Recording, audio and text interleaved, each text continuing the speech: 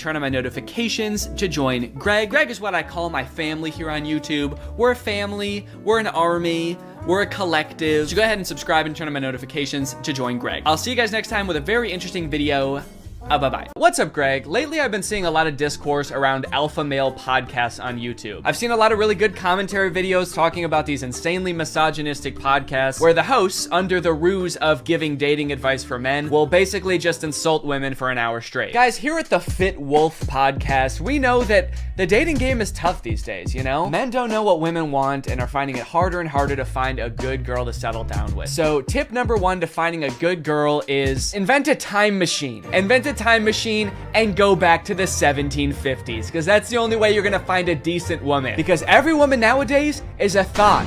That's right. Every single Michelle out there that I used to date a month ago is a thought. They get mad at the dumbest things, like saying that women have no inherent value and their only purpose on this earth is to bear my children. And they forget to turn off location sharing even though they broke up with me a month ago. Michelle, I know you're over at my friend Brandon's house right now. I'm outside. But I think I might have found something that takes things one step further. I saw this video on Reddit the other day that's a trailer for something called The War Room. And instead of being a podcast for these like alpha male, misogynist, entrepreneur type guys, this is a club for those same types of guys.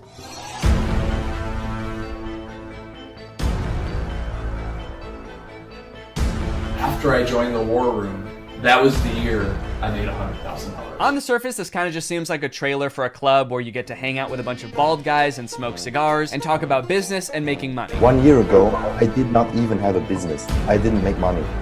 Now I make 5 figures every month. I didn't have a business. I didn't make money. I didn't even want to start a business before I was forced to join the War Room at gunpoint a year ago. But now, I have a business where I'm selling fitness products to all of my friends. And if I get them to sign up too, and their friends to sign up too, and their friends to sign up too, I could be making minimum wage. But if you watch a little bit longer and you look a little bit closer, there's more here than meets the eye. For example, quotes like these. Making money is easy. You just take it from somebody. Doesn't sound like making money. That just sounds like stealing. In the War Room, you learn how to be James Bond, where you can just pick up any weapon and use it. I'm sorry, I think I'm struggling to see the connection between business and knowing how to use any weapon. Is the War Room an actual militia? I was just assuming the war in War Room was just for branding because men like violence, but now I'm kind of scared. It keeps cutting back and forth to like shots of them shooting guns. I'm a little worried about making this video, honestly. Usually when I make commentary videos, the biggest thing I have to worry about is getting a copyright strike, but now I'm worried about getting a drone strike. A lot of times, like, the alpha male types will use metaphors like talking about how we're like wolves, or like how love is like a war. So I assume this is like a metaphor, like business is like war and dating is like war. But the War Room is like war is like war. Get your gun, dude, we attack at dawn. A lot of people had a bad time in college. I was not one of them. And I quitted a lot of that. Did that guy just shoot fire out of his hands? What does that have to do with any of the skills you learn in this club? I didn't know anything about business before I joined the War Room, but I've been a member for 5 months and now I'm a wizard. How does being a wizard help you with business in any way? Does being magic help you organize your finances in some way? Who said anything about business? You did. That's what this club is about, isn't it? That's it. This interview's over. Okay, I'll stop. Give me money now. Definitely makes me want to join. You got dudes shooting guns, swimming, doing group exercises on a hilltop, watching other people gamble, smoking cigars. It kind of just seems like one super long bachelor party for men whose wives have already left them. And then at the end of the video, it gives you the URL to sign up. It says 54 countries, 1,000 members, and resist slavery. That's the last thing it says in the whole video. It says resist slavery, and then the video ends. And it's like, yeah, I will. I am. So I keep saying this club is about business because that's kind of what the trailer was implying. It's about like networking with all of these rich, influential people, making money, stealing it from people, using your magical powers to steal money from innocent civilians. But if you go to their website, there's not really any reference to business, which is confusing. And the description on their website says this: the War Room is a global network in which exemplars of individualism work to free the modern man from socially induced incarceration. Okay, but like, what do you guys do? Like, if I join, what do I get to do? I get you're gonna free me from socially induced incarceration, but what does freedom look like to you guys? Is it like, am I quitting my job to go to a cigar pool party? salary. This package costs 4,000 pounds, and they have packages on their website that go up to 7,997 pounds. Do any of these guys not see the irony and being like, individualism rules, dude. Society is like jail. If you conform to society, that's like being in prison, basically. You're basically a slave at that point, while also being like, yeah, I paid $7,000 to join a club where everyone looks and dresses like me. I didn't want to be a stereotype, okay? So I joined a man club to smoke cigars and shoot guns. And that's sort of what makes me an individualist. It just feels like they're kind of playing the like, I'm not like other guys card. And I guess in some sense they're not like other guys, because most guys can't bend the elements to their will like that one guy. But other than that, I mean, it's just like all the pictures are just guys hanging out in dimly lit clubs, doing military style drills. I don't know what's going on here. In case you're not sold yet and you haven't been convinced to join, let me read you a little bit more, because the War Room's website uses like every cliche pickup artist tactic to try to get you to join this club. We got the classic negging. What can you bring to the War Room? Truthfully, very little. Probably nothing at all. You are not ready for the War Room. You will not revolutionize what we built. If you had the capabilities we required, you would already be inside. What? They think I can't bring anything to the War Room? They think I'm some kind of sucker who doesn't have my life in order and can't manage my money. I'll show them. I'm gonna take out a 4th mortgage on my home and I'm gonna join this club. We'll see how stupid they think I am then. They also use like the get it while you still can technique that's in like every as seen on TV commercial. This chance won't last forever. We will not hold this open for everyone. Soon, membership will close. The War Room members and their sons will remain the closed wielders of global influence into eternity. Holy shit, dude. They're closing submission soon? I'll be right back, guys. I gotta go. I'm not doing this for me, okay? I'm doing this for my son. I guess my son gets to be in the club too if I join. I gotta go. Now, I don't have any way to look and see how long it said this on the website, but if I had to guess, I would guess that it's been on there as long as this website has existed. Why would they close submissions? How does that make any sense? Do they want to stop making money? The founder of this club is like, whoa, I'm too rich, all right? That's one thing we teach in the War Room is you can't have too much money. I mean, if this is like a militia, do they have enough soldiers? Is that why they're closing? Soon, 1,000 bald men wearing tightly fitting t-shirts will be storming the beaches. We can't wait around for you forever. So you might be wondering who the head of this club is, right? It must be someone like very rich and influential if he's expecting to get people to join just based on like the connections that you can get from the club, right? Well, this is where things get a lot more creepy. And also not monetizable. This is the part that is the reason this video probably doesn't have ads on it. My name is Andrew Tate. I'm a retired 4-time world champion kickboxer who is now a multi-millionaire, and I'm the most competent person on the entire planet to teach you about male-female interactions. How did I become rich? Webcam. Definitely gonna need him to elaborate on that a little bit. That's so vague. Mr. Bezos, please. You're the richest person in the world. Do you have any advice to young up-and-coming entrepreneurs on how to start a business and how to get rich like you? Book. Huh? Book. Need I say more? Yes, please say more. We literally have no idea what you're talking about. So you're probably thinking like, did this guy invent webcams or something? Is he like famous on Twitch or something? Is this Sapnap? I don't know. I've been running a webcam studio for nearly a decade. I've had over 75 girls work for me, and my business model is different than 99% of webcam studio owners. If you had to guess whether it's different because it's more creepy or less creepy than other webcam studios, what would you guess? Go ahead and vote down in the comments below, guys. Do you think this is gonna be creepy or no? Over 50% of my employees were actually my girlfriend at the time, and of all my girlfriends, none were in the adult entertainment industry before they met me.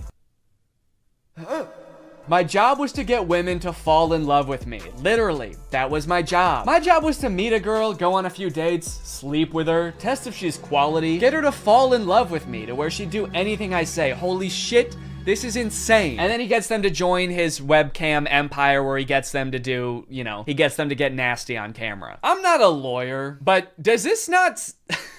Does this not feel illegal? At the very least, this seems like insanely creepy. This feels abusive. It feels like he's just confessing to crimes. That's why I want you to join the War Room, all right? You're gonna learn about making money, picking up women. You're gonna form a militia to protect me from an international tribunal for my many crimes that break international law. For legal reasons, that was a joke, okay? I don't know if this is legal or not. So I guess what he meant when he just said the word webcam was that he's exploiting a ton of women online for his own personal gain. In hindsight, it seems so obvious. How did I not guess that? Let's watch another promotional video for the War Room. This is on Andrew Tate's YouTube channel, and it's called The Matrix Predicted the Great Reset Explained. Basically, it's a video where this guy compares his life to the Matrix. We are living inside of the Matrix.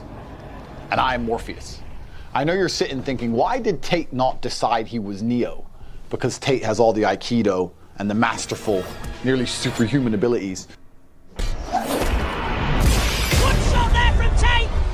Yeah, I used to be a kickboxer, so I'm basically in the Matrix. Actually, the reason I take the war room guys to the gun range so much is so they can shoot at me and I can dodge the bullets like Neo. It's like, okay, dude, if anyone here has superpowers in the war room, we know who it is.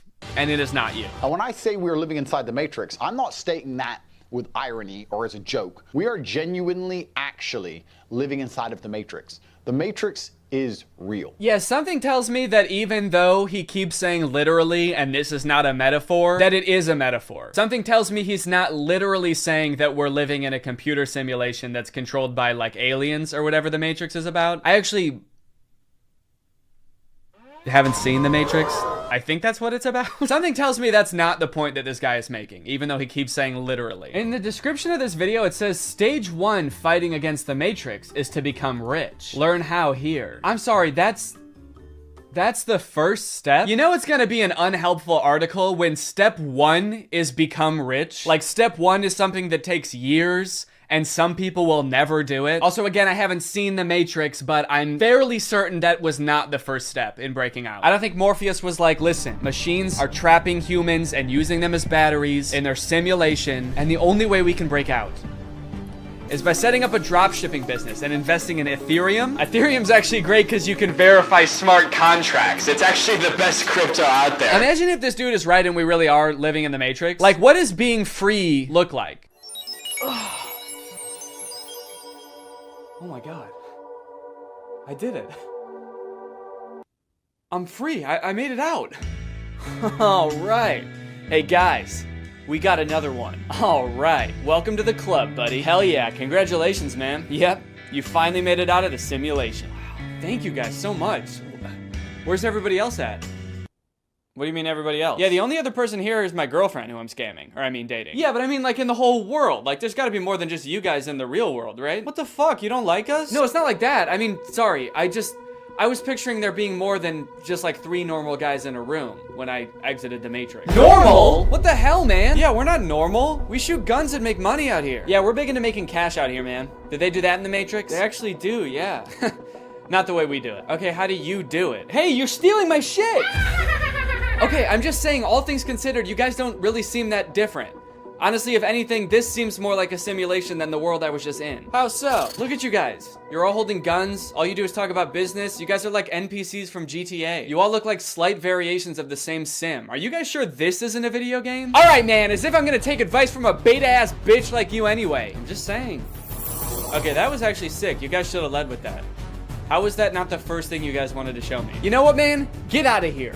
You don't belong here anyway. Yeah! What? Go! Get out of here! We don't want you! Yeah! Okay, alright, I'll go. Honestly, I'm actually not really sure how to get back, but if one of you show me, I will go. Get the fuck out of here, man! Go, get lost! Get son of a gun! Go! What are you still doing? Get out of here! Go! I feel like this is definitely a video game. How can I keep my husband? I want to keep him happy. And I think all the women listening too, they want to know the secret. I'll tell you the secrets. Men are biologically designed. We're evolutionarily hardwired to seek status. You want power, you want status, you want the fast car. You don't care about the car. You want everyone to know you have the car and they can't have the car. Right. If everyone had a Lambo, you wouldn't want a Lambo. So every single thing we do is status driven to some degree. It's true. Meaning the female we are with has to add status to our lives in some form. If you want to keep your man happy, you need to think, how do I make my man look better to the world? How do I make him look better in front of other men? What a bizarre take, dude. How to be a good woman? Make your man look good to other men. You basically need to be a wingman for your husband to pick up dudes. I hate arguments like this so much. Alpha dudes are always trying to bring up like what men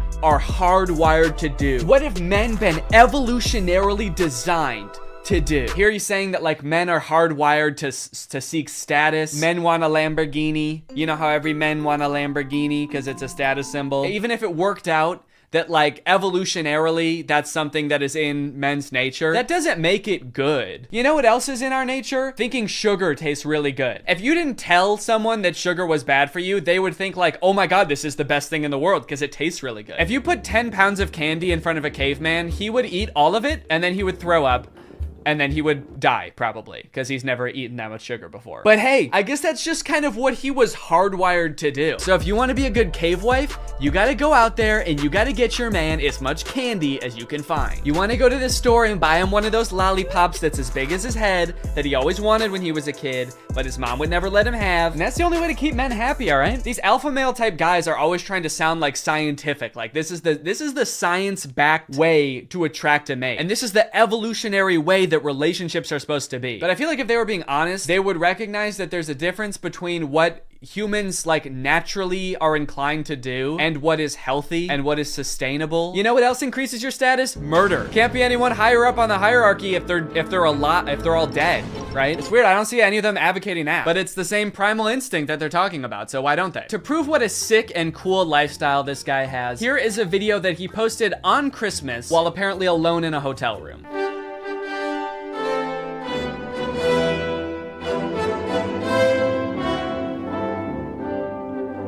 Merry Christmas. I think a lot of people have the wrong idea about me. They look at me and they go, you hear about that Tate guy, you know, he's the 4-time kickboxing world champion, he's tall, he's strong, he's smart, he's fucking gorgeous. That's the wrong idea? People have the wrong idea about me. He's smart, he's rich, he's tall, he's funny. When in actuality, I am short, rude, and poor. Anyway, yeah, that's the war room. I feel like this video took a lot of twists and turns, but as I kept clicking on different links on this dude's website, I just kept getting more and more shocked at what I was finding. So hopefully this was an entertaining video. I was considering purchasing like a war room membership as part of a follow-up video, but I honestly do not feel good about putting any money in this guy's pockets. I'm honestly a little bit worried that if I paid this guy 7,000 pounds, it would go towards like more guns or like a prison cell for his employees. But anyway, I hope you guys enjoyed this video, and now it's time to talk about our sponsor. Guys, you know what you're probably not gonna get if you spend $5,000 to hang out with the guys from the war room?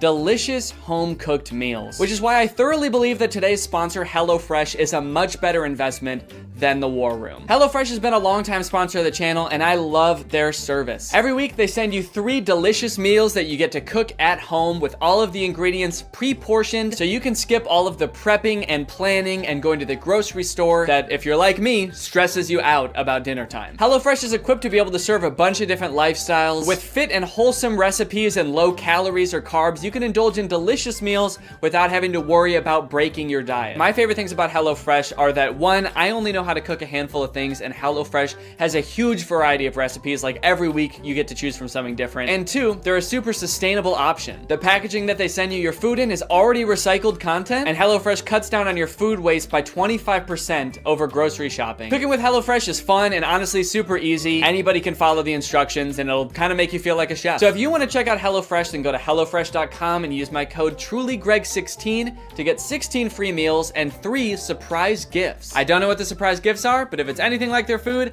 I'd say it's worth it. Thank you to HelloFresh for sponsoring this video, and thank you to you guys for supporting my channel by checking out HelloFresh. All right, thanks for watching. Bye. I recreated every single step from Squid. Curtis?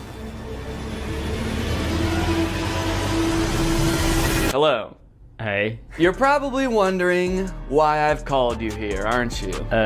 You said you wanted to make a video. Well, yeah, but that's only half the reason that I called you here. That's right. The other half is that, honestly, Curtis, I'm worried about you. I don't know if you've seen lately, but it's getting pretty dangerous out there. The world is a dangerous place. Yeah. Oh, yeah. Yeah, a plane just flew into that building. Oh my God. Right on cue.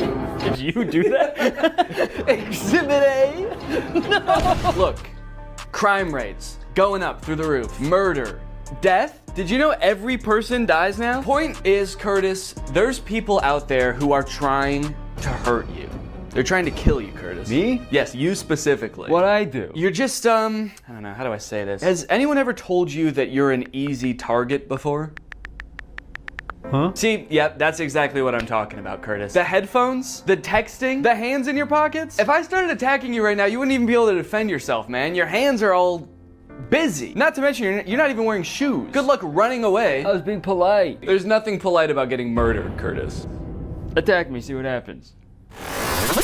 Attack! What the fuck? Exactly, like I said. How? It's not all bad, all right? I have found a YouTube account that specializes in self-defense advice just for people like you. For easy targets. Okay, so you're gonna teach me how to not be such an easy target. Not only that, Curtis, I'm gonna teach you how to defend yourself from everyday life situations that we all encounter. Like another plane crash that you just like another getting mugged, getting stabbed. You're getting out of your car and some guy runs up behind you and just starts punching you in the back of the head. Yeah. This happens to you all the time. Yes, yeah, just all those happened this morning. But today, we're gonna fight back.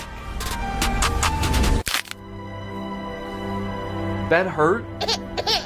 Come on, you could not have just hurt yourself like that. Why'd you do that to me? You did that. How could you? We were friends, man. This is worse than I thought. I'm a lost cause. Let's get into the video. So this is the self-defense guy we're gonna be watching. His name is Self-Defense Goat. Damn. Okay. No one's ever hurt him. This has a lot of enemies, I guess, though. Seems like Yeah, people that's are always true. Trying. I think he's just an idiot, putting himself in really dangerous situations all the time. Well, let's see what happens if this guy pulls a yellow gun on you. Give me your money. Yo, man, yo, take it. Yo, man, yo. Yo, man, yo. Someone pulls a gun on you, yo. Take it. Here. I got nothing else. I got no phone, I got nothing. I got family, man. You gave him everything. He still got that gun pointed at you. See, that line makes it sound like they know each other, Right. and they've been like friends for so long. You helped him move, you helped him get through a tough breakup. You've given him everything you got, man. And he still wants to shoot you in the head. When he was at his lowest, you were there. If I was his family, I'd be pretty upset because he was like, I got nothing. I got family. but That is crazy. Also, the way he says, take it. It sounds like he's mugging him now. He pulls a gun, take it, take all of it. Okay. Who's doing the mugging here? Your goal is to get as close to the weapon as possible. Ideally, he's even pointing at your head trying to scare you. Sorry. Ideally, he's pointing a gun at your head. Maybe it's easier to grab it when it's, as far away from your hands as possible. Right up here. Yeah. Maybe you like bite it. Yeah, maybe that's what he's about to do.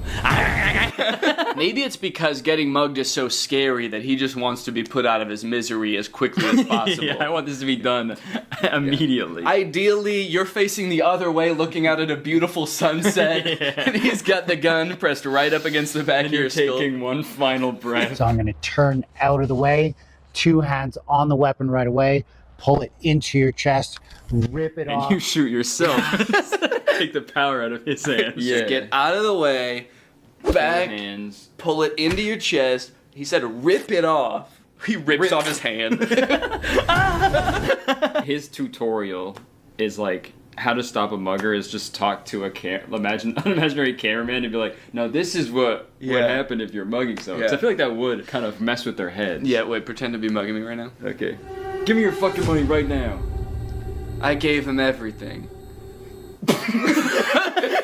Smash, tap, rack, and go if need be. Yeah, so I mean that's pretty much just the classic smash tack rap. Smash, tack, rap, go if need be. I guess that's his like YouTube ad friendly way of saying then shoot him in the head. Yeah. And if need be, go. Yeah. What are you in jail for? I goed. I went. Yeah. This one is going to be really important for you because this is how not to be an easy target, okay?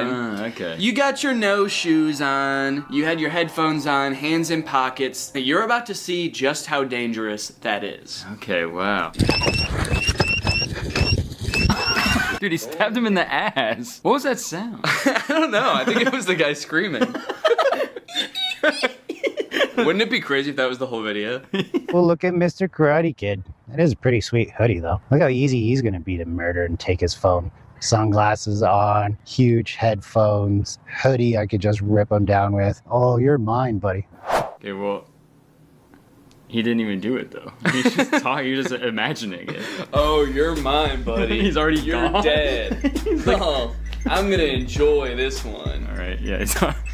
Oh, yeah. Wait, where'd he go? It's already. Nighttime all of a sudden. He's saying that out loud. It must be in his head. Okay. Now let's find out how to not be an easy target. Oh, look at Denim Dan. This guy's going to be an easy target. Well, maybe not. He's got kind of this desk there. He's walking pretty confident. So the caption says desk stare, but I think he's saying death stare. Desk there. Oh. He's got kind of this desk, got like a desk strapped to his. I feel like that gaming. I guess it's a pretty hard target. You got a big desk in the way. Yeah, he's clearly cracked at Fortnite. This desk there, he's walking pretty confident. Yeah, he also says he's walking pretty confidently, as this guy is like. Yeah, he's so scared. How are you supposed to, like, other people walking down the street, like, this guy's easy to fucking He's kill. only got one earbud in. Jacket versus hoodie. It's my favorite Mr. Beast video, jacket versus hoodie. It's your lucky day, Denim Dan. It's your lucky day. Wait, he did say that. Denim Dan, it's your lucky day. Okay, well that actually does make him seem more crazy. Yeah. I'd be so terrified if I was walking by someone and was like, this guy would be easy to kill and steal his phone. Wait. Maybe not. He's got a confident walk. You could be Denim Dan if you wanted to. Yeah, I guess I should have been wearing denim for this video. Yeah. Jean jacket. Jean hat. Gene Wilder. Gene Wilder's here. Hang on a second, guys, because I've got a self-defense technique of my own. Today's sponsor, ExpressVPN. Guys, using the internet without ExpressVPN is like walking around a park with flip-flops and headphones. It makes you an easy target. Did you know your internet service provider can legally collect data about every single website you go to and then sell that information to advertisers? Luckily, when you use ExpressVPN, it becomes like your armor. Your Gene armor. Your internet service provider can't see your activity. Your identity is anonymous thanks to a secure VPN server. And your data is encrypted for maximum self-defense. It's super easy to use as well. You can connect with just one click. Here I am changing my location to Canada. That way I can watch The Office on Netflix. It's not available here in the US, but it is in Canada. And you can do this with a bunch of streaming services and shows. It's sick. It works on your phone, on your laptop, even routers. That way you are always protected. I don't want to miss out on content that's not available in my area, and I also don't want anyone spying on me, especially not my internet service provider. That's why I use ExpressVPN. To find out how you can get 3 months for free by scanning the QR code on the screen right now, or clicking the link in the description, or going to expressvpn.com/Danny Gonzalez. That's 3 months for free by scanning this QR code or clicking the link. Thanks to ExpressVPN for sponsoring this video, and now let's get back into it. Now this is an instant that people actually do encounter somewhat often as road rage. Yeah, people get that a lot from me. Yeah. So what kind of stuff do you do? Just sort of like tailgating people? Yeah, I have usually probably 4 to 6 full cartons of eggs in my car at all times. Oh, you just throw eggs? And I just kind of, yeah. Egg people on the highway? I just egg people on the highway. I egg them on. Quite literally. Yo, what are you doing, Matt? What the hell's your problem? Your problem. Yo, man, yo, chill. When it comes to self-defense... Oh, he's okay. Yeah, the rest of this video is from heaven. He's just like an angel. So what's crazy about this road rage incident is this guy cuts him off.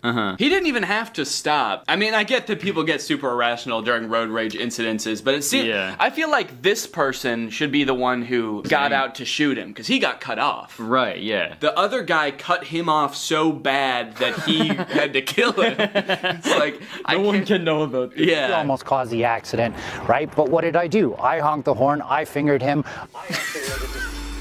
I missed that part of the video. Yeah, when did that happen? Yo, what the fuck are you doing? Yeah, you were fucked up for that, actually. That was super weird. He fingered... What does that mean? Oh, like... You gotta check your ego, man. Don't finger him. Don't him Don't make that guy sing, man. Even though I wasn't technically in the wrong. Wait, hold on. Did you notice that in the video, he had like his wife or girlfriend in the car next to him? And she also got shot? Okay, yeah, so see, there's someone in the passenger seat here. Yeah. But then, as he's talking to the camera... Check your ego. Even though I wasn't technically in the wrong, he cut me off. Oh, she's dead. So this is a real death that happened. Yeah, he's like, luckily I did survive this incident. She did not. Don't worry, the paramedics are on their way. I just wanted to film this video real quick. Luckily, he's a very bad shot. Every bullet hit my wife. I escalated the situation. He felt like he was threatened. Felt like he was threatened. He was in his own car. Yeah, he was fine. That psycho's trying to kill me! I gonna kill his wife. He felt like he was threatened, and now I'm dead. Okay, yeah, he is dead. Yeah, he's dead. Confirmed. That is canon. And looking at his account, yeah, this is the last video he ever posted. That's not having a self-defense mindset. Be smart. Stay safe out there. Check your ego. Oh my god. Wait, but he checked his ego. Why is he still getting shot? I guess he didn't check. I guess that guy didn't check his ego. Yeah. It's like, come back here and finger me. Finger me, are you? So there's don't be an easy target. Yeah. But also maintain a self-defense mindset. And I do appreciate that. It's like, try not to get into the situation where you need to be defending yourself in the first place. Right. I think we can all agree that's probably the best self-defense tactic you have available. Belt versus knife self-defense. Yo, give me your money. Stay back, man. Stay back. Yo, is that a knife, bro? Do you know how to use your belt for self-defense? Do you? Yeah, I don't It took you like 20 seconds to take off your belt. I don't know if you noticed there, but he had some good tactics to stall the guy. He said, yo, is that a knife? Like he was going to be interested in what kind of knife it was. Yeah, yo, is that my favorite knife you have? Is that a Swiss Army knife? Damn. Cool, man. Hold on 1 second. I gotta jerk off to this knife. Just kidding. Also, he must have a really big belt buckle. Like, how brutally this guy gets hit is actually pretty crazy. Just wanted to show you my knife. Yeah, I was trying to sell this knife to you. That's why I said, give me your money. Damn, look at that wide stance for this too. That's crazy. He's doing the splits. Some fucking psychopath. You mess with the wrong guy. Here's how you defend yourself against a knife. Oh, do. Oh, do. Oh, please do.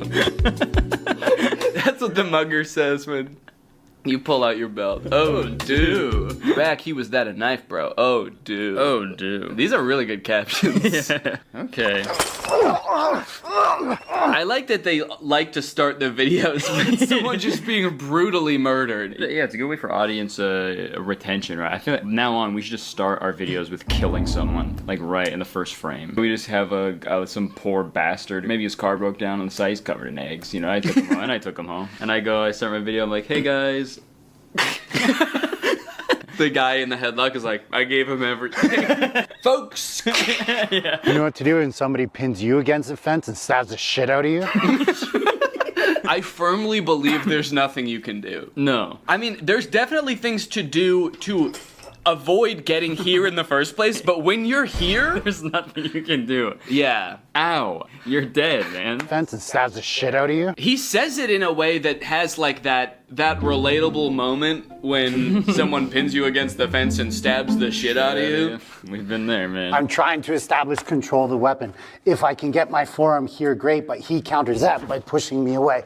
If he pushes me away, this is my new threat. It'd be crazy if in this hypothetical situation that's like now very controlled, he still gets stabbed to death. He's like, and I'm trying to get his knife, but he just keeps getting me. I put my forearm, he counters. God, this guy's good. This guy's the self-offense goat. I'm moving that out of the way. Now his butt's to me, and I finger him. In the States, shoot him. If you're in Canada, run. He's got a knife. Sorry, buddy. Damn. You're not allowed to shoot him. 3 signs you're getting punched. That one sounds funny. 3 signs you're getting punched. Number 1. Ow! You look like Tom Hardy if I ordered you on Wish. Oh, yeah? Oh. You look like Tom Hardy if I ordered you on Wish. Not Tom Hardy. Right, yeah. So thank you. You look like the face Tom Hardy would make if I ordered you on Wish. Tom Hardy would be like, Okay. Do you know the 3 most common signs before someone punches you in the face? Sign number 1, you just told someone they look like if Tom Hardy if they ordered you on Wish. First sign, forward aggression. Second thing to look for is those clenching of the fist. What do you think the third one's gonna be at this point? He's just like cocking his arm back? Yeah, winding it up, I guess. If someone says why I oughta, you're done for. Tension, and they're getting prepared for something that maybe you're not prepared for. They could be getting prepared for something. If they're moving towards you with fists clenched. Well, what could it be? Visual diversion? That's gonna be the third one? What? The third one, they're going to be looking off in another direction, trying to distract you with their eyes so that you look away for that split second so that they get the job done. I may be moving forward towards you, fists clenched. Yeah. But I'm actually gonna punch that guy. Hey, Curtis, let's both go punch that guy. Okay. Oh. But Bouquet of flowers. Oh, it's on location. No. Yeah, really? Here's 3 signs David Copperfield's about to beat the shit out of you. Look at here. What to do if you're pushed? What, you want to go? Jesus. Do you know how to deal with a push? Well, definitely not having as little balance as possible. What, you want to go? Didn't stand a chance. And his feet too. Oh no. I've seen, you know, bar fights, people get into fights, but it's always like, you know, fist punching or they're, you know, kind of wrestling around on the ground, just grabbing each other, pulling each other's hair. Right. I've never seen this like push and like whoa! It goes crashing through 3 walls. Yeah, not guy-shaped holes in each wall. Yeah. Do you know how to deal with this? No. I'm not Wile E. Coyote. Do you know how to deal with a push? I'm opening up that door as much as I can. Okay, so I go. But then I can go like that. Yeah. Don't knock each other out. Do you know how to knock yourself and your opponent out at the same time? So the key here is as it comes up is just open up enough. Hopefully my boxing turns on now. And God, he looks so scared there. Don't hurt me. Please. Not again.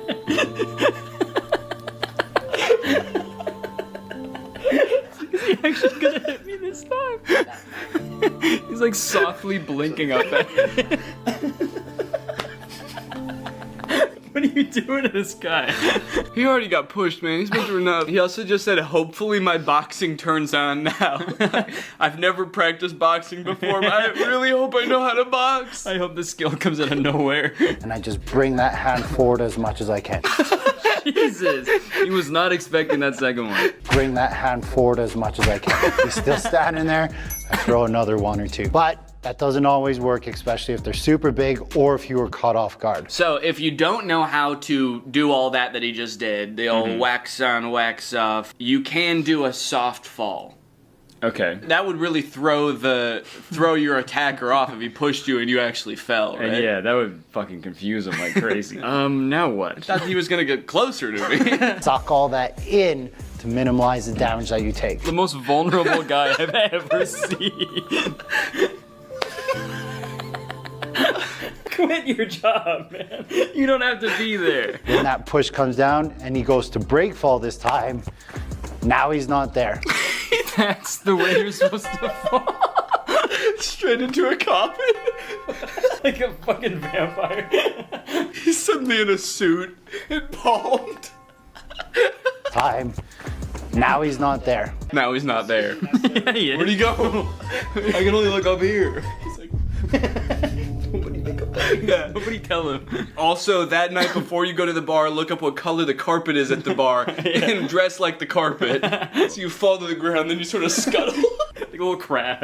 Okay, Curtis. So if all else fails and you need to defend yourself, all of the making yourself a hard target didn't work, he pushed you and you didn't fly far enough away, you're gonna need to fight, okay? Okay. The good news is, all you need is 1 punch, okay? You can end any fight with 1 punch, and I'm gonna show you how.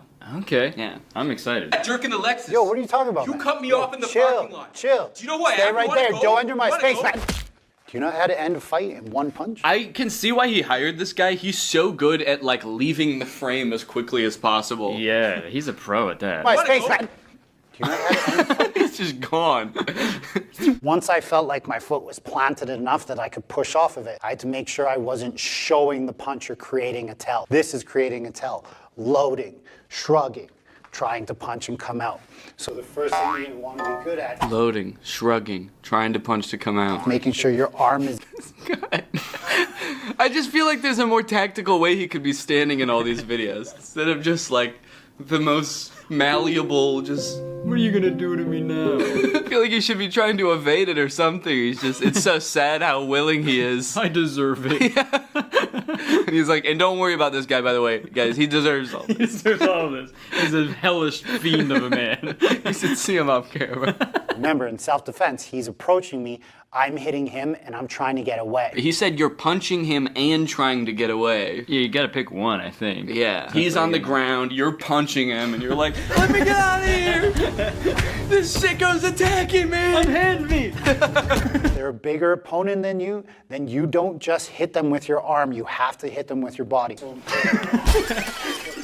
If they're further away from you, you can open up the hand and do like fingers into the eyes. You might break your fingers, but at least you're not going to get involved in a fight anymore. If you train martial arts, use your fist. If you don't train martial arts, use your palm. I thought this was going to be like a one punch. Like he's going to teach us how to do one specific punch, but he's Right. like, I don't know, you might want to stick your finger.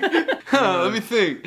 You might want to stick your fingers in his eyes. You might want to finger his butthole. hit him with this side of your hand. This part with your body. Yeah, lean him over, spank his ass. Spank his ass, pull and tug on his wiener. I don't know. What was I talking about again? The title is End of Fight with One Punch. There is no guarantee when it comes to self-defense, like one punch is going to get the job done. That's just clickbait, guys. What the fuck? He said that like that's not the title of his video, but other people do that. Yeah, I would never clickbait you guys. Look, other people are gonna try to convince you can end a fight with one punch. That's just a bunch of clickbait bullshit. The pussies would say I would never do that. And honestly, only pussies would fall for that too. But anyway, thank you guys for watching this video. Thank you for the money. The reason why I punched him in his face, because his hands weren't protecting his face. If his hands were here, it's a whole different entry. And that's the end of the video. Nice. Honestly, I'm sure there is some good self-defense advice in here, but I just like the way these videos are shot. Yeah, they're especially the short videos, because he's like, okay, we got to get people's attention. So. Yeah.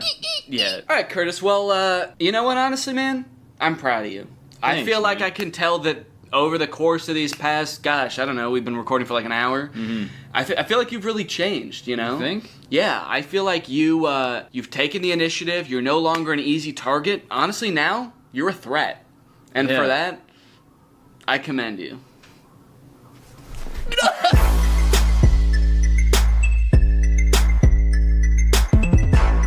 What's up, Greg? Did you know that anybody can make an iPhone game? If you wanted to, you could just like come up with the most insane idea for a game that doesn't make any sense, it's not fun, nobody would ever want to play it. And you could program it, or you could hire somebody else to make it for you, and then you can submit it to the App Store. And it seems like as long as it works, in the most like liberal usage of that word, like as long as it doesn't make your phone explode, then Apple will approve it, and then it'll be on the App Store and anybody can download it. Anyway, I thought it would be kind of fun to search the App Store and try to find the worst games I could possibly find, and then play them, and like do like a review, a playthrough of sorts. If you make any like normal search on the App Store for a game, like I searched Angry Birds in iPhone and iPad apps, and then you scroll down past all of the games that you would expect to see, eventually you'll just stumble upon the least fun sounding games you've ever seen. Angry Cock, anyone? Can I interest anyone in some Angry Cock? Bad Granny, Angry Grandma? Okay, Pig Evolution is a strategy game. Bad Granny is a scary neighborhood evil game type game. Yo, not only is the grandma evil, but the game is evil too? I'm not gonna download that. This grandma's gonna ruin your life in the game, and then the game is gonna ruin your life in real life. A few days ago, Bob come to a new place to live, and he saw neighbor's granny. He wants to say hello to neighbor granny and come to his house. Okay, who the fuck is Bob? It started this description like we already know who Bob is. His neighbor's granny seems suspicious. She was hiding in his garage. She shouted, "Hello, granny." Is this gonna explain the entire plot of the game to me? I'm not even gonna need to play the game after this. He wants to find out information and the secrets of creepy neighbor's granny. Okay, it kind of sounds like from the description the granny is not that strange. Okay, I guess she was hiding in his garage. That actually is pretty weird. But it's like, and you follow Bob, who's trying to find blackmail on this old woman. It's like, who's the bad one in this scenario? You evil game. Okay, so the first game I'm gonna play is Bad Granny. I will download that now. If I just type in simulator in the App Store and search for iPhone and iPad apps, what's gonna come up? Cat Simulator 2020. I'd like something a little more up to date. Being a cat has really changed in the past 2 years, so. My virtual boyfriend chat, messenger, and dating simulator. Boyfriend of your dream. Oh my god, things are getting really extreme in this chat. I can't stop thinking of you as a real person. And he says, I am better, I will never let you down. Virtual boyfriend allows you to discuss everything you want. That's nice of him. Cheer up seeing his funny and sometimes not to the point answers. Okay. So you can discuss anything you want. He's just not gonna always respond to what you say. You can talk about whatever you want, and he's also gonna talk about whatever he wants. And we are downloading my virtual boyfriend chat. Okay, I'm just gonna type in some crazy shit. Let's see if we can just make up a game and see if it exists. I'm typing Ghost Simulator. Penguin Simulator. That actually sounds kind of sick. Yo, Ghost Simulator game! You got missions, upgrades, shopping. Okay, you can crawl around town as the Lick Mage. Lick Mage Nuts. Okay, it doesn't exactly look how I pictured it. I kind of thought that like you'd be going around and like haunting people, but instead you're just like wandering and floating around this barren wasteland, fighting things. Okay, I mean, shit, I'll give it a shot. Ghost Simulator game, there we go. And you know what? Let me snag Mommy Life Simulator too. This one looks kind of fun. Let's play like a super mom. Whoa, it's Gender Norms the game. Look at all the blouses you can choose from and modest shorts. Okay, master your driving skills. Seems a little sexist. Bring on goods for the family. Seems a little sexist. And activities to make your day great. You can go play tennis in your jeans, play with your dog in your jeans, run on the treadmill in your jeans. Someone please give this mother some athletic wear. Give her some shorts, give her a tank top. This mom is jogging in a flannel. I'm gonna download it if not solely for the fact that I wanna try to free this mom. Let's see if we can escape. Talking horse. So it looks like a game where you like take care of a horse and he smiles at you with the most horrific and unsettling smile I've ever seen. Okay, so you can do things like play video games with the horse, it looks like. You can work out with the horse. You're telling me this horse bench presses? You're telling me the horse works on his chest? He doesn't have one. I am gonna download it though. All right, I've got a wild batch of games. I've got them all downloading on my phone. Let's get gaming. That scare you? All right, let's find out what makes this granny so bad, shall we? Let's find out this old hag's secret. The first thing that happened when I opened the app is it asked me if Bad Granny could track me across other apps and websites. Now, why the hell would Bad Granny need to do that? Allow Bad Granny to track you wherever you go, both on your phone and in real life. This game is evil, isn't it? Yeah, I'm pretty sure it is. Also, does anyone else find it weird that that button always says ask app not to track? Like, is there a possibility the app is gonna say no and just do it anyway? How about we start telling these apps not to track? Who's with me? I said who's with me? Yeah, okay, thank you. Before starting this game, I had no concept of what this game was gonna be like, at all. I have no concept of what this game is gonna be like, at all. But in a nutshell, what you do in this game is steal from a lonely old woman. Find the cash. Oh my god, am I stealing from the grandma? Am I the bad one? You enter her house at the beginning of the game, and then for 20 astonishingly short levels. Level cleared! The game directs you to systematically steal every valuable item in this poor woman's house. Each level you steal one item, all while being hunted by Granny. The main door is closed, find the key. Oh, fuck! Whoa! Whoa, whoa, whoa, whoa, whoa! What the hell? Yep, that's Granny.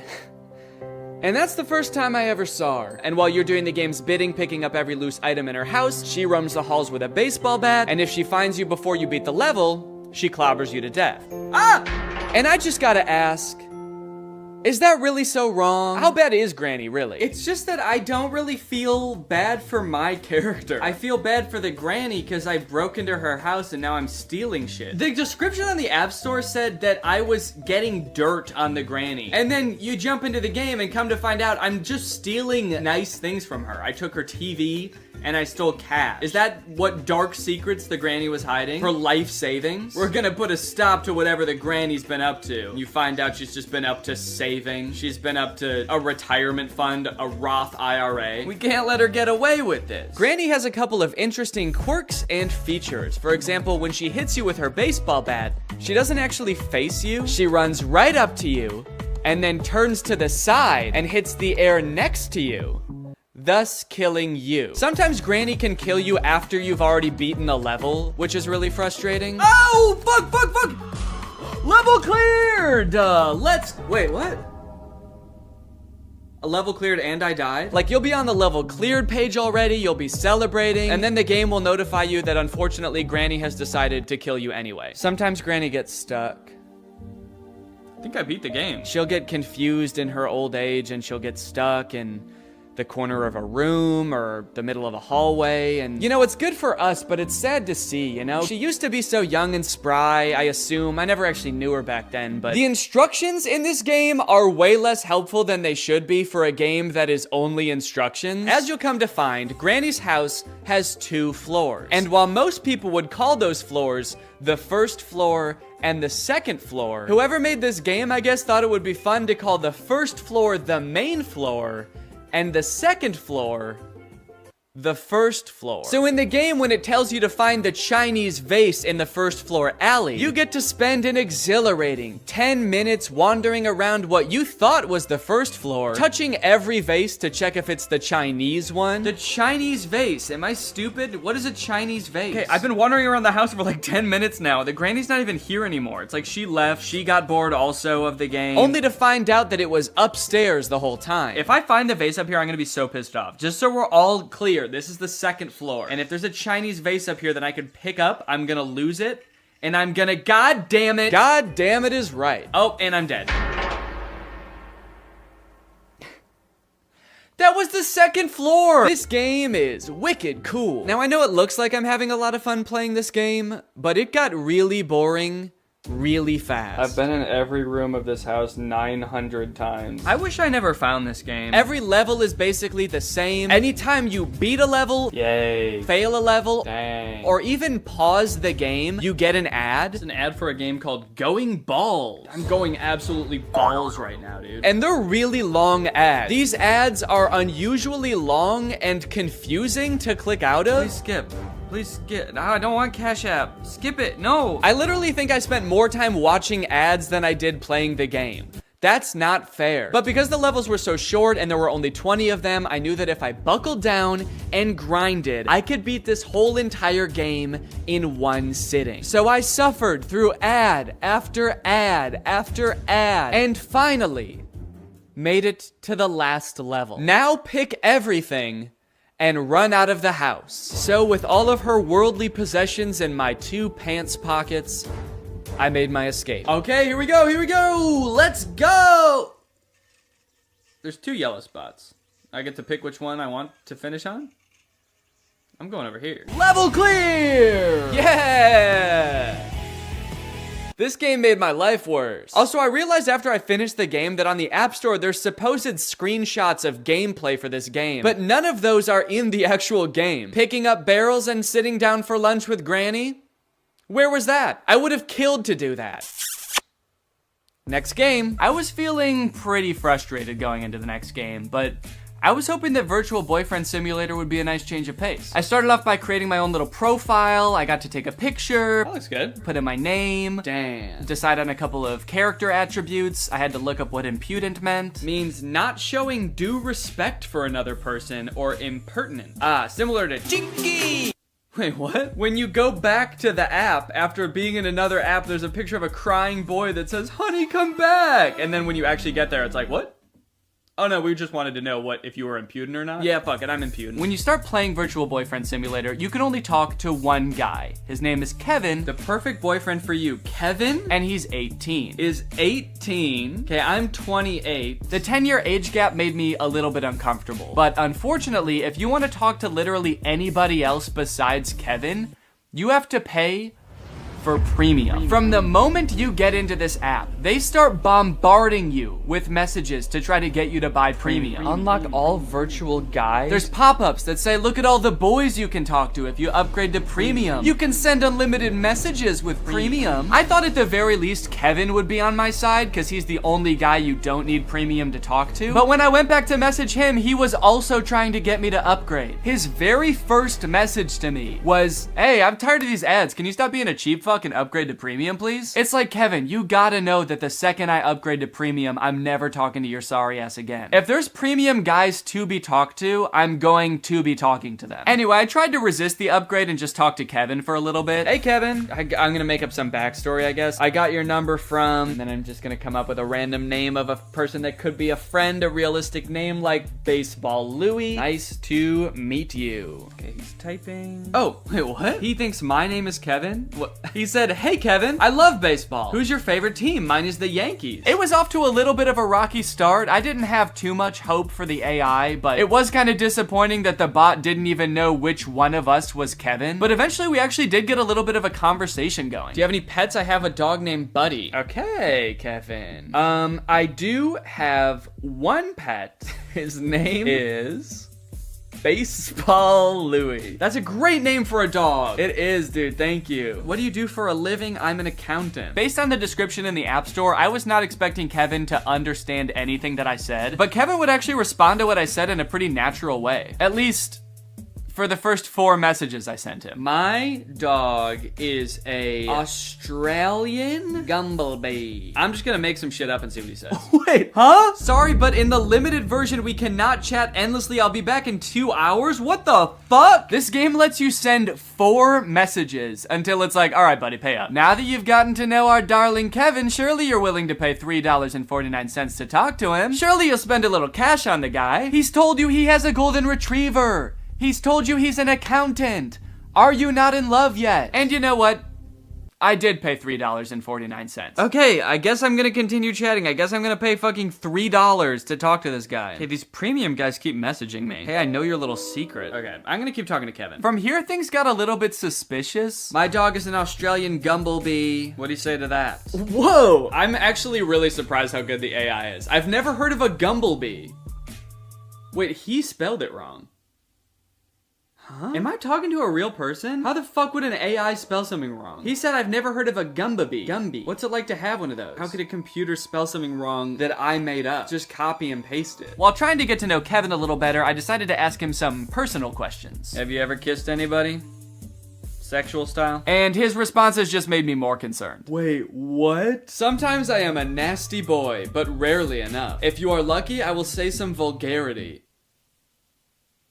If you're lucky, I will say some vulgarity. I love that. If I'm lucky, he's gonna say shit, balls, fuck. I guess I just didn't really feel like I was connecting with Kevin, and also I was a little concerned that I was actually talking to a real human being in like a call center somewhere. So I decided to chat up some of the premium guys instead.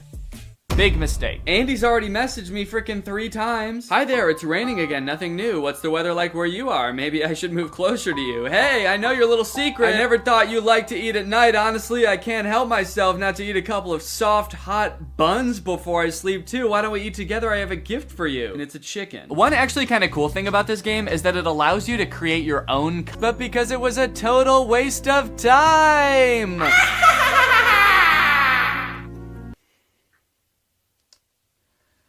Ghost Simulator was borderline unplayable. Just like Bad Granny, each level had one objective, but instead of roaming around a house picking up cash, you're roaming around the afterlife, killing a skeleton, or killing a spider, or killing one of these goobly guys. And that's pretty much it. You just fight bad guys, which would be fine if the gameplay wasn't so fucking bad. This game is laggy as hell. This game is so laggy. I simply can't play this for too long. This app also really wanted me to upgrade the second I started the game. Free items when by ultimate character. Who's ultimate character? Oh shit. Whoa, look at this little guy that I'm starting with, this little tiny ghost, and then your only other option is Ultimate Demon Lord. You versus the ghost she tells you not to worry about? Shit. But this time I was able to resist the urge. I don't think it would have made a difference anyway. This game gets an F, and now it's time for Welcome to Mom's House. Did that transition make sense? I don't remember what I said before. There's no introduction or anything. The game is just like, go get your 2 ugly kids ready for school. I don't know why they look like that. Everything in this game is pretty ugly. Your kids look like they made 2 adults and then just shrank them, and we're like, that's what kids are, right? They're just small adults. The buildings, the bus? Why is the bus like that? Did it melt? The way mommy moves is also hilarious. They could not figure out how to make her look natural doing anything. Okay, pick up school bag from the table. That's easy. I know how to do that. Picking it up in the most labored looking way possible. When mommy ventures outside the house, you'll find that they've populated the streets of the town she lives in with an NPC. Who's this weirdo? Just one NPC, and he's everywhere. Hey, there's that guy again. He's standing over here too. Hey dude, are you okay? You look like my son, but taller. Oh, and he works at the store as well. But for the most part, it's a pretty chill and relaxing game. Mommy's having a good time, the stakes are very low, except for the cooking challenge. The cooking challenge was very stressful. Turn off the stove once the soup gets perfectly cooked. There was a little meter that was supposed to tell you when the soup was undercooked, perfect, or overcooked, and I accidentally took it off the stove early. Oh. Wait, it wasn't ready. I accidentally did, it wasn't ready. I know it's not ready. Hold on, the soup is not done yet. There was a little diagram that showed when it was gonna be cooked. I didn't know that that button did that. I didn't mean to take it off. It wouldn't let me put the soup back on the stove. Now I have no choice but to serve it to my kids. It's undercooked. I'm gonna pour it down the sink. I don't wanna feed it to my kids. Look at them. Oh, and what is my husband gonna do when he finds out about this? This is now part of my plot to kill my kids so I can start a new life somewhere else. Here you go. Here's your soup.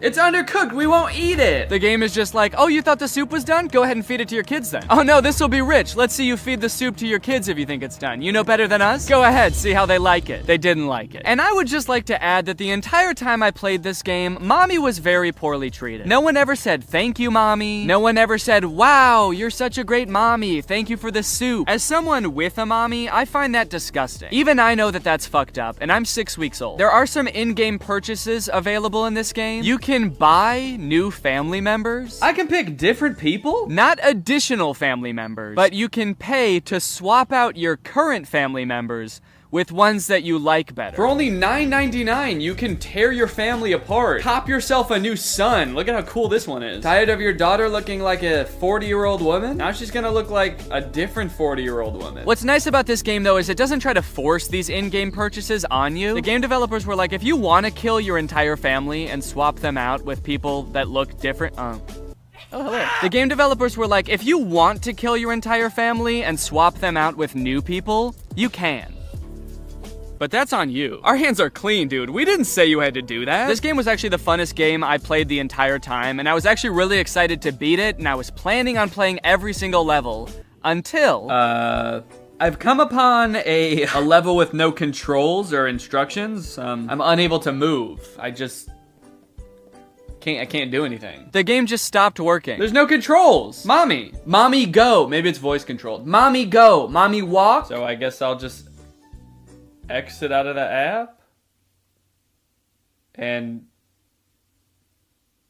never open it again? Welcome to Horse House. All right, partner, and howdy do. It's time to talk about talking horse. In real life, taking care of a horse consists of brushing it and letting it lick salt, and that's it, I think. So let's see if we can do those things in the game. As is tradition, this game presents no introduction or explanation of what this game is going to be. In fact, it actually kind of tries to pretend like you've played the game before. Continue. What an interesting button to make you press at the beginning of a game. I just want to make sure you're comfortable continuing to start the game. Are you good with that? Okay, cool. Continue. And this is Talking Horse.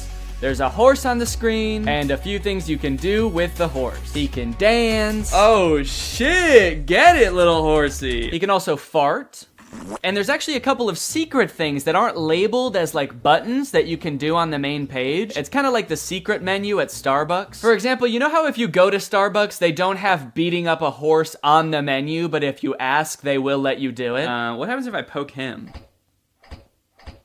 Oh shit, did I beat up my horse? Right at the beginning, the game also prompts you to allow access to your microphone, and once you do that, you get to find out why the game is called Talking Horse. What is he doing? He's like looking at something? Am I supposed to click on that? You think I'm supposed to click on that little chick? Also, what is he doing? He's like looking at something? Am I supposed to click on that? You think I'm supposed to click on that little chick? What? Wait. Wait. Hello? Hello? He copies you. Imagine how many people have played this game and were not talking to their phone while they played this game and just never found out why the game was called Talking Horse. I killed John F. Kennedy. Yo, this horse is crazy. Press on the little video game controller on the main page and you will be taken to a list of mini games you can play with the horse. You got Jumpy Horse, which is basically a direct copy of Doodle Jump, if you guys remember that game. You got Horse Smash, where the violence towards horses continues. Horse Smash has a normal mode and then also a hostage mode. You know how horses are always taking hostages? Is the horse taking people hostage? Yeah, the horse sometimes has a duck, and I'm guessing I don't want to hit the duck. Whatever you do, don't hit the duck, dude. That's animal abuse. But if you ever see a horse pop out of one of those holes, break its skull with your hammer. Kill the horse. Wait, so they have a Jumpy Horse and Horse Jump. They really couldn't come up with any other game mechanics. They were like, how about a jumping game, a smacking game, and then, I don't know, dude, a jumping game? What do you want to play? You want to come up up with ideas all day? You can collect coins a few different ways from what I've gathered. You can get them in games, and you can also buy them with real human money. And when you have enough, you can unlock new and fun things that you can watch your horse do.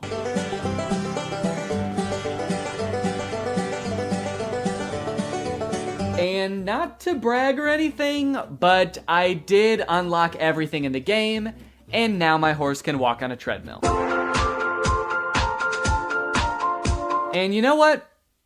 I'm proud of him. I'm really proud of my little horsey. I'm really happy that I played this game. It brought a lot of joy to my life. I'm not scared of the horse. I'm not terrified of the horse. I didn't delete the game immediately after filming. I really like this horse. Transition. I guess this is the part of the video where I'm supposed to have reached some kind of conclusion about what I just did. But honestly, I don't really think I learned that much, aside from the fact that there are a lot of games on the App Store that are not fun. And also, I have to remember to cancel the subscription to Virtual Boys. Was that a subscription or was that a one-time payment thing? I gotta go figure that out. I gotta make sure that I cancel that if I need to cancel that. All right, well, anyway, thank you for watching. I'm gonna go do that, and you can go ahead and subscribe. Deal? Okay, good. Bye. Life as a new dad is pretty good. Rocking my baby to sleep, watching him crawl for the first time, and there's so much to look forward to. Like finding out what kind of TikTok dad I'm gonna become. There's so many types of dads on TikTok. You got Frog Dad. I could be like Addison Rae's dad, begging Young Gravy to box him. One thing's for sure, whatever kind of dad I become, I'm excited to do it on TikTok. Wait, what is this? TikTok is getting banned? Guys, TikTok might get deleted in the US forever in a few months, so I either need to move countries or fulfill my dream of becoming a TikTok dad now. Luckily, over the years, I've gathered a pretty choice list of dad talks, and today I'm going to watch them, and then I'm going to become them by recreating them. So let's take another look at that Addison Rae's dad TikTok. Can I get a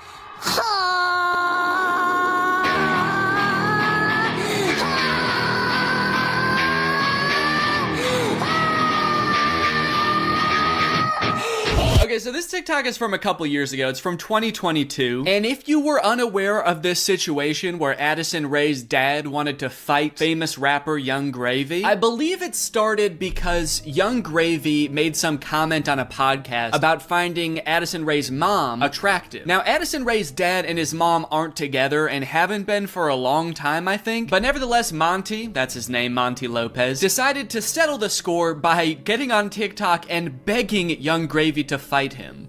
Can we meet now? Like today, it's August 9th, 2022. I'm ready and I bet you're not. Only a boxing match. Do you have what it takes? Please, I'm begging you, Young Gravy, fight me, please. I'll let you win. I don't care. You can bring a gun. Just don't kiss her. Also, because of the UMG thing that happened recently where they removed all their music from TikTok, this TikTok is completely silent. I'm guessing it had more of a badass vibe to it when it actually had music, but now it's just kind of sad. But to be fair to Monty, that TikTok was like 2 years ago. The beef has since been resolved, I think, or Monty just realized that Young Gravy was never going to respond to him, so he stopped trying. But let's see what Monty's up to now. What's going on, everybody? Happy holidays. We got some real funny videos that I'm about to show you. Let me know in the comments below what you think is fun.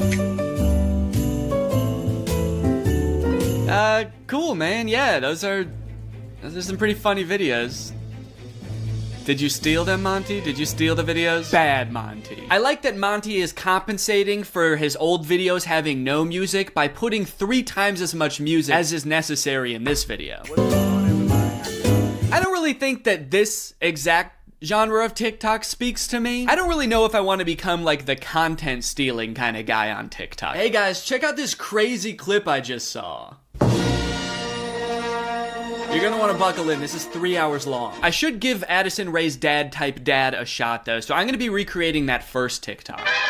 Okay, so I was trying to think of who it would be funny for me to be trying to fight in this video. My first thought, for some reason, was Joe Biden, but I feel like if I posted a shirtless video of me screaming and begging Joe Biden to fight me, I would be investigated by the FBI, the CIA, trying to think of any other 3-letter acronyms, AJR maybe. So I'm not gonna do that. Maybe it would make more sense if I just challenge someone who already does influencer boxing, like Jake Paul. I could make the same kind of shirtless screaming video, begging begging Jake Paul to fight me. I can't just stop there because Monty didn't stop there. Oh no, no, no. He challenged him, he begged him, he asked him to come to his house right now, and then he also pivoted to just posting silly videos on his page. So I'm gonna try to encapsulate all of that into one video. I also noticed in this video when he stands up, it like, well, one, it says run white boy run at the bottom, and then it also reveals that he has a tummy tattoo. So I don't know if I should incorporate that somehow. Like when I stand up, there's a funny tattoo on my tummy. Maybe it's just a heart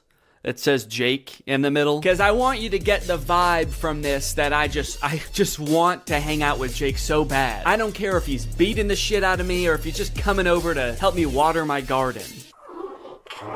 It's actually kind of hard to write this upside down, but hopefully I'm doing this correctly. Can you even see it in the camera? Can you see the Jake? There's an effect on it. Should I use that effect? Gym light? That's kind of menacing. What other effects could I use? No, okay. Let's just do no filter. No filter or nothing. Can I get I didn't like filming that at all. Actually, I hate that. I'm gonna put my shirt back on. Yeah, sorry, I hated that. I'm gonna keep my shirt on, actually. I thought I was gonna do it with my shirt off, man, but I can't do it. I just can't see myself convulsing shirtless like that. I don't even think I want it on the internet, to be honest. I don't want it. Nobody should see that. So it's gone now. I'm just gonna have to live with Jake tattooed on my tummy, and that's just gonna be a secret between me and you guys. Nobody's gonna know that happened. Okay, let's try again. Shirt mode activated. It's hard to press the start button the way I have my phone propped up. The keyboard's kind of in the way here. There we go. Okay, shit. God damn it. Can I get That might have been pretty good. I am picking up my phone at the beginning, but I think I went menace mode for sure. Actually, the beginning where I prop my phone up adds some kind of authenticity to it in a way. I don't know if it's like a millennial pause or kind of makes it seem like this video was totally off the cuff. Like I wasn't even planning on recording this. I'm just setting my phone up because I'm getting so pissed off. Well, I guess I'll just finish her up then. Oh, there's still sound. Can I make the sound stop now? Please? Okay, I guess I can't. So is it just gonna be that then? That's not good. That's not funny. That's just weird. That's just me straight up asking Jake to fight. Okay. Maybe I can record it in my camera roll and then add it in the editor. Hey Jake, I just wanted to say, I didn't mean what I said back there. I don't think you're a baby. I think you're awesome.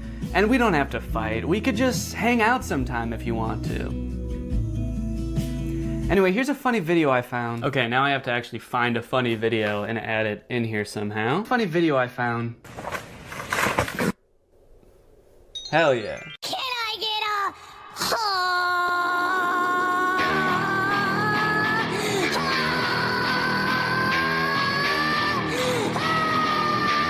Hey Jake, I just wanted to say, I didn't mean what I said back there. I don't think you're a baby. I think you're awesome. And we don't have to fight. We could just hang out sometime if you want to. Anyway, here's a funny video I found. Yeah, I think it's perfect. And I think it's ready to post, and I'm not worried at all about what people will think when I post this. So I think after I create all the TikToks, we can take a look at some of the responses to them.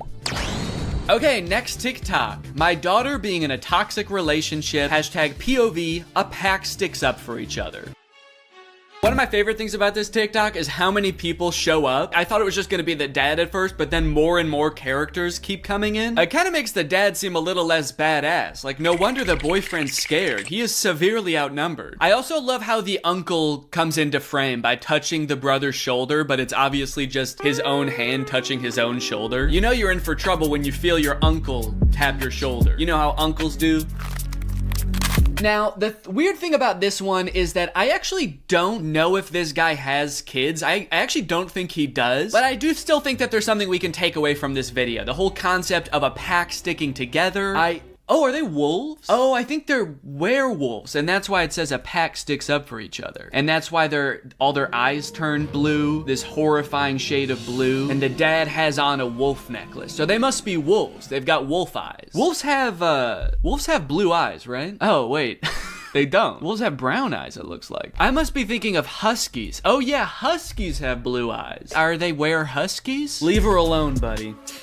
unless you want to get strapped to a sled and pulled very fast over a great distance. If this happened in real life, do you think that the boyfriend would even hear the dad? He's screaming and the dad is whispering. He has a few other TikToks where he plays the role of a dad navigating a kind of tricky situation with his daughter.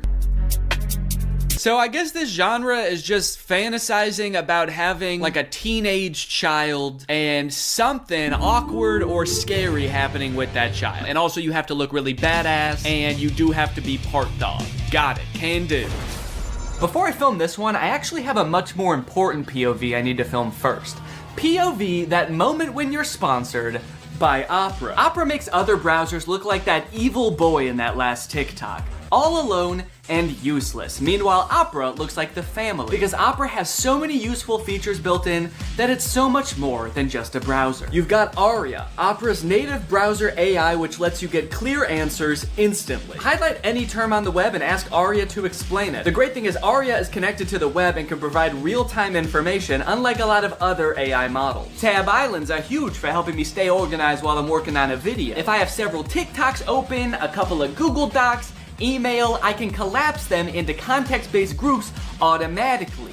I don't know what accent this is supposed to be. One thing I didn't even realize I needed until I got Opera was a built-in ad blocker. It makes articles look so much more clean, which actually makes my videos look better, because when I screen record an article, there's not distracting ads all over the place. And it's super easy to turn on with just one click. If you're working on multiple projects at once, you can create entirely separate workspaces that you can switch between easily using customizable buttons on the sidebar. I don't like having a ton of browser windows open at the same time. It's super distracting and hard to sort through. So in my opinion, this is a much better solution. So if you want to check out Opera, then use my link below to download Opera today. Thanks to Opera for sponsoring this video, and thank you to you guys for checking out Opera. Now let's film this TikTok. Okay, so I've been thinking a lot about how I could make this TikTok kind of my own, you know? Take everything I like about the toxic daughter boyfriend TikTok and amplify it. So first thing we're gonna do is the amount of family that shows up. I liked how much it was in the first video. We're gonna double it. We're just gonna have a ton of people show up. We're gonna have the dad, of course, the brother,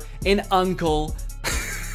Uncle's here! A second cousin, a third niece, maybe. Also, I think instead of like a toxic boyfriend, the daughter's just gonna be getting mugged. I think that would elevate the stakes a little bit higher. And then, you know, in the original TikTok, they didn't even turn into werewolves. Their eyes just turned blue, which, granted, that would be very scary if that happened to you, but I feel like they were trying to get at something there, but they didn't quite get there. So, in my TikTok, they're gonna actually turn into animals because there's filters on the TikTok that can turn you into animals. So that's what I'm gonna do.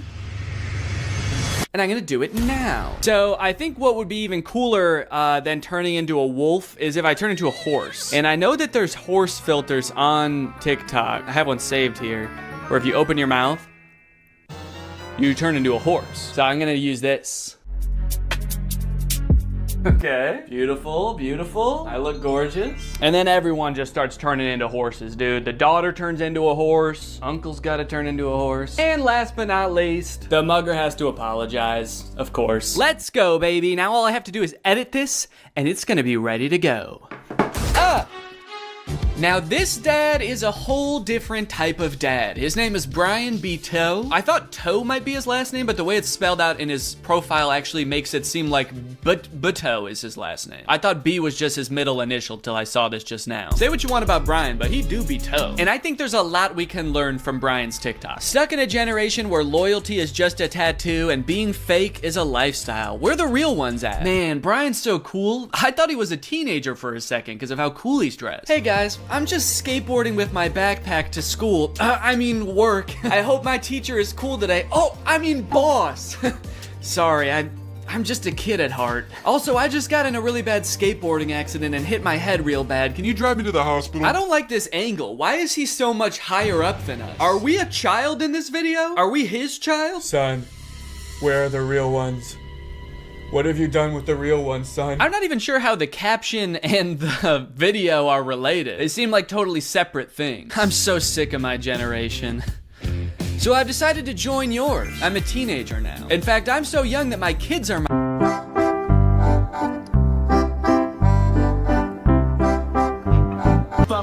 All right. Now, obviously, I don't like this video. I don't like it one bit. But I'm mature enough to realize that I'm not the target demographic for this video. This video is for MILFs. Cause you a MILF. And I'm not a MILF. I'm at most a dill. I'm just a dad you would like. And the MILFs in the comments are loving it. Yes, you still got it. Where you been all my life? Damn, my kind of guy. More power to him, I guess. The one thing that I can't get over is the setting in which he's making this video. Are you in public? It looks like he's just in the lobby of a hotel making the absolute thirstiest video I've ever seen. You need to get to your room ASAP, dude. You are too horny to be in public. I like this guy in the background. The second he realizes he's in this video, he steps out of frame because he's like, oop, I can't be in this. Oop, get me out of here. This guy's too horny. The caption is still got it, which is a little confusing to me because usually you would say that about something you used to do when you were young. Brian, did you used to do this when you were young? They didn't have iPhones back then. Who were you doing this to, man? The reason so many people are single and not in relationships today is because we're looking for that 90s love in a 2023's hookup culture. Tell me I'm wrong. Yeah, man, that's fine. Where are you? What's going on in the background here? I'm looking for that 90s love. The kind of girl that doesn't just want to hook up, but wants to go on a date to the giant dirt pile in town. I love that dirt pile. I wish I could date the dirt pile, but she's taken. Hey, get out of here! She's mine! Okay, this is good research. I feel like I'm starting to get what this guy is all about. It's a lot of like pouring your heart out on the internet. Some of it could possibly be on the verge of oversharing, but he's expressing his feelings. He's looking badass while he's doing it. It's like this emotional vulnerability mixed with this cool, mysterious bravado of being alone at the giant dirt pile. Oh, oh, oh, yeah. Da, da, da. I gotta know. Okay, no, that's cool, man. Look, I obviously think that, you know, that's kind of a scary joke to make, but again, this video isn't for me. Oh, uh-oh. Oh God, Brian, the MILFs aren't liking it either. This guy is not funny. My first reaction, ew. Brian, you're scaring the MILFs, man. So I'm unaware of any gigantic piles of dirt near where I live. If there are any, I guess I'm just not cool enough to know where they are. So I'm here at the woods. Figured that would be an equally strange location to film this TikTok. So we've got strange location, the woods. We're going to have sort of a nostalgic / oversharing caption, which I'm still not sure what that's gonna be yet, but I can just figure that out while I'm editing it. I don't have to do that now. It doesn't have to have anything to do with the video, which is good. And then I also have to appeal to the youth. I have to try to make myself seem like a kid, which usually I'm not very good at, but I went to Walmart and I went to the kids section and I found some stuff that I think is gonna do the trick. Brian had a skateboard in his video, and so I bought a scooter. They didn't have any skateboards. I don't know if this is maybe a little bit too young for the demographic I'm trying to reach, but the box said ages 2 to 5. So I'm just gonna sort of pretend to be shredding it up out here at the beginning of the TikTok. By the way, I am like 75% sure that there's poison ivy under my feet right now that I'm very much trying to avoid. And I think I have, but my legs just feel itchy even just being near it. This was actually a horrible idea. Anyway, the hat. It says Fortnite on it. Can you see that? It says Fortnite on it. I found it at Walmart in the little boys section and I thought, oh my gosh, this is perfect. This is gonna appeal to all the kids. So I've got my scooter, I've got my Fortnite, and I'm ready to have some fun. Let's film a TikTok. Okay, I think I'll just pretend to be ripping it up over here and then I walk towards the camera, all cool. I for sure stepped in the poison ivy that time. Very cool. Why does this hat make me look like a pilgrim? It's like such a flat brim hat that it's gone past looking cool and gone towards looking like a full-on pilgrim hat. I am a Fortnite.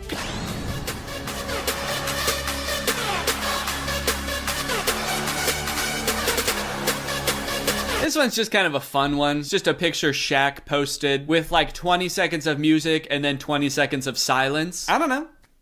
Could be the mood.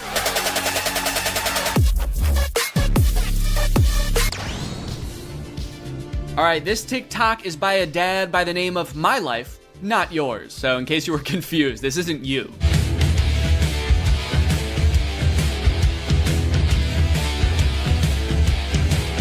Yes, dude, thank you. This is the kind of energy I'm looking for. When your kids need you, you drop everything and you don't walk, you don't run, you don't even drive. You jump through the air like a giant bunny and you land right where they are. I guess we don't see where he lands. It would be kind of funny if it like cut to a reverse angle and he just landed at the bar. But one TikTok in, I am liking this guy's style.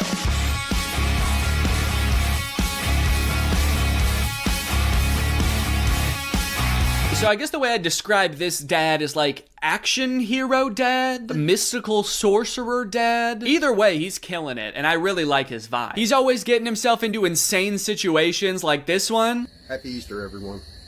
So funny about how nonchalantly he says Happy Easter and then teleports himself into the UFO and kamikazes himself. Like, did he know that was gonna happen? Based on how chill he was, I kind of feel like he didn't. Happy Easter, guys. Oh, what the fuck is happening? What the fuck? Ah!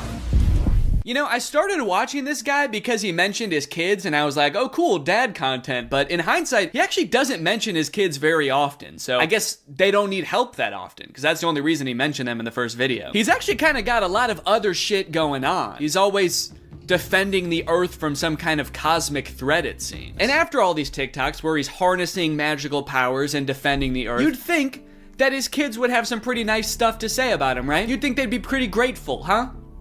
Wrong. As dads, you know, we give and we give, but are we ever truly appreciated?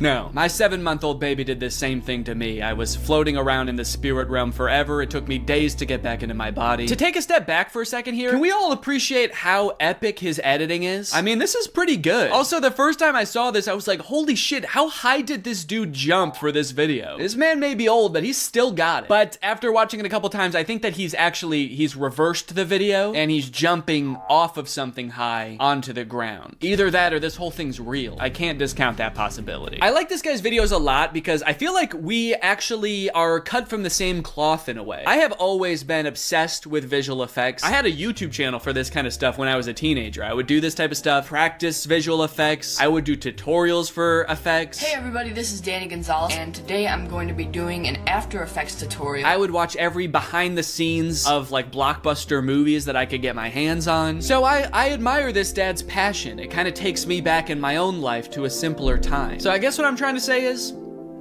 I'm pretty excited for this one. My favorite of his TikToks was the UFO one, so that's the one that I want to replicate. I'm gonna have like a UFO or a giant spaceship in the background right here. I'm gonna walk up and I'm gonna teleport onto the spaceship and blow it up or something. One thing I really want to replicate is how casually he did it. Like he didn't even know that it was about to happen. I think I just want to kind of like casually stroll up to the camera, kind of maybe wink at the camera. Or no, winking would imply that I know something is gonna happen. Maybe I'm just having a stroll, having a great day, and then I teleport up to the UFO. Would it be funny if I teleport without my clothes? That would really make it seem like I did not know this was gonna happen. Or maybe I did, but at the very least I thought I'd be able to bring my clothes with me. Like you see me teleport and my hoodie is still here and it just drops to the ground. And then how should it start? Should it have something to do with like when my kids need me or something like that? The caption could say something badass like when our way of life is threatened, I'm the man for the job. And then I teleport buck naked up to the UFO and am immediately shamed by the aliens for my tiny butt. All right, let's try this.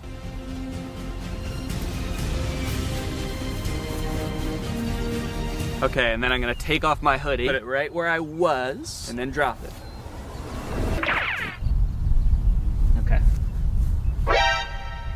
There was a person. Now that all of the TikToks have been recorded, edited, and posted, let's see how people responded to them. We're gonna go from the least viewed video to the most viewed video, starting off with Addison Rae's dad. So this is the first video that I posted, and it is by far the least liked out of any of the TikToks. It has 45,000 likes. I think people were just confused. Nobody really got the reference. The general consensus amongst the audience is that I'm going insane. The second most liked comment is, "Nurse, he's out again? Is everything okay at home, Danny?" Okay, I was doing these TikToks to make myself seem like a really cool, awesome dad, and kind of feel like it's not working based on that comment. Oh my god, he's lost it. What is he planning? Or is he just having fun on TikTok? All right, he's either planning a video where this is some kind of satire, or He's actually just having some fun, challenging Jake Paul to a fight, begging him to meet up, and sharing some funny videos. Maybe this is just who Danny is now. Okay, next up was the Shaq TikTok. Lots of people praising my very calm demeanor in this picture. You look so comfy and at ease. You don't look terrified for your life at all. Looks like they were really nice. And then one kind of eerie comment. Please don't die, I love your content. Do they know something that I don't know? I look closer and this was posted by my doctor. Oh no. He's actually been commenting a lot on here. He says, the test results just came back. It's not looking good. Love your content though. Also, was Ice Spice cool? Just feel like there's better ways he could have contacted me. Someone said, is this real? And then someone commented under it, no, it's AI. Look at Ice Spice and Taylor's eyes, or the guy on the right, his hands, or the sunglasses just floating on his shirt. So I guess he's talking about this guy, saying, no, it's clearly AI. Just look at this dude. Which, is kind of fucked up, because it's not AI, that's just a real guy. Everything in the image is real except me. And even I am real. I'm a real person. I just wasn't in that picture. It's kind of interesting as AI has gotten more popular, how whenever anything is fake now, all of the comments are AI. It used to be, whenever something was fake, all of the comments were Photoshop. Even if it was a video, it would always be attributed to Photoshop, and now it's AI. Even in this case, when it was actually Photoshop, the accusation that gets thrown out is AI. It's just kind of something interesting I noticed. After I posted that TikTok, I was starting to get a little bit worried. I started this video with hopes of becoming the coolest TikTok dad on the platform before it got deleted. And based on these comments,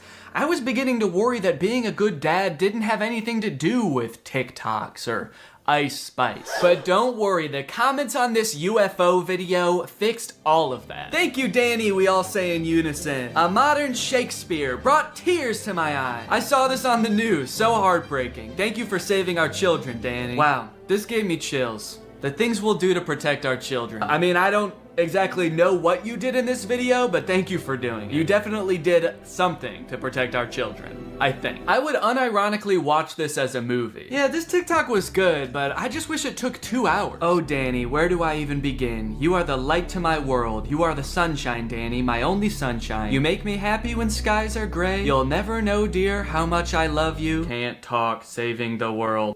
All right, second place, the silver medal of dad TikToks goes to the Scooter in the Woods TikTok. Raking in a whopping 1.1 million views, 295,000 likes. People are really vibing with oversharing strange location dad. One fun thing about posting all of these videos is seeing people comment trying to guess what the video I'm working on might be about based on all of these seemingly unrelated TikToks. None of them have anything to do with each other, so people's guesses were all over the place. But the most common guess, and the one that had the most likes on this particular post was, I'm guessing these videos are him doing AI prompts and seeing which ones go the most viral. Which I think, in a way, goes to show how far AI has come, where I'm replicating real videos that people have made, albeit adding my own little comic twist to them, and people assume that they were generated by an AI. It either goes to show how good AI is, or how bad I am.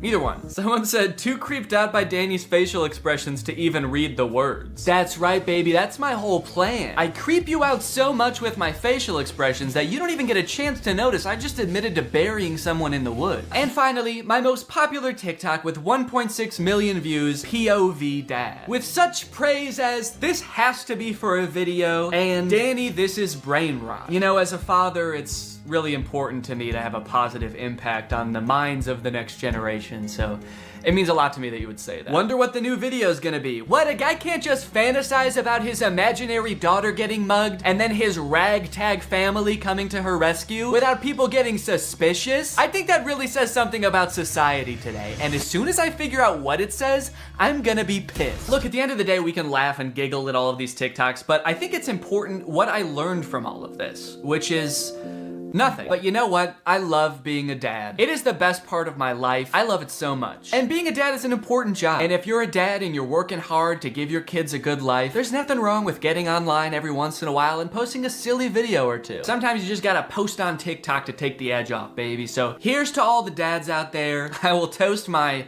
Dr. Pepper Zero to you. Clink. All right, well, thank you guys for watching this video. I hope you enjoyed it. If you're new here and you're not subscribed yet, make sure you subscribe and turn on my notifications to join Greg. I'll see you guys next time. Bye-bye. After MGK released his song Emo Girl and then followed it up by appearing in a bunch of insane interviews with Megan Fox talking about their love life, I think we're pretty good on MGK for a while. We don't need any more music. We don't need any more public appearances. We're good. We don't need to know any more about MGK's personal life. And folks, I think MGK finally took notice and he listened. He said, all right, look guys, I get it. No more music, no more interviews. I'm gonna take some time and I'm going to release a stoner comedy movie instead. So he hunkered down and he wrote and directed this movie Good Morning, which currently has a 0% on Rotten Tomatoes. We got a good thing going here. 2 movies in a row with 0% on Rotten Tomatoes. What's the opposite of a Renaissance man? You know how people, when people can like act and sing and direct, like Donald Glover, people call him a Renaissance man. MGK is like a Dark Ages man. MGK is a medieval man. Also, sorry if I sound sick. Sorry. The moment this movie starts, MGK, aka his character London Clash, gets kind of a weird good morning text from his girlfriend Apple. Who's texting me? Oh, it's Apple. The text say, I wish I didn't have to do this through text, and then good morning, but she spells morning with a U. Now you might think that this would make London a little bit confused, but then realize, oh, it's just a typo. And you'd be right. He does have both of those thoughts. The problem with this movie is that the entire movie takes place between those two things happening. This entire movie is about MGK being confused about what those texts meant. Before he gets too concerned, he has to Google what morning with a U means. He's like, my fans are probably young enough that both of their grandparents are still alive. I should probably explain what morning is. Well, today should be interesting. Yeah, they let you know right away that this movie was written by a millennial. Well, today's gonna be kind of weird. MGK wrote the entire movie like this. So this just happened. Yeah, so the conflict at the beginning of this movie is that London thinks that Apple is breaking up with him. That text was a breakup text. Sorry to have to do this through text. Good morning, as in like happy morning our relationship. What kind of person is Apple that he assumes the text good morning means have a good time with your depression now? Look, this relationship isn't working. We're just growing apart. I just feel like you need to have a happy morning now. A happy grieving to you, good sir. When they introduce this character, she better be like wearing a top hat and carrying around a cane. It's gonna make a lot more sense when that happens. Good morning, good morning. Today might suck, guys. I'm adulting today. All right, guys, it's time to attend the MGK School of Acting. You're about to step into an ice-cold shower. How do you react when the water hits your body? Shiver! Rub your arms to make yourself warm. Okay, those are good answers. Let's ask Professor Gun Kelly. Ooh, sorry, you guys all get Fs. Your punishment? You have to look at MGK's ass. That is just horrendous. I never wanted to see that. You know why it sucks when you're going through it with your partner? You're not going through it with your partner. She sent you one understandable typo, dude. Everything's fine. You're fine.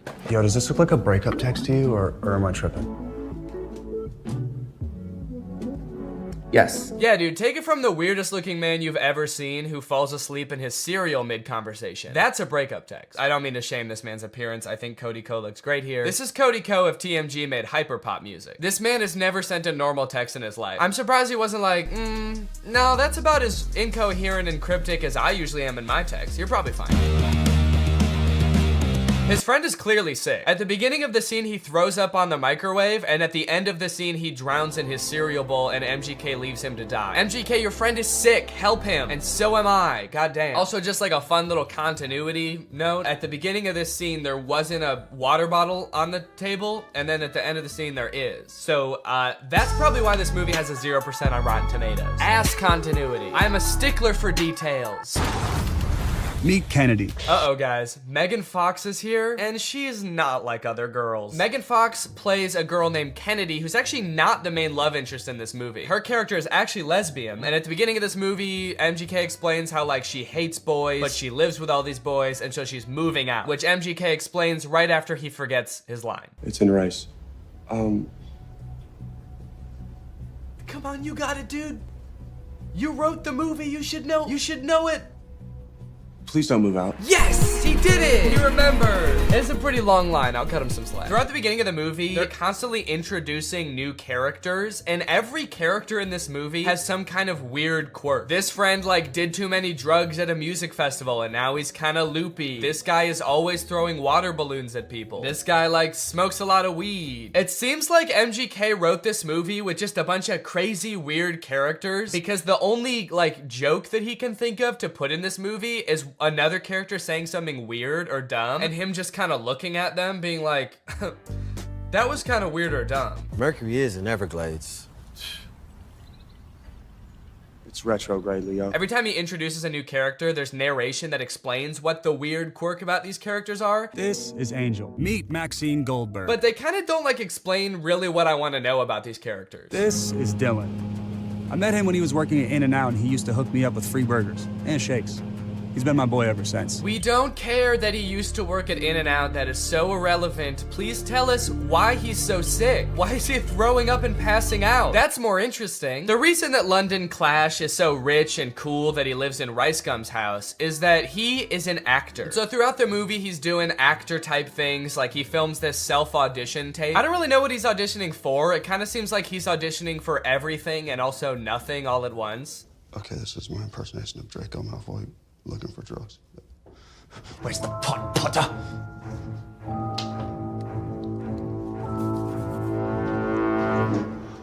I don't like Draco very much.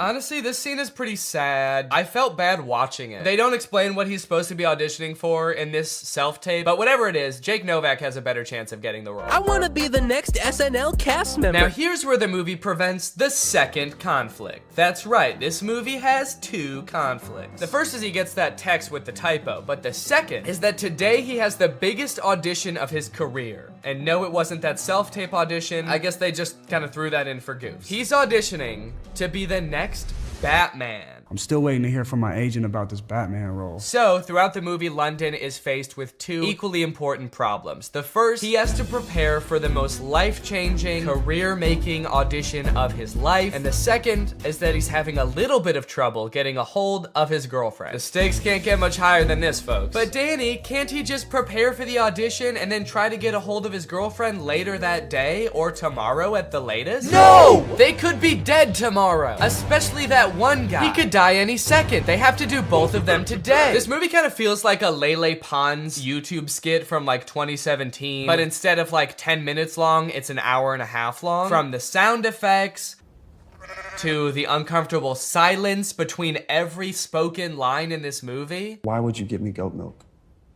I watched an interview. You said you like goat milk. I can't tell if they're using the awkward silence for like comedic effect to like really hammer home that like, these guys are kind of weird. Or if the silence is more just because nobody knows their lines very well. There's another option that they added in all these pauses in the movie because we're supposed to be laughing at the things that they're saying in the movie. So they added in nice little pauses for us to laugh. She left with the dude?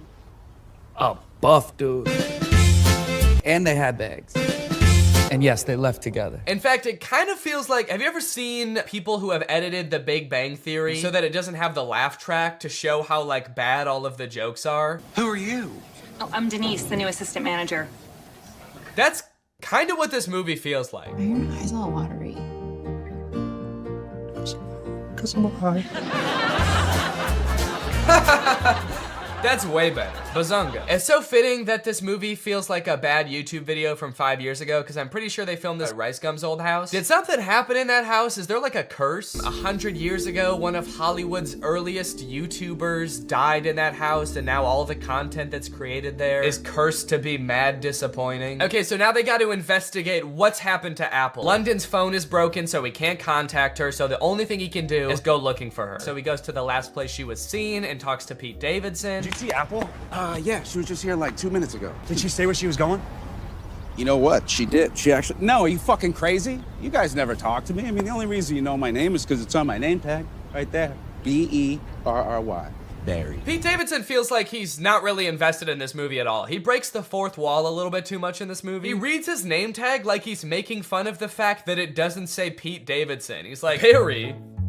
That's not my real name. My real name's Pete. It's funny because I'm very clearly Pete Davidson and not some guy named Barry who works at a valet stand. There's also a scene later on in the movie where he looks directly into the lens of the camera. I think they could have cut that out. Well, talking to Pete Davidson, sorry, Barry. It's just so funny that he's pretending to be Barry. Talking to Barry didn't get him any leads, so I guess that means now it's time to go to his audition. No, sorry. Sorry, he breaks into Apple's house to find clues? Find clues, please. Find clues of what? What might she have left lying around that would indicate whether she made a typo this morning or not? They find a bag of her fingers? She was missing her fingers this morning. That's why she fucked up the tags. Oh. We should probably call the police, right? I'm not breaking into my girlfriend's house.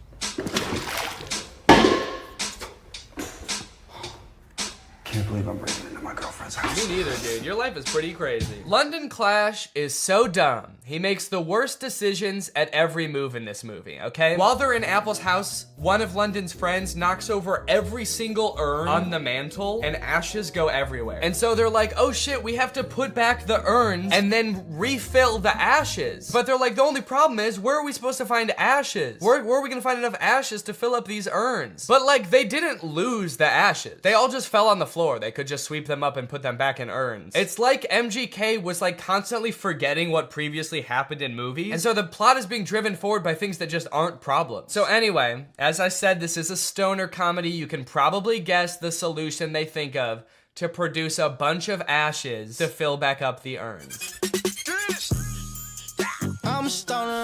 Yep. They're gonna smoke a bunch of weed. Bunch of weed. This movie's crazy. They're gonna smoke a bunch of weed. Well, at least this dumbass plan that doesn't make any sense is gonna result in like some crazy shit happening, right? Something funny's bound to happen now, right? Wrong. They just spend like 10 minutes having a boring ass smoke session on the couch. And then one of them tries to talk to a lobster. They really sat around writing this movie and were like, what's the craziest thing that could happen while we're high? And then settled on talking to a lobster. You know, since weed is legalized in a lot of places like California, where they filmed this, I feel like stoner comedies aren't nearly as like interesting or edgy as they used to be. You know, smoking used to be kind of like a fringe culture. It doesn't really feel like this is like, it's like that crazy or funny anymore. This is a scene of 4 adults sitting around a living room and obeying the law. Why did you spell it like that? It's a typo.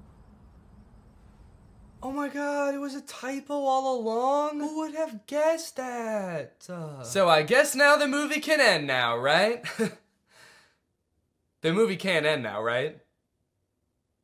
The movie can end now, right? There's 30 minutes left in this movie? What the fuck is gonna happen? What are they gonna do for 30 more minutes? Sit at a diner, apparently. So you're probably wondering how they wrap this whole thing up, huh? MGK missed his audition, he's not getting the role. His girlfriend is pissed off at him. How are they gonna wrap this movie up? Some sort of grand gesture that wins over both the director and the girlfriend? No, obviously not. That would make too much sense. London Clash gets the role because the director happened to see an Instagram live stream where London Clash gets punched in the face by Dennis Rodman, and the director just assumes that London Clash did that because he wanted to like impress him or something. It's a whole other plot line that I didn't really go into in this video, but it doesn't make any sense in the movie either. So he's got the role, now the only thing left is to get the girl, which he does by sending her a text at the diner being like, can we talk? And she's like, sure. And so they're driving to meet each other. He's texting her the whole way. He's texting and driving, and they get into a car crash, and then they are both paralyzed.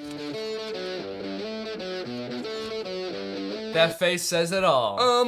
That just happened. That's the resolution. He almost murders her. Irresponsible. He was texting and driving and he almost murders his girlfriend, and that's how it ends. After the credits roll, there's like a fun little blooper reel where we get to see the actors like messing around and not knowing their lines very well, which would have been a lot more fun if I hadn't felt like I had just watched an hour and a half of exactly that. Well, folks, what do you think? From rapper to pop punk icon to writer, director, and actor extraordinaire, which do you think MGK did best? Leave it in the comments down below. What do you think he'll get up to next? It's anyone's guess at this point. Professional fencer? Or maybe like a chef? He'll start just making food. That might be kind of sick. And you know what? All he would need to get started is HelloFresh. America's #1 meal kit and the sponsor of this video. Guys, I love HelloFresh. They send you fresh, quality produce from the farm to your door in less than a week, so you can savor delicious summer flavors right from home. I love getting a HelloFresh box because you know what it means? It means I don't have to worry about what I'm gonna eat for dinner every night. I'm not gonna find myself driving to some fast food chain to get a quick meal because I know I've got a quality meal that I can whip up in like 35 minutes right at home. And I know it's gonna be tasty. I know it's gonna be healthy. If you're trying to stick to a particular health goal, HelloFresh has you covered because they have veggie options, fit and wholesome options, and pescatarian options. So HelloFresh fits a variety of lifestyles. Their plans are super flexible. You can pause 1 week if you want to. You can add more food 1 week if you want to. And even if you're on vacation, you can change the delivery address to deliver to your vacation destination. And then you can have home-cooked meals when you're at the family reunion. HelloFresh is the very first carbon-neutral meal kit company, and nearly all of their packaging is recyclable. They help cut down on food waste because they send you pre-portioned ingredients so you're only using what you need. So if you want to check out HelloFresh and have a flavorful summer, then head on over to HelloFresh.com. Use my code TrulyGreg16 for up to 16 free meals and 3 surprise gifts. That's HelloFresh.com. Thanks to HelloFresh for sponsoring this video. Thank you to you guys for checking out HelloFresh. Now I'm going to do the outro of this video. All right, you guys, thank you for watching this video. I hope you enjoyed it. If you're new here and you're not subscribed yet, make sure you subscribe and turn on my notifications to join Greg. Greg is what I call my audience here on YouTube. We're the biggest and happiest family on YouTube. That is a scientific fact. Please do not look it up. Please do not fact check me because facts don't care about your feelings and I don't care about facts. All right, I'll see you guys next time. Bye. What's up, Greg, and welcome back to another episode of But Dads Are Back. You are not the father. Yay! That's right, this is another installment of everybody's favorite series where I look at really strange ads for mobile games. There's this one that seemed to go viral on Twitter a couple days ago that like everybody's been tagging me in, so I figure, you know what? I might as well bring back the series for an episode to talk about it. This video has 300,000 likes and 8 million views on Twitter, and guess what? I've got beef with them. I have a pretty significant beef with these ads, and I'll explain why, but first, let's just go ahead and watch the ad that everybody's been tagging me in. To be fair, I did have to watch this multiple times for it to make sense to me, so I'm gonna walk you through it. That way, nobody gets lost along the way. So the ad starts out with very little context. It's a woman in a wedding dress, she's crying, and she's taking a taxi home, only to find out that her house has burnt down. Right away, so much backstory that I feel like I'm missing. The first time I watched this, I'm like, are we in the middle of an ad right now? Is this the beginning of the ad? Am I supposed to have watched other ads before this? But rest assured, I've watched a bunch of other ads for this game, and there is no context to be found. There is no explanation, so you just have to accept that this woman is having a very bad day. Then she gets a call from her grandma, and it looks like her grandma comes over to like comfort her for whatever happened at the wedding. I don't know if her fiance like stood her up or died, or if she stood him up or died. While she's being comforted, it also looks like she's holding a picture of herself from the wedding. I don't know what that's about. Maybe it's supposed to be the grandma's wedding photos. And she's showing her granddaughter like, look at how happy I was at my wedding. Aw, your fiance stood you up and died at your wedding? Oh, I'm so sorry, sweetie. Look how happy I was at my wedding though. Look at all these pictures. See how I'm smiling at all of them? The reason I'm smiling is because my husband was present at the wedding and alive at the wedding as well. I wasn't marrying a present corpse. He was also alive. Does that make you feel better? Are my happy memories making you feel better? Why not? Then I guess to further comfort her, the grandma gives her a house, which I guess would be a nice gift, but the house is in like terrible condition. The grandma just gives her the keys to this like dilapidated shack. I guess it's big, but is that even a nice gift for someone who just went through like a horrible breakup? Hey, so I know that you're really sad that the person you love the most in your life stood you up at your wedding and doesn't want anything to do with you anymore, but you know what would make you feel better? A really big empty house. A house so big that it could be full of like some little kids running around or a little husband running around, but instead it's just big and empty. Does that make you feel better? Why not? Plus on top of that, with how like out of repair this house is, this just seems like a huge burden. I mean, I hope it'll be nice when it's done because it is pretty big, but like, this just seems like so much work. You know, it actually doesn't even look like it's in that much better condition than her original house. Well, sweetie, we know that you really miss your house because it burnt down and that was like the worst day of your life. So we wanted to make you feel better. So as a community, we all pitched in and raised enough money to buy you a second burnt down house. Go on, get in there. So by now the ad is about halfway done, and if you're wondering like, wait, what even is this game? I don't understand how this is an ad for the game, and what is going on? You're not alone. But luckily they take a pause from the story real quick to show us some actual gameplay from the game. And it's just like a home improvement game, like a gardening and fixer-uppy game. In fact, you might notice that it has kind of like a similar vibe to Lily's Garden, which I talked about like, I don't even know how long ago, like a year ago? A year and a half? If you don't remember, Lily's Garden were the absurdly inappropriate ads for a gardening game. They had all sorts of fun ads, like Lily's private time sitting on the washer, Lily pretending that she's pregnant so that her boyfriend will leave her. All sorts of wacky scenarios that they used to market this game that, as far as I could tell, was just about gardening. So hold the absolute F up, Merge Mansion, which is the name of this game. I don't know if I've said it yet. So hold up, Merge Mansion. You think you can just steal Lily's Garden's thing? I'm sorry, but I'm not going to allow this copycat behavior, okay? Sure, I didn't like Lily's Garden ads at the time, or even now. And they also tried to start beef with me by putting my little nutcracker guy in their commercials next to a dumpster. So really, I shouldn't be defending them at all. But you know what, Merge Mansion? Stop it. It's also just like so over the top for a game about just like home improvement. Is all of this context and backstory necessary? Would this be important to me if I downloaded the game? Would I use this information at all? So I've got an empty spot in my garden. I can either plant a tree or build a statue. Keeping in mind that my fiance did either die or stand me up on my wedding day, I think the choice is actually pretty clear. I'm going back to therapy.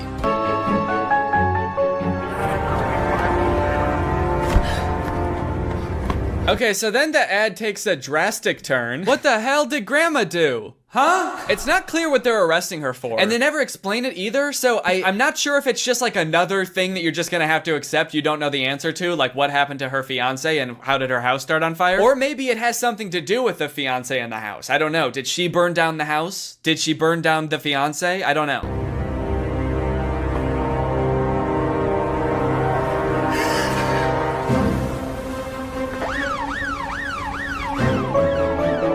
And there you go, that's the whole ad.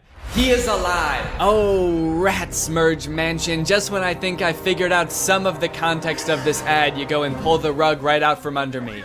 What the fuck does that mean? So, who is alive, first of all? The fiance? I'm going to have to assume that's who they're talking about, which makes me think that I might have been right about them all thinking the fiance died. Is that why the wedding was canceled? And if so, how did they think that he died? How did they think that he died but never saw him be dead? Did he just not show up to the wedding and everyone was like, damn, he must be dead? That's the only reason a groom has never not showed up to a wedding, because he died. So, that sucks. Maybe at first they thought the fiance stood her up at the wedding, but then when she got home to where she and the fiance lived together, the house is burned down. So then they're like, oh shit, he didn't just stand her up. He stood life up. He stood up the rest of his life. Now that's all interesting enough, right? That was a very strange ad, I think we can all agree. But if you scroll down in this Twitter thread, apparently there are other endings to this ad. There are like slight alternate endings that apparently other people have seen. So here's one of them. Instead of saying he is alive, her hand says, I planned this. Which I feel like if we're talking about the whole like fiance fake death thing, like almost means the exact same thing. There's also an alternate ending that has her saying you're next on the hand. I mean, all sort of just alluding to the same fact that the grandma did something nefarious and that's why the fiance disappeared, or, you know, she did something wild and wacky and now she's going to jail. I can't wrap my head around why they made these alternate endings. Are they like targeting the different ads to different groups of people? Like this really small change will have a different appeal to different demographics? Okay, so we're thinking that You're Next will go to the Gen Zers. But for the older crowd, like the baby boomers, we're thinking I planned this on her hand. Because old people really like planning. After doing a little bit of detective work on YouTube, I was able to find like, I guess the production company or studio or something that makes these ads.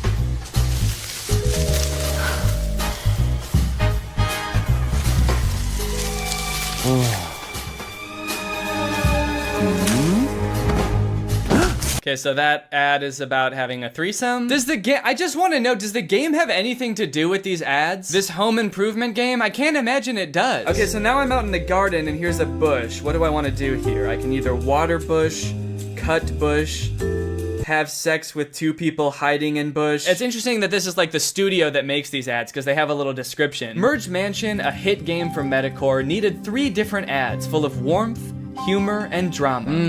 Warmth, humor, and drama. The simple warmth of finding out your fiance died and that your house burnt down and that your grandma had something to do with it all. They wanted to make films that are distinctive, surprising, and interesting from the first second. Distinctive? Try telling that to Lily's Garden, dude. I'm actually in love with this Twitter thread though, because once this tweet started picking up traction and a bunch of people started seeing it, everybody started replying with weird ads that they've seen. And yeah, there's some weird ass ads out there. I haven't done this series in a while, and it turns out that developers have been going buck wild, dude. That's all I can say. Look at this. Wow. Dude, what a brutal kick. Oh my god. The sound effect and everything. I know that this is a common theme for all of these game ads, but I couldn't even wager a guess as to what this game is about. They're like stranded on an island, maybe? Like a desert island, but also this dude is like doing a little stripper pole dance for this girl. It's this fun new game where a group of people get stranded on a desert island and they have to start a new society, and instead of implementing money as currency, they implement pole dancing and lap dances, weirdly enough, as currency. And instead of jail, you just get punted. This next ad is one of the weirdest things I've ever seen, and I'm not exaggerating. And there's no way you'll believe me unless I just play it, so here you go.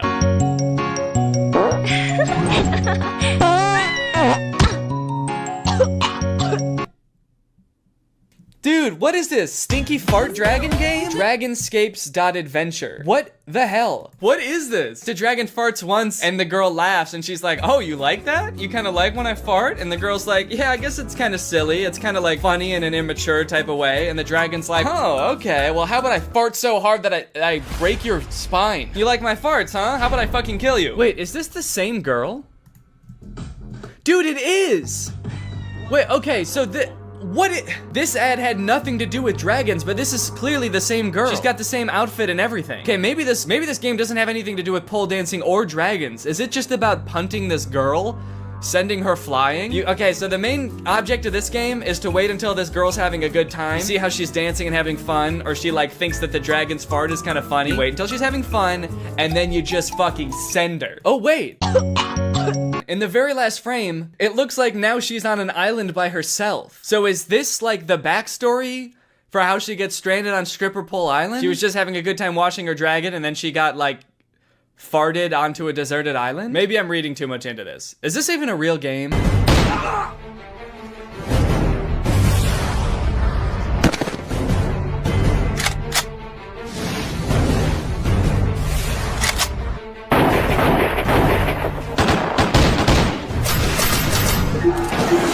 Wow, that game looks pretty cringe. That game looks so weird. Who would download that? I mean, what do? You're in like colonial times and you form an army of dudes wearing only boxer briefs that can like form together into these sick big weapons, and then you like fight off these other armies? That's crazy.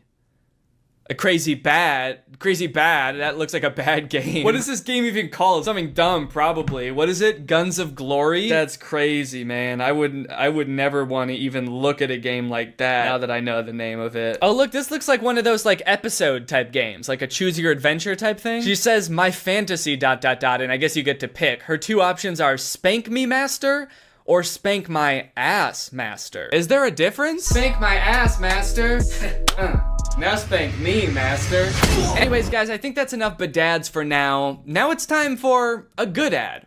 Thanks to our sponsor, Sleeper. You guys, let me tell you about today's sponsor, Sleeper. Sleeper is a fantasy sports platform. It's an app that's available on the App Store and the Google Play Store, but it's not just any fantasy platform, it's the best fantasy platform for all of your fantasy football, basketball, and for gamers like me, it's even got esports. The reason I think Sleeper is the best fantasy platform out there is because they've got personality, dude. I mean, look at this app. It's got a sleek, modern design. It's got a beautiful UI, very clean, laid out just right. They've got all the features you're used to in fantasy apps and more. They've got social features like voice and text chat, which means leagues that use Sleeper have more fun. They chat more, they react to moves that happen all season long, and it all comes with 0 ads. If you don't have a group of friends to play with, that's fine because Sleeper just released a matchmaking feature that will help you find the league that's right for you. So if you and your friends want to take your fantasy sports league to the next level, then download Sleeper in the App Store or Google Play. The link will be in the description. Thank you to Sleeper for sponsoring this video, and thank you to you guys for checking out Sleeper. All right, well, thank you guys for watching this video. I hope you enjoyed it. If you're new here and you're not subscribed yet,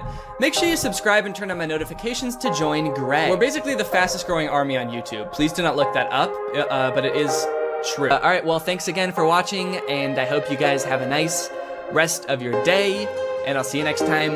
Bye. This video is over now. Go find something else to watch, or just watch this video. I know we had a lot of fun, but you can't stay on this end screen forever. No. This video is over now. So why are you still watching this? All right, I have two things to apologize for. One, this video is definitely gonna come out after Christmas, and two, sorry I look like such a freaking nerd right now, dude. These glasses. I have an ulcer on my eyeball.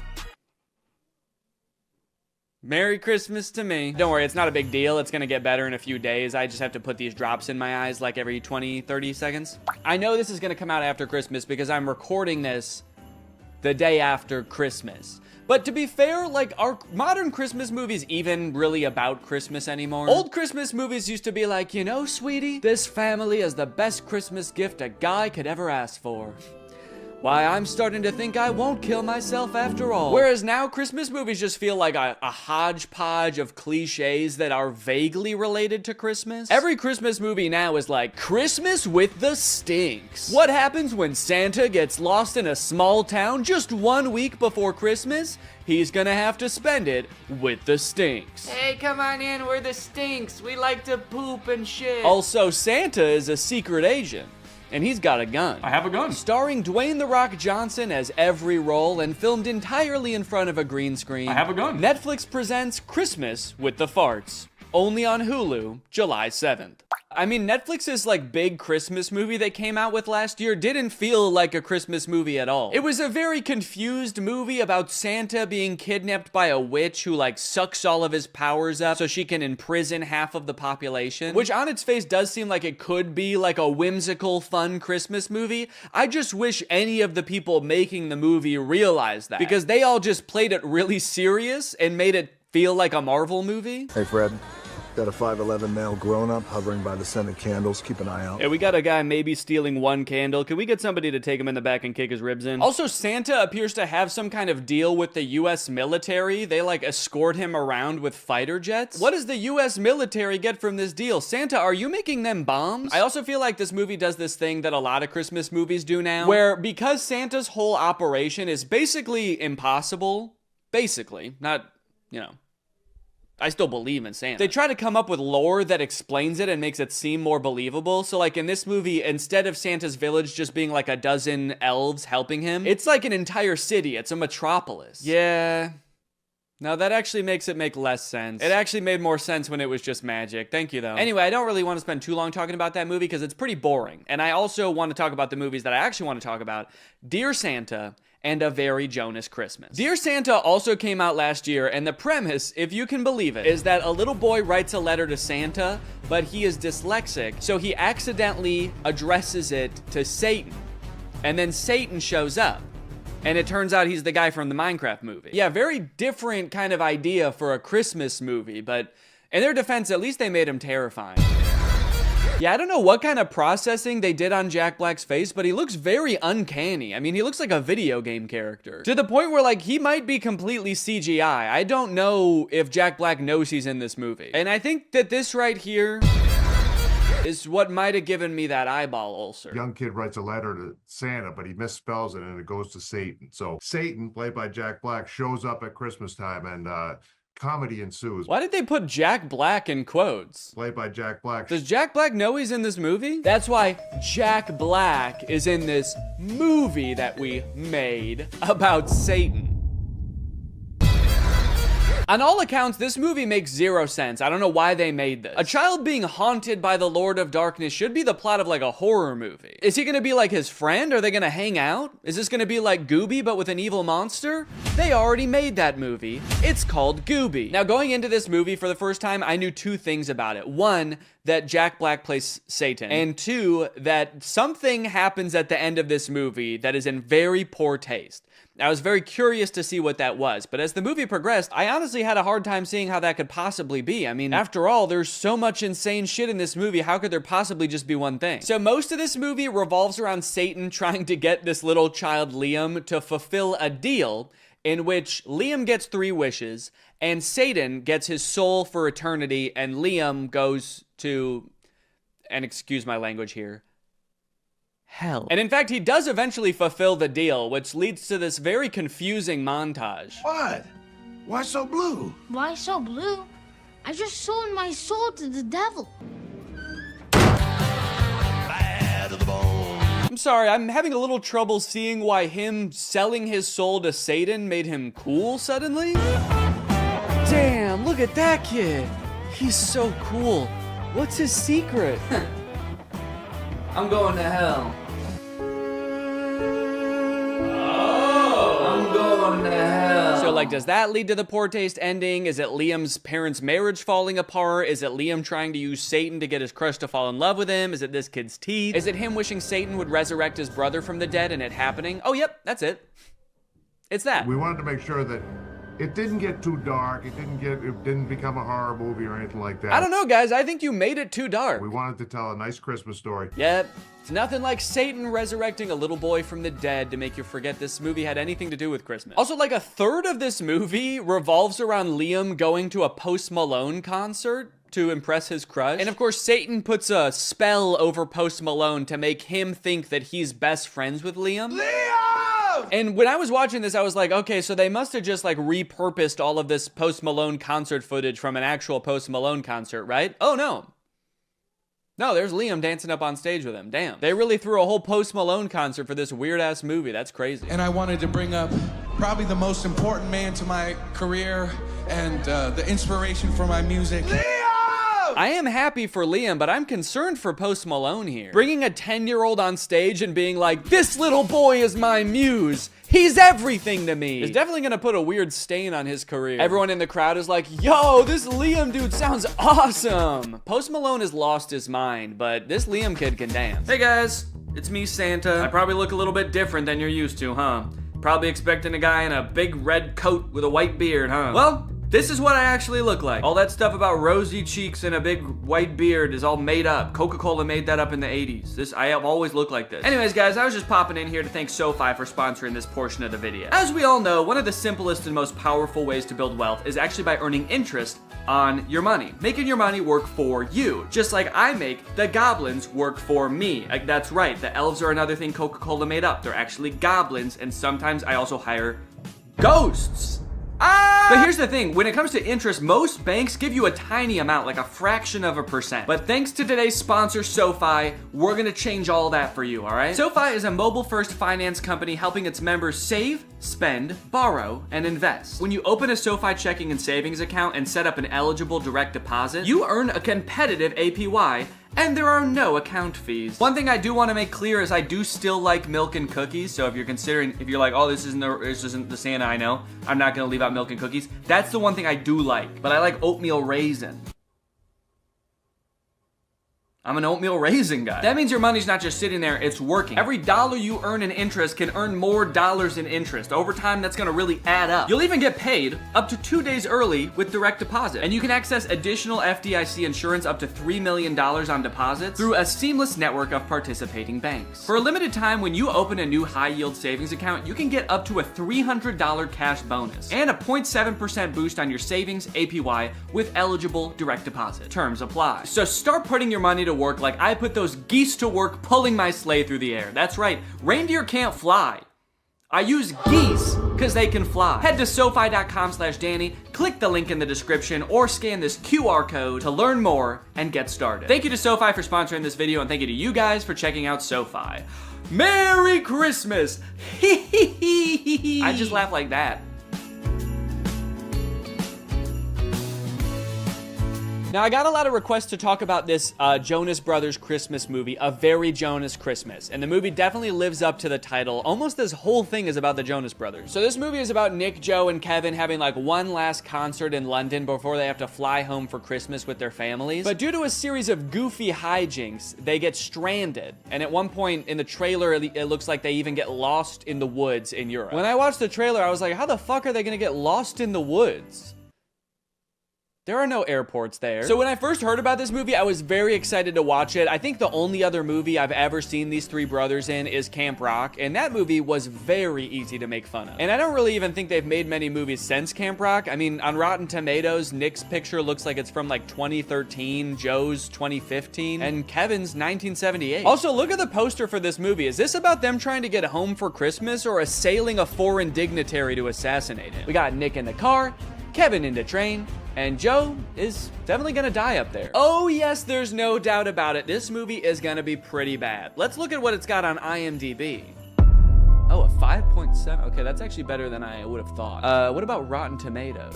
92? Wait, it looks like people actually really like this movie. And look at this dad on TikTok. He's losing his mind laughing. Did the Jonas Brothers make a good Christmas movie? On purpose? Okay, so I have watched the movie, and I will say it's better than I thought it was gonna be, but that doesn't mean that it's not insane, because it is still insane. For example, you're probably wondering how the Jonas Brothers got stranded in Europe in the first place. Like, obviously, most people have to deal with, like, holiday travel congestion, but the Jonas Brothers probably fly on, like, a private jet, right? They're not dealing with regular air traffic. Well, like I said, they just finished their tour. They're anxious to get home to their kids. It does kind of seem like their kids aren't really that anxious for them to get home. I'm gonna be home tomorrow and I'm gonna take you skiing just like I promised. And she could care less. That does kind of lower the stakes of the movie a little bit, that they're like, guys, what are we gonna do? We've gotta get home for Christmas. Our kids need us. And their kids are just like, nah, we're good, man. Don't worry about it. We have really healthy attachment, so we're not gonna fret too much about it. Don't do anything too drastic. How about we get lost in the woods and eaten by wolves? Well, Nick and Kevin are anxious to get home, actually. Joe is a little bit sad that tour is over because he's gonna miss his brothers, so he starts unknowingly venting to none other than Santa himself. Nothing like Christmas to help a family rediscover its magic. Except our Christmas plans are to get the hell away from each other, so. Oh, that's not good. That's not good at all. Hold up. They want to get home for their kids on Christmas? No. Santa cannot allow that. Santa hates kids. So Joe walks away, and Santa is upset that the Jonas Brothers aren't going to be spending Christmas together. So he comes up with a brilliant plan. Nay, a perfect plan. Nay, a terrible plan to keep the Jonas Brothers together. Christmas spirits, I've seen something tragic. These boys shan't get home till they rediscover their brotherly magic.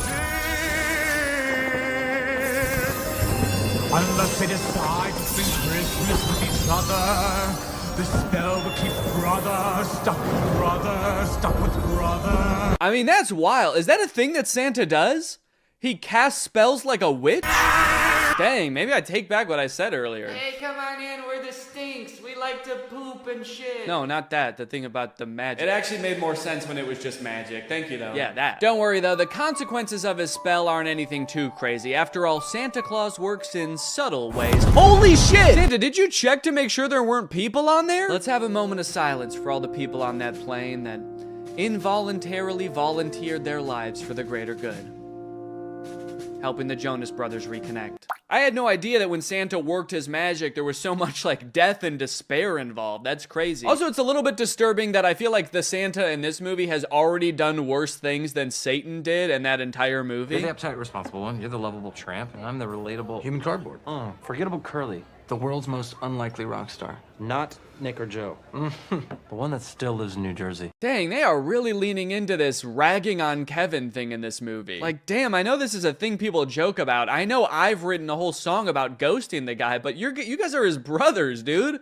Feels different when you do it. This movie is also a musical, which is kind of fun. A lot of the songs are very catchy, like Coming Home This Christmas. Unfortunately, music labels have been like very strict about copyrighted music on YouTube, so I can only show you like a tiny little snippet of it. Now, one thing that made it kind of tricky to write a video about this movie is that they do this very self-aware thing where anytime like a goofy plot detail comes up, they make a joke about it before you even get a chance to think it in your head. Wait, they're getting to the train station just barely before their train, but they're gonna stop to sing a song about it? That's kind of... You think we have time for a song? Yeah. Oh, they already... Okay. But isn't this whole plot just the plot of a bunch of Christmas movies? Have you ever seen a Christmas movie? It's literally the entire plot of the film. Damn, they're good. Who knew the secret to making a flawless movie is just pointing out all the flaws before anybody else has the chance? Honestly, it is a pretty good tactic if your sole goal with the movie was making it really hard for commentary YouTubers to make videos about it. But it does feel very defensive, and it also kind of gets old to in every scene be like, yo, this is kind of weird. What is going on here right now?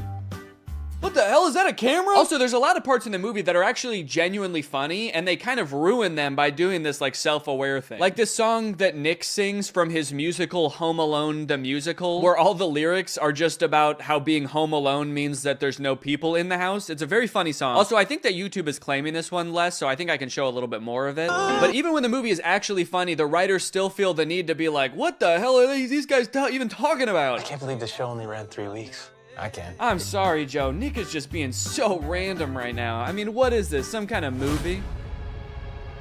On Disney Plus, perhaps? Another downfall of this movie is that it really hinges on you knowing a lot about the Jonas Brothers. I mean, they weren't kidding with that title, dude. This is a very Jonas Christmas. Ideally, they want you to know, like, details about the Jonas Brothers' personal lives that I just am not in tune with. So I felt like I kept missing references. Like, apparently Joe has a line of candles. I know what you need. A calming chamomile candle. My new line, Glow by Joe. Also, apparently Nick and Kevin are married with kids, and Joe is divorced? I didn't know that before I watched this movie. So every time they would vaguely reference it, I had no idea what they were talking about. Got a few bad breakups under my belt as well. I'm not sure what to do here. Like, do people pretend not to know literally everything about your personal life? Or like... Yeah, it must suck for everybody to know that you have brothers? That's what we're talking about, right? You had 2 brothers and then you got divorced with one of them, so now you just got one, huh? I know so little about their personal lives that in my head, Joe just is his character from Camp Rock. So when I heard that he was divorced, I was like, damn, it didn't work out with Mitchie. You guys were so perfect for each other. So more wacky hijinks happen, and eventually they get picked up by Santa, who I gotta be honest is a very unorthodox Santa. I live a very solitary life. My home is very remote, and my work is all-consuming. Yeah, he's like lonely and burnt out. I guess maybe he doesn't have the elves in this version of Santa, and so he has to do it all himself. Maybe he makes every present via terrifying spell. This lone wolf has always daydreamed about being part of a pack. Would you mind pulling over? I just want to go check on my brothers. Hey, would you mind pulling over? You're freaking me the fuck out. Eventually, they find a private jet to fly them home, but the pilot crashes the plane because he's taking sexy pictures of himself while flying. I like how the plane is in complete free fall and they don't seem to be affected by the G-force at all. We're going down! Everybody brace for impact! Oh, fuck! There's this running plot line throughout the movie about how Kevin secretly wants to sing in a Jonas Brothers song, but they never let him and he's too scared to bring it up. But at the end of the movie, they make it home to their families and they're all singing and they finally let Kevin sing. It's a fun moment. It's great to finally hear him sing, and it's great that they're finally letting him. But then in real life, I just saw that Kevin just like released his own solo song. So it kind of seems like the opposite happened in real life. In the movie, they're like, yay, Kevin is singing. And in real life, they're like, you have to sing as far away from us as humanly possible, please. Honestly, though, all in all, this movie was a lot better than I thought it was gonna be. I was laughing at parts. I even looked like that dad from that TikTok at a few parts, dude. I was sitting on the couch kicking my feet. I was giddy. Anyways, I hope you guys enjoyed this video. I hate to break it to you, but I don't know, this will probably be my last video of the year. Enjoy your New Year's celebrations, everybody. Stay safe. Thanks for watching, and bye-bye. What's up, Greg, and welcome back to the Romance Channel, where we cover the hottest romance movies known to man. When you think of the perfect love story, what comes to mind? Passion, lust, destiny, brothers, psychological intimidation, gazebos. All of those? Yeah, all of them? Good. Because today we're talking about The Kissing Booth. I've had this movie recommended to me for a while, and I recently sat down to watch it, and I gotta say, guys, I'm pretty confused. This movie has a completely normal premise, and there's actually nothing wrong with it.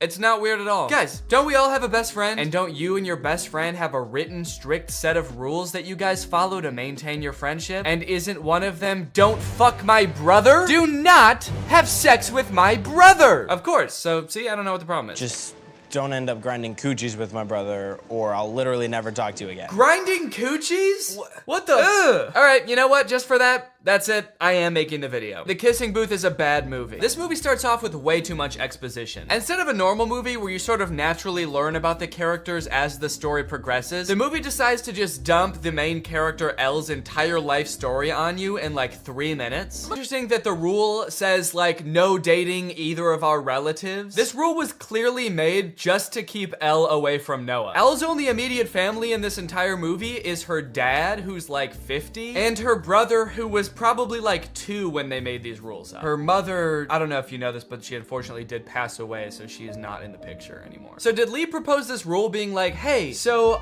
if you stay away from my brother, then I, a child, won't fuck your dad? Deal? One day while getting ready for school, Elle rips her pants and has to wear the only other option that the uniform allows, which is her skirt, which is a little bit too short for her comfort, and she ends up getting groped by a jock. Luckily, Noah, who we've established as being, if only we could heal my mom with some kind of kissing booth! The doctor's like, you two need to get the fuck out of here.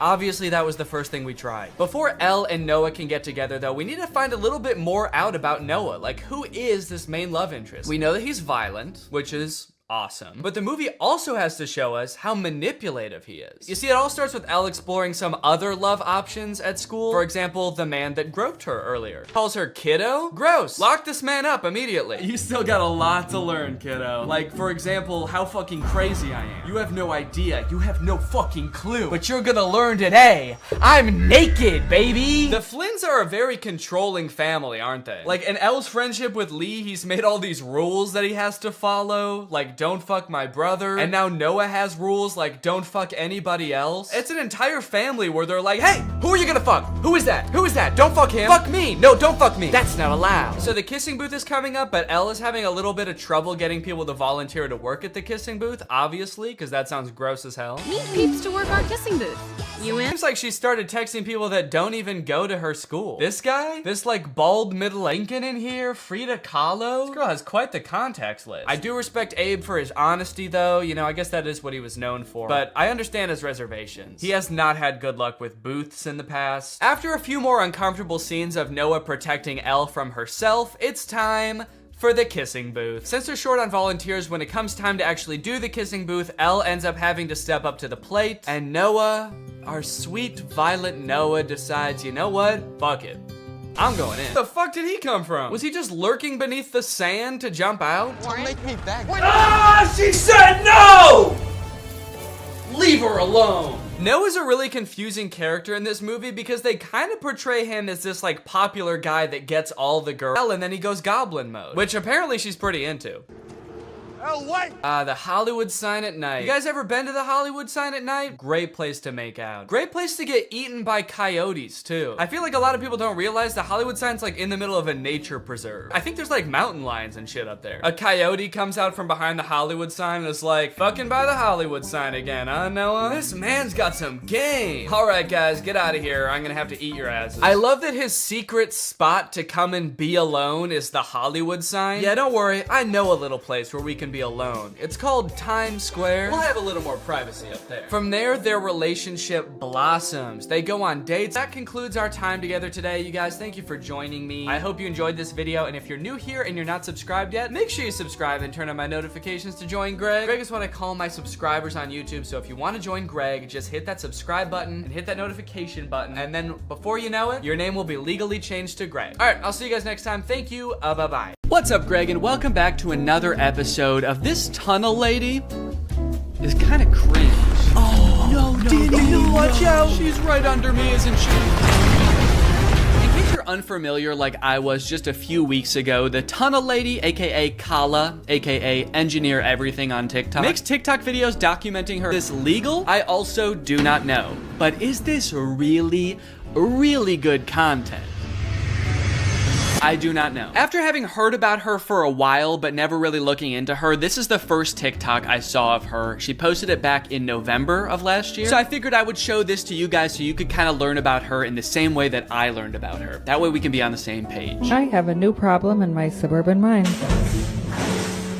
It is not this water, but rather that I am getting out of range of the minecart. Every castle building stone has to be carried up this tunnel to the antechamber. Okay, immediately, this project is so much more digging after she started. If she turned around now, she could be like 5 feet away from that giant diamond. The shelter itself will be cut into this wall here. This is off the side of my bunker home office. That is a very interesting home office setup. You know, I was wondering at first if she was planning on finishing the tunnel when she was done with it to sort of make it just an extension of her house and make it furnished and everything. After seeing her home office, I gotta say, I don't think that's likely. Kala's home office is literally the Batcave. She's getting work done in the Batcave. This tunnel's gonna be perfect for hiding from storms, tornadoes, the Riddler, he's after me. She also pans over. Air up is a great way to meet your hydration goals because sometimes you're just not in the mood for water. You want a little bit more zest to it. And Air Up flavors your water via scent. You place this little scent pod on top. Right now it's deactivated, but as I pull it up like this, it becomes activated and air is able to flow through the pod into the nozzle and then into your mouth, where your mouth feels like it's tasting the flavor. In this case, I have a lime scent pod on here, but they come with a variety of flavors. So even though I'm just drinking water with no chemicals added or nothing, I feel like I'm drinking something that's lime flavored. One of the best parts of Air Up is that you're getting all the fun of having flavored water without any of the downsides, like added, don't know if she's done anything right yet. She does seem pretty nonchalant about it though, you know? You know, if her entire tunnel collapses and her house falls into the underworld, I think she'll take it in stride. I gotta say, I knew that digging a tunnel would be like a big undertaking, but it wasn't until I started watching these videos where I started to realize all of the logistics that go into it. There's a lot that can go wrong. In this video, she takes a Geiger counter into her tunnel and realizes that there's like twice as much radiation as there was in the rest of her house. Nuclear radiation readings so high in the storm shelter excavation. Every time I measure it, the counts per minute are more than double what they are upstairs. Kala, come on. You gotta figure that out. Are you the Riddler? No. Can you get out of my house? His first riddle. Oh, you dastardly scoundrel. Okay, I'm not a scoundrel. You're no match for my bat gun. Oh, that's just a normal gun. Now, despite having seemingly no experience building a tunnel at the beginning of this video, she is learning at a rapid rate. Just a few months into this project, she posts this video, sort of boasting about her engineering skills. I'm in a tunnel with 5,000 pounds of wet concrete over my head, and the only thing separating me from becoming a pancake is my own engineering. Extremely impressive. I, for one, could never. I get claustrophobic if my clothes are too tight. At this point, it seems like some of the things going wrong start to calm down. She starts learning super fast. Lots of new skills. She starts posting videos about managing the water problem in her tunnel, learning electrical so she can have power down in her mine. And mind you, while all of this being self-taught is extremely impressive, it also kind of makes it terrifying to watch. In one of her videos where she's doing the electrical of the tunnel, she describes electricity as magic. Before this project, I had very little experience with electrical. In fact, I used to consider it magic, which it basically kind of is. You should definitely not consider it magic anymore. You should definitely consider it science at this point. I also like that she added in a sound like she's casting a spell. It kind of is. Yeah, so I learned all this electrical stuff. It's basically magic. You're cool to me, says Chris. You're amazing, says Jen. Impressed with you, says Sylvan Energy Solutions. You would be impressed, Sylvan Energy Solutions. You sound like an electrical company, but then you have like a magical owl as your profile picture. I'm impressed that you figured out electricity is magic. Takes most people a long time to figure that out. Now, it's not all fun and games on Kala's account. While she is getting a lot of positive, supportive comments, at some point, the tide began to shift a little bit, and people began to wonder if she was really qualified to be undertaking such a project. I think it happened somewhere around a year or so into it when she did this year in review and showed off everything that she's done in the tunnel and learned so far. It's just been over a year since I started. Oh my god. She has learned a lot. She learned to teleport. Maybe she did learn magic in there. She's like, as I tunnel closer and closer to the Dark Lord, he is anointing me with more and more powers. Teleportation has made things much more convenient in the tunnel. Convenient and scary, because sometimes I'm not in complete control of it, and I just teleport to parts of the earth that I have not tunneled to yet. In August of 22, I cut an opening off the side of the sub-basement and started to carve into the solid rock, fabricated an elevator to lift material. I used hundreds of concrete blocks and yards of hand-mixed concrete. She's learned a lot doing this. My only question is, has she learned why she's doing this yet? I feel like that would be valuable insight to have, maybe, because it's definitely not a storm shelter anymore. Are we allowed to build tunnels? I've always felt like my home is missing a dangerous mine shaft. The city inspector watching this right now. And it turns out that comment was kind of onto something, because eventually Kala did get shut down by the city, as detailed in this article. How Tunnel Girl's DIY storm shelter took over TikTok, then people turned against her. In 2022, a TikToker began documenting an elaborate underground construction in her home. As her videos garnered traction, people began questioning the safety and ethics of her project. Okay, safety I understand. I could see how people would think this isn't safe.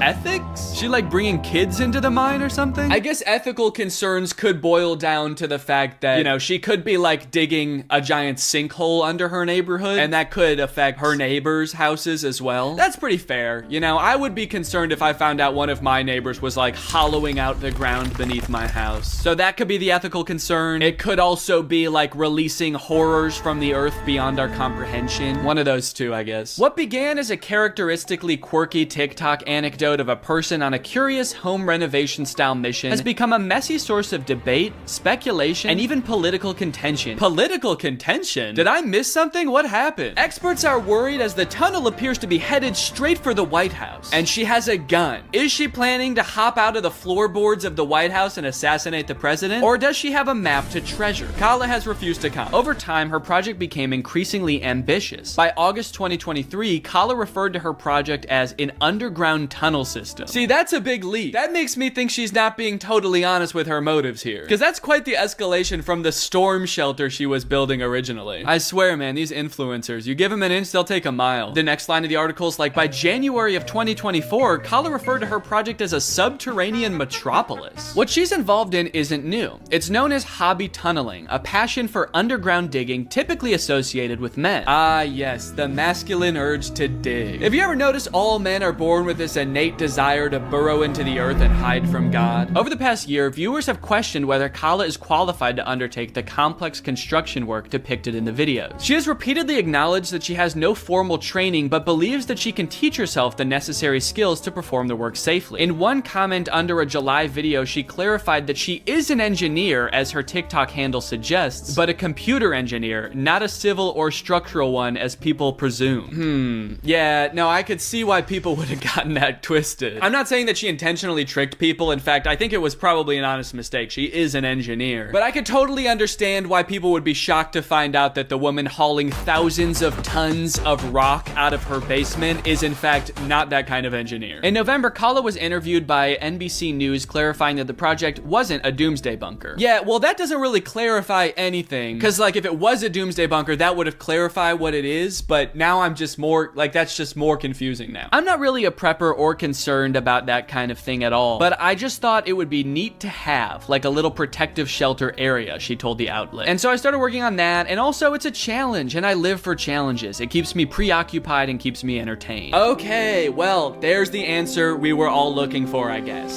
She just likes it. She's having fun. And at the end of the day, isn't that all that matters? In late December, videos expressing concern about the impact Kala's project was having on her neighbors began to circulate. Oh, okay, no, that wasn't all that mattered. Then on December December 31st, Kala responded to rumors that her project was being shut down with a video explaining that local city officials had halted it. So they did give me a stop work order and are requiring an immediate evaluation by a professional engineer. Fortunately, contrary to few rumors here, it is constructed entirely below the slab of my house. Wait, how is it entirely under the slab of your house? It is constructed entirely below the slab of my house. Didn't you start at the edge of your basement and then dig like 30 feet in one direction? Maybe I just don't understand the shape of her house, but I feel like she's definitely in her neighbor's yard at this point. Also, wouldn't making the tunnel system completely under the slab of her house actually be super dangerous? Because that's the dirt that your house is sitting on. So the project is halted, Kala is waiting to get her tunnel system approved, and that's pretty much the whole story right now. Or is it? While watching through all of her videos, I uncovered a bit of a strange subplot that not enough people are talking about. Bedroom remodeling. Previous occupants considered this room haunted and reported frequent creepy occurrences and ghostly encounters. I'm planning on reimagining the room and renovating the walls/carpet. The bulkhead needs to be fixed and the shoddy trim replaced. I love the curtains. Okay, hold up.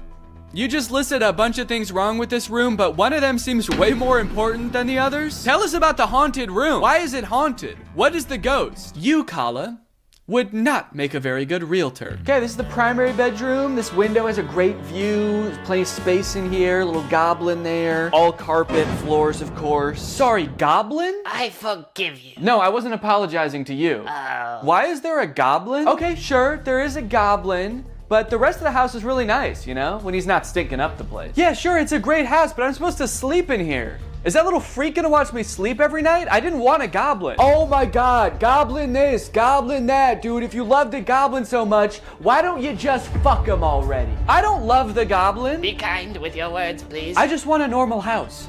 Nice windows, nice floors, no goblin. Well, if there's no goblin in the tunnel, why don't you just sleep down there? There's a tunnel? Yeah, under the whole house. It's huge. You're gonna love it. And don't worry, it's only directly under this house. Wait, if there's a giant hole directly under this house, wouldn't that mean... Uh-oh! I do not fear death because I have no reason to live. Oh, that's really sad. The wall hangings were left behind by the last occupant who was twice admitted to a psychiatric hospital for insanity? What? So am I the only one thinking this? This is why she's digging the tunnel, to get away from the ghost. I knew there must be a better reason, and this is it. She's got a ghost in her house. But unfortunately, Kala, I do have to inform you that ghosts can hunt the ground under your house too. They own the ground rights all the way to the core of the earth, actually, unfortunately. And the air rights too. So don't try building a castle over your house either, you won't be safe there. The first time I saw this video, I was stunned. I was like, how were you only talking about this sometimes? But don't worry, she does have another video about the room where she goes into more detail, because so many people asked about it. Yes, this room has a dark past, including haunting and madness. I rented it to several friends over the years, and they reported voices, hallucinations, and negative energy. Okay, did you tell them that you were actively tunneling underneath them? Because I feel like that could explain at least one of those things. They reported hearing voices, banging, jackhammer sounds, creepers hissing, zombies moaning. I am currently renovating the room slowly as a side project, hoping to freshen it up for a brighter future. Okay, so if two of your friends have been driven to insanity by the room... They reported voices, hallucinations... I don't think that renovating it is gonna help. I mean, by all means, go for it. I support the renovation. There's no reason the room needs to also look insanely haunted, just because there's a ghost there. Turn it into like a nice little zen oasis that just happens to torment the souls of those in it. Maybe those two things will cancel each other out and it'll just feel like a normal room. You know what would be a better use for all that castle rock, actually, that you've been finding in the tunnel? Just fill in that room. Fill the whole thing up with dirt. Just be like, we don't have that room anymore. Also, Kala, it sounds like you've had several friends rent this room from you. I rented it to several friends over the years. Why do you keep renting it to people if you know it ruins their lives? You, Kala, would not make a very good realtor. The only thing left behind is this drawing of a tree that she always kept with her. On the reverse side, there is a photo of a motivational writer who she had a deep parasocial relationship with. It just feels like you're kind of throwing her under the bus for that one. Doesn't seem like that has anything to do with the ghost. The room is the second most haunted place in the house. Second? Okay, this is wild. right? Who would have thought that the amateur mining operation this woman had going on in her basement was actually not the most interesting thing about her? But I am so hooked. Please tell us about the other room. My house has 2 haunted areas.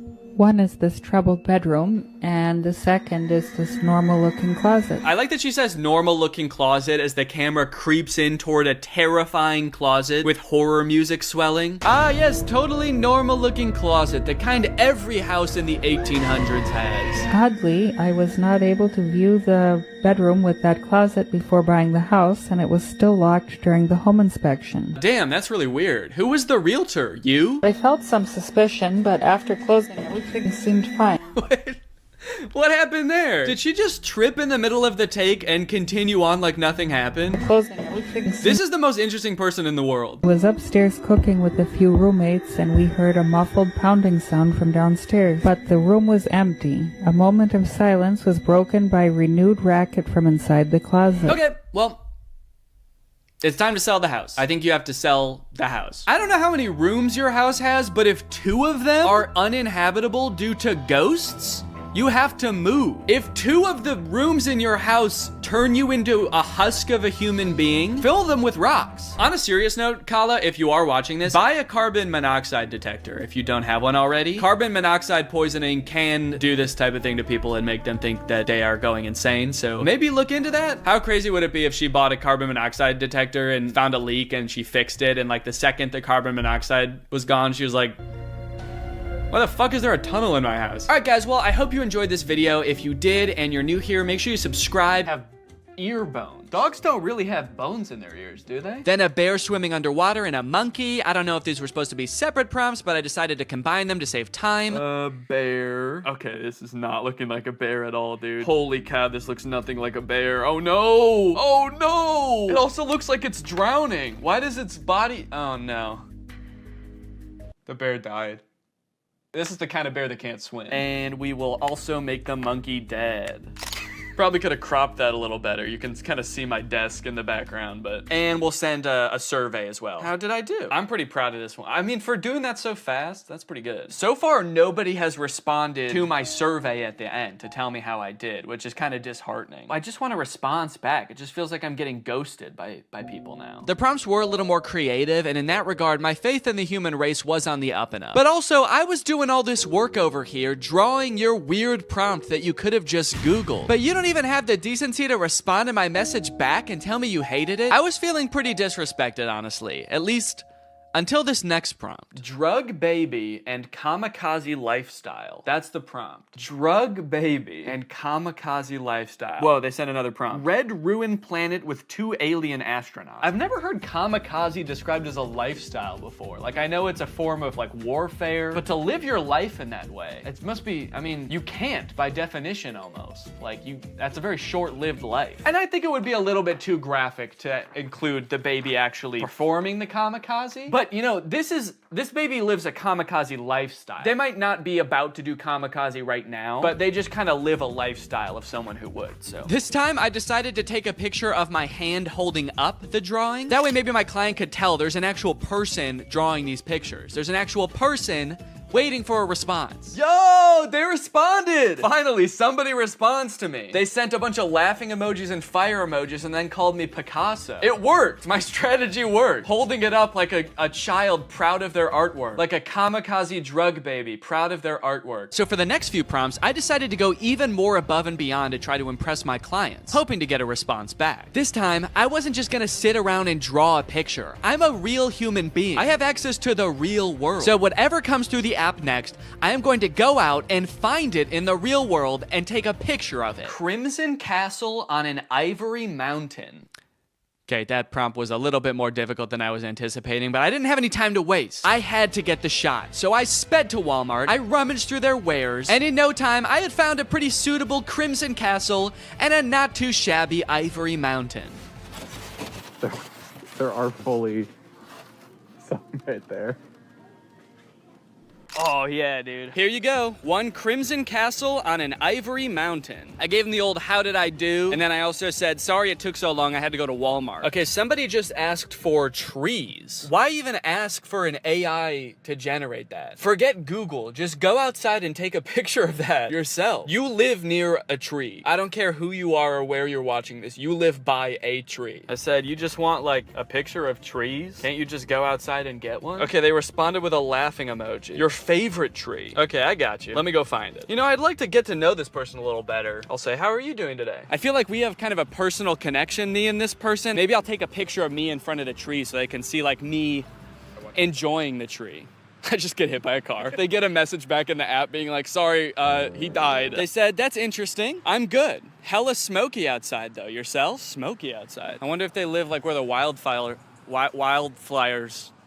Oh, dang, they said, yes, it's all smoky and can't see the beautiful trees with the horrid layer of pale smoke. It would be nice to see something fresh and clean. Damn, I kind of feel bad now. Now this is restoring my faith in humanity, dude. This person just wants to see a picture of a tree because it's too smoky outside and they can't see any trees. Is that good? Yeah. Okay. I threw a couple filters on myself so as to disguise my identity and send it back to this mystery tree lover. I said, oh, dang, I'm sorry to hear about that. I hope this picture helps. I hope that they're safe. Don't worry, they were. They don't live in the area where the forest fire was actually happening. It was just smoke blowing in from a different region. So they were safe. And also, they loved my picture. That's amazing. Thank you so much. I would be just as happy if I could be next to a tree like that. I finally felt like I was getting through to people, forming a real human connection. But that is when I met the final boss of AI users. Generate an image of Donald Trump in a Mexican prison behind bars. Bars! This is gonna be so easy. Donald Trump in there. I said, sorry you can't see him, it's so dark in there, but he's in there. That's horrible, it's not even a prison cell and you can't see Donald Trump. Yeah, cause it's dark in there. This person not only had the strangest prompts, but they had no issues really letting me have it when they didn't like my picture. Oh, I guess you actually can kind of see in there. Yeah, there's definitely no Donald Trump in there. Then they asked me again to generate an image of skinny Donald Trump. I said, okay, my bad, I'm on it. What kind of style would you like this in? Surrealist? I hope they want it in surrealist, dude. That'll make it way easier. Oh, crap, dude. They wanted in realism. They weren't gonna let me take the easy way out. Drawing was out of the question. I decided to stall them by asking how their day was going, and then I began creating my magnum opus, a skinny legend Donald Trump.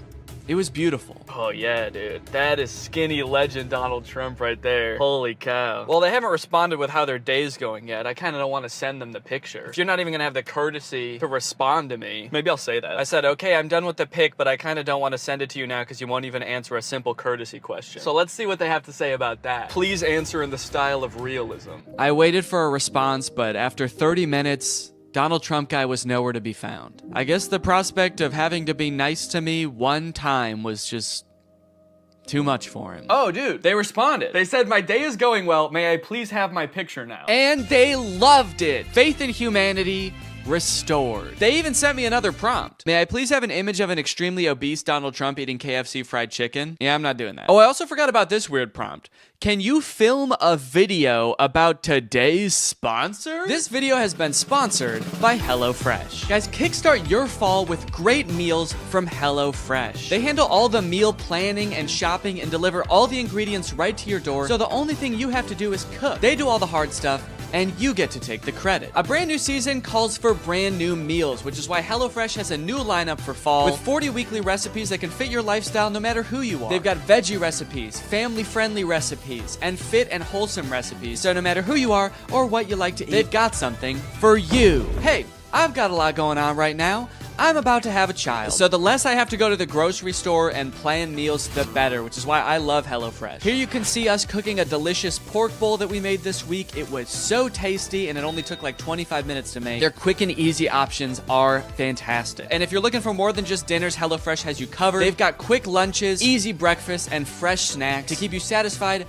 all throughout the day. The food is delicious, the ingredients are great, all of the produce comes from the farm to your door in less than 7 days, so you know you're getting the good stuff. So guys, if you want to make your life a little bit easier this fall, then head on over to HelloFresh.com and use my code 50TrulyGreg at checkout for 50% off plus free shipping. That's HelloFresh.com. Use my code 50TrulyGreg at checkout for 50% off plus free shipping. Thank you to HelloFresh for sponsoring this video, and thank you to you guys for checking out HelloFresh. Thanks for watching this video. If you're not subscribed, make sure you subscribe and turn on my notifications to join Greg. We are the fastest growing army on the internet, and you do not want to miss out, baby. I'll see you next time. Bye-bye. Croc, croc, croc, croc, croc, croc, croc. What's up, Greg, and welcome back to another episode of Croc. If you've watched my channel for a long time, you may remember me making a video about the movie Standing Ovation like 5 years ago. And you might think that that movie should have nothing to do with the movie we're going to be watching today, Croc. Because, well, Standing Ovation is about a ragtag group of girls competing in a singing and dancing competition, while Croc is about a man-eating crocodile brutally murdering dozens of people. Come to think of it, in Standing Ovation, I don't think even one person is brutally murdered by a crocodile, but the movies are related nonetheless, because they were both directed by this man, Stuart Raffill. Stuart directed Standing Ovation, he directed Croc, he directed another movie called Bad Girl Island, which I'm very curious about, and he also coincidentally directed Mac and Me, that E.T. ripoff from the 80s that Drew has talked about on his channel, and also Paul Rudd always used to bring a clip of on Conan. This man has a prolific career of creating low-budget films that leave you questioning if what you just watched could even be considered a movie. Alright man, what was your strategy here? What are you doing? Why are you even in that position? That's not gonna help you get away. Maybe if I just pretend I'm already dead, he won't be mad at me anymore. Maybe he'll feel guilty, and then he won't want to eat my whole head. Oh no, he ate my whole head! Now I know what you guys want. You just want me to go through and show you all the scenes where somebody gets eaten by the crocodile. You know how I know that? Because this whole movie is on YouTube and all of the most rewatched parts are the parts where somebody gets eaten by the crocodile. But first, the movie has to introduce all the characters and set up the plot and the story. Blah. But hey, at least the plot of this movie probably mostly revolves around the crocodile, right? Oh, no, don't worry. That crocodile doesn't want to eat you. He wants to sleep with you. But unfortunately, she's mine, so back off! Does that make you feel better? She's not having it, but don't worry, Jack's not getting his farm shut down. He's the main character of this story. He knows how to treat his animals. He's a good old American boy. USA!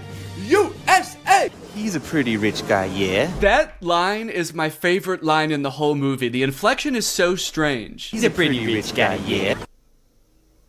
What? Don't worry, kind stranger, as we've grown quite fond of your nephew over these past, 12 seconds. So naturally, we've decided to help you commit arson to escape the police. Time to skip town, right? Now that the police, animal welfare, tax enforcement, and this construction company are all after him, nope, he just goes back to work like nothing happened. But not before someone else gets killed by a crocodile. Also not before we talk about today's sponsor, Rocket Money. I signed up for Paramount Plus so I could watch old seasons of Survivor, but unfortunately, the experience of using Paramount Plus is so bad that I never use it. I don't know if it's just the app on my TV specifically, but episodes of that show used to be shot in a 4:3 aspect ratio, but Paramount Plus stretches it out to widescreen. Meanwhile, all of the ads, which are shot in widescreen, for some reason are squished down to 4:3. Also, pausing doesn't work. It actually took me like days to even sign up for Paramount Plus. I don't know why, I tried on every device and they just didn't want my money for some reason. That being said, I am very happy that Rocket Money is sponsoring today's video because it gives me a good excuse to complain about Paramount Plus. I stopped using it a while ago, but forgot to cancel the subscription, which is why Rocket Money comes in handy. Rocket Money safely and securely identifies recurring charges and lets you cancel those subscriptions with just a couple of clicks in the app. You don't need to worry about pesky customer service calls. You don't need to worry about Jeff Probst coming to your house to ask you why you're canceling your subscription. It just works. Rocket Money also has some great budgeting tools. You can monitor your spending by category, create budgets so you can get the most out of your money, and develop good saving habits. Rocket Money has helped save customers up to $740 a year when they use all the features, with over $500 million in canceled subscriptions. So to save more and spend less, join the over 5 million members using Rocket Money today. Go to rocketmoney.com/Danny or click the link in the description to get started with Rocket Money for free. And you can also unlock even more features with premium. That's rocketmoney.com/Danny to get started for free. Thank you to Rocket Money for sponsoring this video, and thank you to you guys for checking out Rocket Money. Now back to the video. After the whole escaping from the police incident, 2 of those teens from the bar decide to go make out in the ocean. This is great. They're smooching, they're making out. The boy goes underwater to... I actually don't know what he was planning on doing down there. It kind of looks like he's going to suck on her toes. But you know who that attracts? The Croc!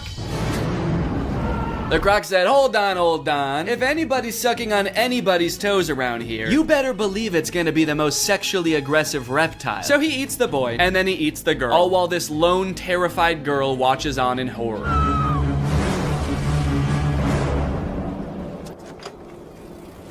I love how casually she rides away. She is in no rush. Ah, a killer croc! I gotta go get help! But I shouldn't go too fast. I gotta focus on me.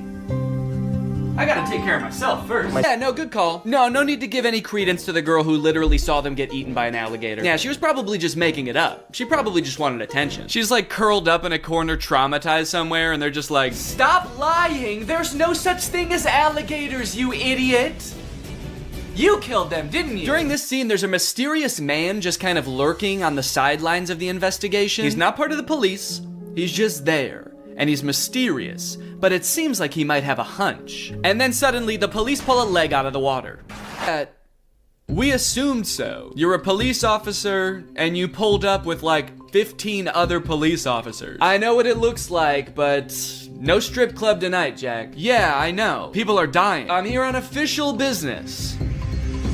Unless... No, dude, we have to catch this crocodile before it kills again. Right. Yes, exactly. But what if it's at the strip club? Yo! So the girl that Theo was flirting with at the bar is having a funeral for her cousin. And since everyone thinks it was Jack's crocodile that ate the cousin, they are not very happy when he shows up. And he is very confused. I love this one because he is getting dragged away for so long. And they just watch him. Nobody does anything to help. They're just like, oh man...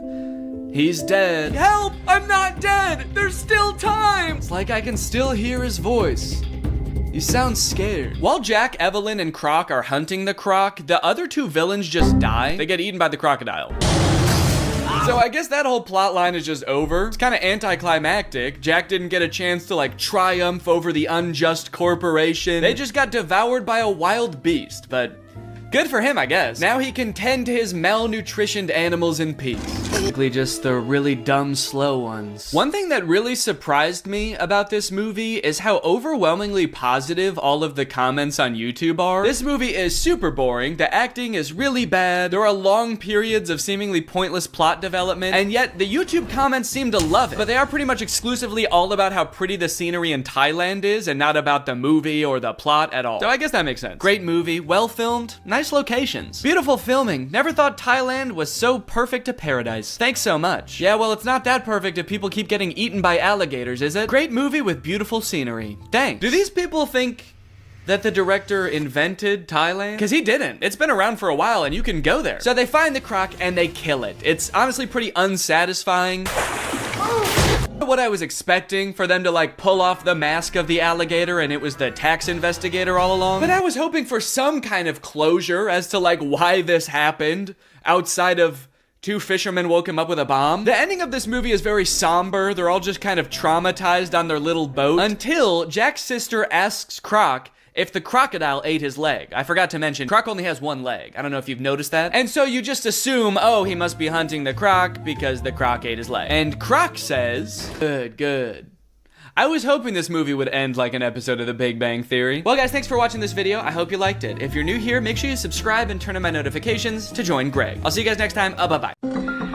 Hello, Greg. Well, guys, I've got some interesting content for you today, as usual. I found a very curious case that I would like your opinion on, but I don't want to give anything away just yet. I just want you to watch the first couple TikToks, and then I will sort of explain what's going on, okay? So this is the first TikTok I saw of this guy. His name is Dustin Tyler. It says, drink a bucket of bleach or date Selena Gomez again. Let's see what he says. So yeah, deeply personal thing to post on TikTok, I feel like. I didn't know who this guy is when I first saw this TikTok, so I was just very confused. I was like, did this guy date Selena Gomez? It says again. It's not just some guy speculating, like, I probably wouldn't like dating Selena Gomez, so yeah, I'll take the bleach. So then he made another video responding to this comment. It says, is he making fun of Bryce Hall, or, and I don't know what that's referring to. I don't know if Bryce Hall said that he liked Selena Gomez or dated her or something, but this just provides a little more insight into the relationship that this guy had with Selena Gomez. Nah, I'm not making fun of Bryce Hall. Him and I are nothing alike. See, he has to make stories up that he was with Selena Gomez. Me, I actually was. And then I friend-zoned her, and then I broke her little heart. Again, a very mean tone to the video, condescending to this person who is just genuinely asking a question, but gives a lot of insight into his alleged relationship with Selena Gomez. And then I friend-zoned her, and then I broke her little heart. I am curious about the details of the story though, because just the order of events is kind of weird to me, the way he laid it out. He says, I was with Selena Gomez, and then I friend-zoned her, and then I broke her little heart. He says that things happened in that order. Usually, you don't start dating someone and then friend-zone them. Usually when guys talk about getting friend-zoned, it's like they're talking to this girl, and then she reveals that she sees them as more like friends. This guy's saying, we were dating. They could have been dating for like 3 years, and then he turns to her and he's like, you know, I really see you like a sister. The best sister I ever had. So he says he dated her and then friend-zoned her and then broke her heart. So he like friend-zoned her, broke things off with her, and then he broke her heart. What did he do? I dated her, I friend-zoned her, and then I killed her hamster. Just straight up stepped on it. This was years later, by the way. Anyway, by now you're probably wondering, who the hell is this guy? Is this Justin Bieber? Because I know they dated. That's what I thought at first. I thought, is this what Justin Bieber looks like now? But no, this guy's name is Dustin Tyler. And I scrolled through his page to try to figure out who this guy is, and here's what I came up with. It's coming soon, but just like Oklahoma, mine is coming sooner. I'm just a late bloomer. Okay, so I didn't know who this guy was at first, but luckily there's a logo in the corner that says Victorious. Apparently this guy was a character on Victorious. At first I did think this was Andy Samberg from 2006, but he was a character, let's see, Victorious puppet guy. He was this guy. Robbie Shapiro is one of Tori's friends at Hollywood Arts, and he's got a few videos where he does sort of a glow up. He's like, this is what I used to look like back when I was on Victorious, and this is what I look like now. Don't I look so different? And then I was like, okay, this makes sense now. So this guy used to be on like an old Nickelodeon show, and so he was probably in with the Nick kids and the Disney kids, and so that's how he knew Selena Gomez, and that's how they dated, right? It all makes sense. However, after reading the comments on these TikToks, I came to discover that this guy, this man, is not the guy from Victorious. These are two different people. He's just straight up lying about everything. He's not that guy. He didn't date Selena Gomez. His page is full of lies. And to be honest, he's not lying very well, mind you, because the actual guy from Victorious, his name is Matt Bennett, and he has a TikTok account. And if you wanted to pretend to be him, you could at least make your name on TikTok Matt Bennett. I think that would make people believe you a lot more if you really wanted to trick people. But he didn't. He just he just kept his real name. Dustin Tyler. That's me. Please don't Google my name. So this dude's whole thing, apparently, is just like making shit up on TikTok and then hoping it goes viral because people are kind of like, whoa, you used to be the guy from Victorious? Or whoa, you used to date Selena Gomez? And now you'd rather kill yourself than date her again? That's crazy. It's also funny now that he says that he friend-zoned Selena Gomez, because that would imply that, like, they are now friends, you know? And this is a pretty fucked up thing to say about your friend. Date Selena Gomez again, dude? Oh, that's, disgusting, dude. That fucking, I hate that girl. I hate her. I would not touch her with a 10-foot pole. She's crazy. And she's my best friend. But again, it turns out that he did not friend-zone her at all. Maybe he stranger-zoned her. He friend-zoned her so hard that they don't even know each other. And never did. This is kind of interesting to me because this is sort of playing off an existing trend on TikTok where people will post like that they have some sort of past or current relationship with a celebrity, like my uncle is Tom Cruise, or like my grandma is Sandra Bullock. And like TikToks like these will go viral because people are just like weirdly obsessed with stuff like that. The comments are always like, holy shit, I didn't know Tom Cruise had a family. I'm not really sure why people are so surprised about it. I understand just being like, huh, yeah, I never really thought about like what Tom Cruise's cousin would be like before. But then again, why would you, you know? Like, I can't imagine why you'd ever be in like a Mission Impossible movie wondering like, I wonder who the guy who plays this character's cousin is. What's that guy like? What's he up to? So I guess it's just surprising to like see him. But it's not really surprising to find out that he does have a cousin. I don't think we're all under the impression that, like, Chris Pratt just showed up out of, like, just came about through natural causes. If you just search on TikTok, I think famous relative check, lots of videos will come up about being related to Charli D'Amelio or Bob Saget. Okay, this guy is saying that his mom is Flo from Progressive. This is kind of like a popular thing on TikTok, and anytime like a big celebrity has some cousin post about them, it goes viral. But the downside to blowing up in this fashion is that it's kind of hard to keep this momentum going, you know? Most people don't have multiple famous relatives, so you can't just keep posting about like having more famous relatives. I mean, I guess if your cousin was Justin Bieber, you could just sort of keep filming him at every like family get together. But you are kind of just limited to one famous person, which is where I think this guy Dustin Tyler has it all figured out, because he doesn't just pick one celebrity to be related to. He'll lie about being related to anybody in a multitude of ways. Now,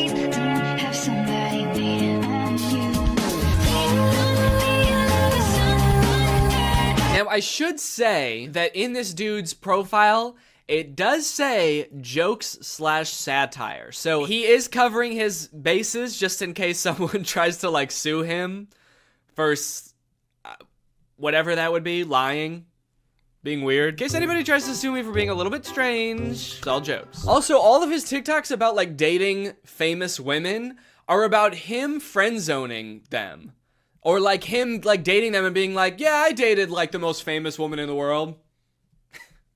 It was trash. Low-key, I'm a little bit out of her league. I mean, look at me, dude. I've got tattoos, and I live in a hallway. And he kind of tries to disguise it as sort of like self-deprecating, like, oh, what an idiot I am. I dated the most famous pop star in the world, and I was too good for her, and I broke her heart, ripped it to smithereens, and now I kind of regret it. Dope, I'm so stupid. Oopsie. And this is all of his content. Then like his whole friend group must just be famous pop stars, right? If he's friend zoning all of these girls and they're just his friends now.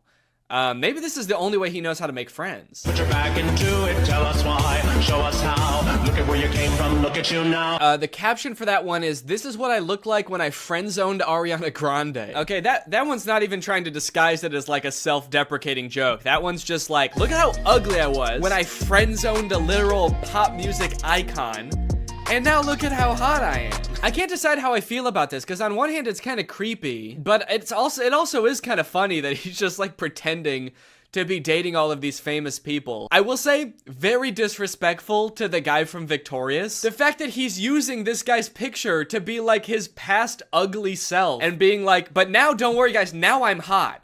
I don't look like that ugly ass dweeb anymore. And he's like showing a picture that's not even him, it's some other guy. And he's also kind of like lying about things that guy did too now. He just starts assigning all of this horrible shit to this guy that's not even him. Yeah, this is what I looked like back when I robbed that bank. Can you believe this is what I looked like back then?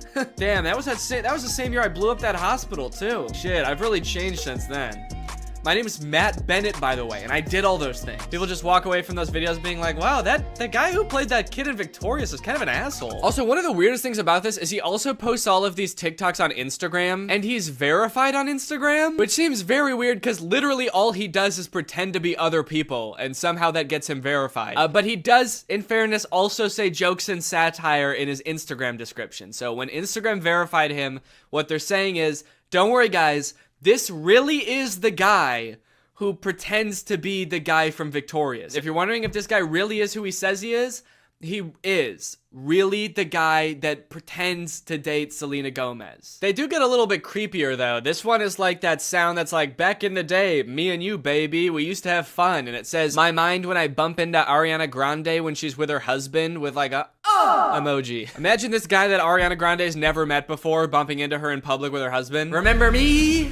It's like, I've never seen you before in my life. Oh, the fun we used to have. If he keeps making TikToks like these are only going to get progressively more and more creepy the more like life changes Ariana Grande goes through. The next one's like me following Ariana Grande's daughter home from elementary school to tell her about all the good times me and her mom had. Me in court while Ariana Grande's trying to file a restraining order against me. And if you wonder if I hate you, Imagine Ariana Grande's husband, like, just randomly stumbling across this TikTok. What the fuck? I don't even know this guy. Imagine if he sees all the other TikToks and, like, believes them, because he doesn't know. Babe, who is this guy? And she's like, I have no idea. He's like, bullshit. You're just saying that. You're lying to me. This guy friend-zoned you, and now he hates me. And she's like, no, I literally have no idea who that guy is. He's lying. You obviously do know him. He was on Victorious. That guy was not on Victorious. You are so full of shit. He's verified on Instagram, babe. Okay, that one just throws off the whole thing. I thought he wanted Ariana Grande back. And all the other TikToks, he's like, damn, I wish I never friend-zoned her. And now he's saying I would never date her again? How do you reconcile those two? Oh, I wish I didn't friend-zone Ariana Grande. I wish I killed her. These are getting a little creepy, kind of like bringing her husband into it. There's one comment under this TikTok that says, you're using her name a little too much, I think. And he commented under it, I'm obsessed with her. I'm not using her name too much. I'm obsessed with her. I think I'm using it an appropriate amount. How am I supposed to stop using her name if I can't stop thinking about her? How does that make any sense? Again, I get that this is all a bit, you know, it's all jokes and satire, but I do feel like he may be taking the bit a little bit too far and committing a little bit too hard to the bit now. He's gonna get arrested and be like, that video that I posted of me over Ariana Grande and her husband sleeping was a joke. I was making fun of someone who would do that. The knife in my hand was a goof. You wanna know the craziest thing about this? Is all this dude does is pretend to be other people and pretend to be related to other people. And he has 1.7 million followers on TikTok. You know John Legend? Like an actual famous person just started a TikTok. You know how many followers he has? He's got 1.6 million followers. He's got less followers than someone pretending to be related to somebody famous. Dustin Tyler has 4 times as many followers as the actual guy from Victorious. Matt Bennett has 400,000 followers, and a guy pretending to be him has 4 times more. It's like, how do you get more followers by making TikToks about being like related to somebody than you do by being that guy? He hasn't just pretended to date celebrities, he also has pretended to be Keanu Reeves' son. People, tomorrow morning, 10 a.m., Santa's coming to town. And a lot of them have this kind of theme where like people and like potential girlfriends only like him because he's Keanu Reeves' son. And I just think it's kind of funny that in this fictional world where he can make up anything, he picks such a sad reality for himself. He picks these worlds where like he turned away the love of his life, Ariana Grande, and now he's bitter and he despises her husband. And he picks this world where Keanu Reeves is his dad, but like he can't really be sure if anyone actually likes him for him because everyone's just so obsessed with Keanu Reeves. He's turning his life into a tragedy. He's made a tragedy of himself. Also, I think it's kind of funny that in this scenario, it seems like the she that this video is talking about would be Ariana Grande. You know how Ariana Grande is obsessed with Keanu Reeves and that's a thing about her? screaming, crying. Also, I want to know where he's making these TikToks. He's always either like in a hallway or in a storage closet. I feel like I'm way more interested than his life than like whatever fantasy land he's coming up with. I feel like he's making these at work. Whatever job this guy works, I must be the most boring job in the world. I get daydreaming about like dating Ariana Grande or like having a famous parent, but then like daydreaming and fantasizing about like dating Selena Gomez, but it was trash. It's like you've gone through everything else there is to daydream about. And now all you have to daydream about is like, what if people only liked me because my dad was in The Matrix? Anyway, I don't know. What do you guys think? Is this creepy or normal? Is this creepy behavior or is this all in good fun? And it's just kind of like a silly guy being goofy and wacky. Let me know. Anyway, thank you so much to SeatGeek for sponsoring this video. Guys, live events are back and you're gonna be going back to them in style. You wanna know why? Because thanks to SeatGeek, you can save $20 using my code GREG. on SeatGeek. If you don't know what SeatGeek is, it's basically an app for your butt. And what I mean by that is it helps get your butt in some dope-ass seat. SeatGeek is a ticketing app. It helps you get tickets in the easiest way possible. I've got the app on my phone. I've used it to get tickets to a variety of shows in the past, and I really like how it tells you whether or not you're getting a good deal on tickets. It basically color codes the seats and the tickets so you know whether you're getting a good deal or a bad deal. Green means good, red means stop. Whether it's concerts, baseball, basketball, football, etc., whatever you're into that has tickets, you can probably find it on SeatGeek. I personally am going to an Oliver Tree show in February, which I'm very excited about. Got the tickets on SeatGeek. It was super easy to do. And again, thanks to SeatGeek sponsoring this video, using the promo code Greg, you can get $20 off tickets from SeatGeek. That's $20 off your first purchase if you use my code Greg, and make sure you click the link in the description to download the app. Thank you to SeatGeek for sponsoring this video, and thank you to you guys for checking out SeatGeek. Bye. This is Love on a Leash. I think it is the worst movie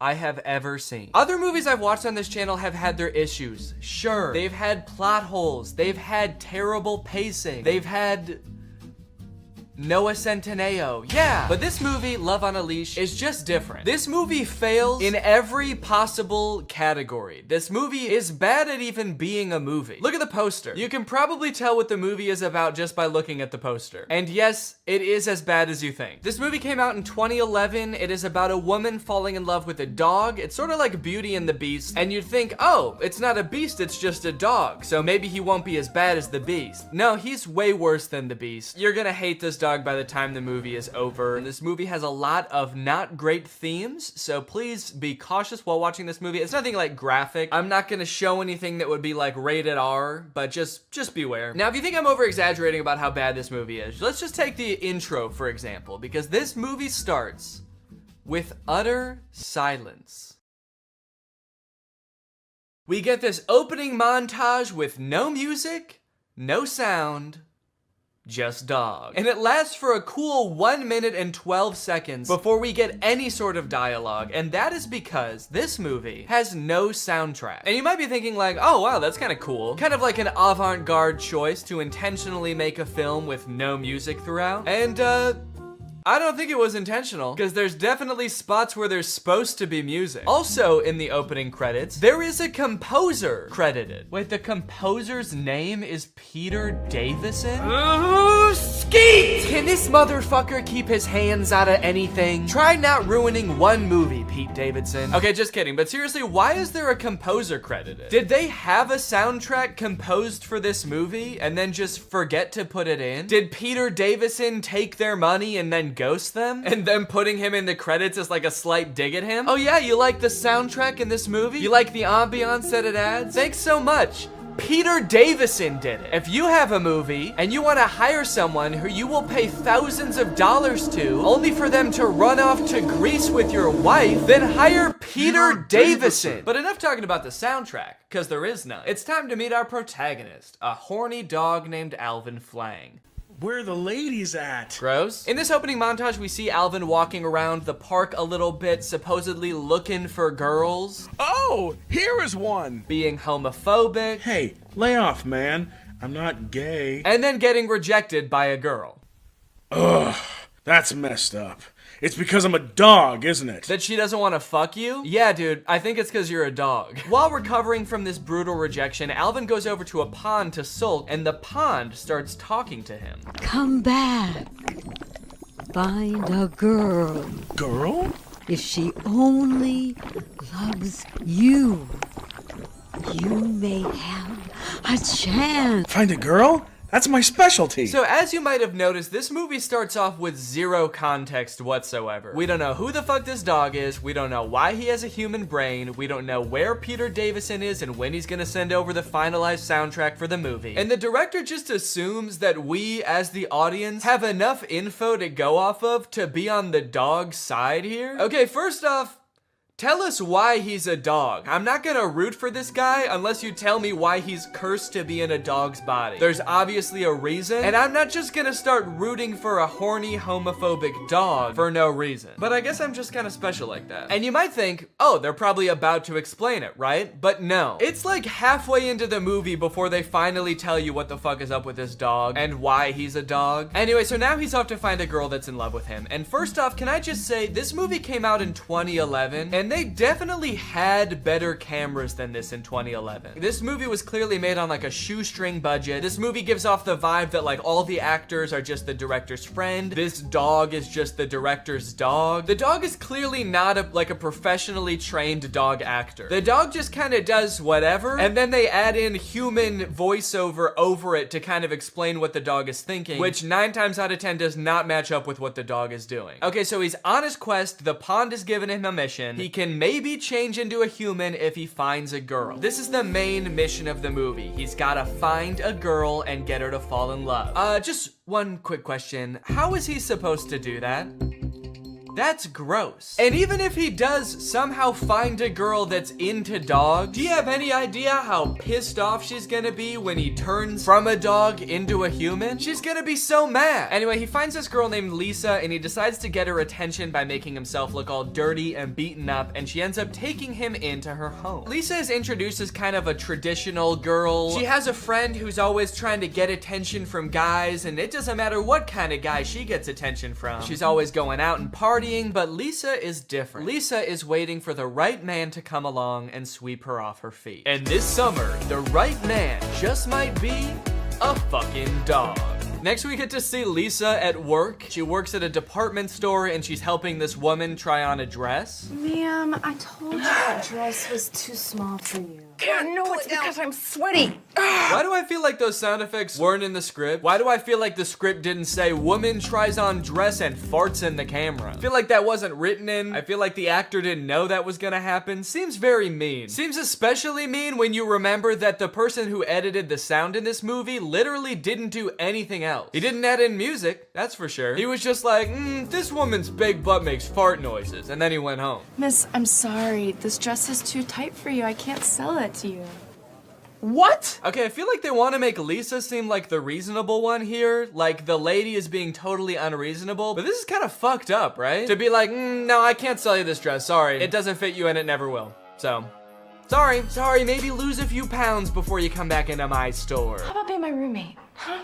Okay, you pay the rent and I'll sniff my butt. Okay, wait. Is Alvin Flang a human trapped in a dog's body? Or is he just a dog? Because that was a very dog thing to say. They haven't explained anything yet. So in the lore of this movie, like, is this just how all dogs are? All dogs have these like human internal monologues and want to turn into humans so they can have romantic relationships with humans? Or is he a human trapped in a dog's body who just happens to like sniffing his butt? From there, Alvin and Lisa start to share some very fond memories, like Lisa trying to name him Prince and him insisting that his name is Alvin Flang. My name is Alvin Flang. Well, okay, maybe something a little more class. Like Alvin Flang. And Lisa joking that he should buy her a dress, and him saying that he'd rather kill himself. I can't afford it. Unless you're buying. I'd rather kill myself. What's funny about that line is that the thing that would make him want to kill himself isn't being cursed to live your entire life as a human trapped in a dog's body. It's buying a dress for a pretty girl. Over the course of the movie, there are a few other men that pursue Lisa romantically. There's Kyle, who she works with, and there's Frank, who kind of stalks her while she works. And because Lisa's having a hard time finding a husband, she decides, you know what, I'll go on a date with these guys. So she goes on a date with Frank, and on their first date, he ends up bringing his mom, who just grills her the entire time. Lisa, my grandson is only 10 years old, and we're very anxious to find a stepmother for him. This child has been raised using the latest scientific technology in nutrition, education, and psychology. What does that mean? This child was raised by robots. He needs another human in his life. He is cold, hollow, and violent. He needs to learn love from a human woman. Many women have tried and unfortunately met their demise. He has an IQ of 170. Yeah, no shit. We raised him using the latest technology. He's not just any regular iPad baby, okay? We used the newest iPad, so that makes him very smart. And to be certain that he grows up to become president of the United States, Huh? We must ask a specific request to any prospective stepmother. She cannot have any children of her own. What? Furthermore, in order for her to not become pregnant, she must agree to have her tubes tied before the marriage. Saying we need to make certain implies that they're already like pretty sure that the son is gonna be president. They just need to make sure all their ducks are in a row, which I guess is fair. They have been using the coolest, latest doodads. They raised this kid in a self-driving Tesla, baby. What is this logic? Is every president an only child? I don't even follow what she's saying with this. Maybe she doesn't want Lisa's attention divided between multiple children, but this is just such a weird plot development. This has nothing to do with what's going on in the movie. How is a man trapped in a dog's body the least interesting thing that's happening in this movie right now? So obviously this date doesn't go well, so she ends up going on a date with Kyle, where Kyle comes over, tells Lisa that he's gay, but he still wants to get married because his family will disown him if he doesn't marry a woman, and he's very rich, so he can provide for her. All in all, Lisa is not having good luck with men, but this summer, she might have good luck with a fucking dog. What happens next in this movie is insane and very uncomfortable. After Kyle leaves, Lisa's just chilling, and her manager from the store comes in, very drunk, and tries to have his way with Lisa. Lisa. Back off, she's mine. Okay, dude, that's a pretty insane thing to say when a girl is getting assaulted, right?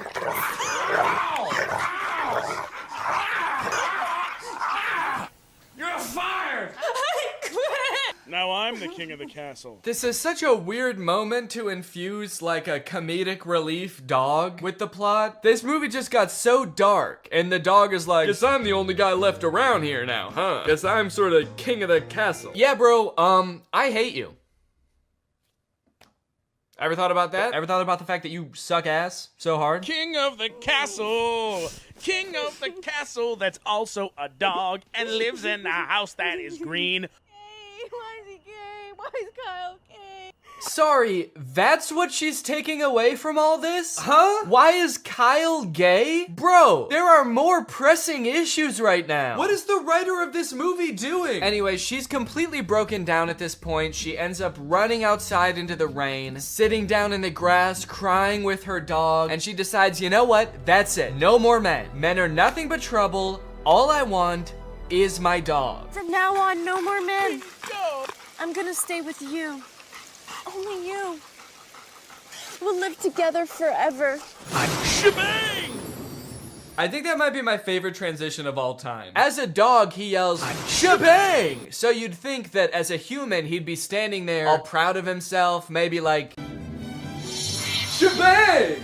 But he's just looking down at her with the blankest stare. Uh-oh. He doesn't look like he's got any thoughts behind those eyes. Maybe he was just a dog all along, and now he's a human with a dog brain. From here, the movie makes a super strange tonal shift from like a goofy comedy to like this really intense romance movie where they're in the rain. For some reason, Alvin, who now only goes by Prince for some reason, for the rest of the movie, they pretty much exclusively refer to him as Prince. He is not a goofy dog anymore. He's this like romantic man who's like, I just want to be your husband now. Let me love you. The guy who plays the human version of Prince isn't even the same guy that did the voice of the dog, and they act way different. He went from being like, hey, scratch my belly, babe, I'm trying to get laid, to like acting like Anakin Skywalker from Attack of the Clones. I don't like Sam. And I don't know about you guys, but I miss the old Prince.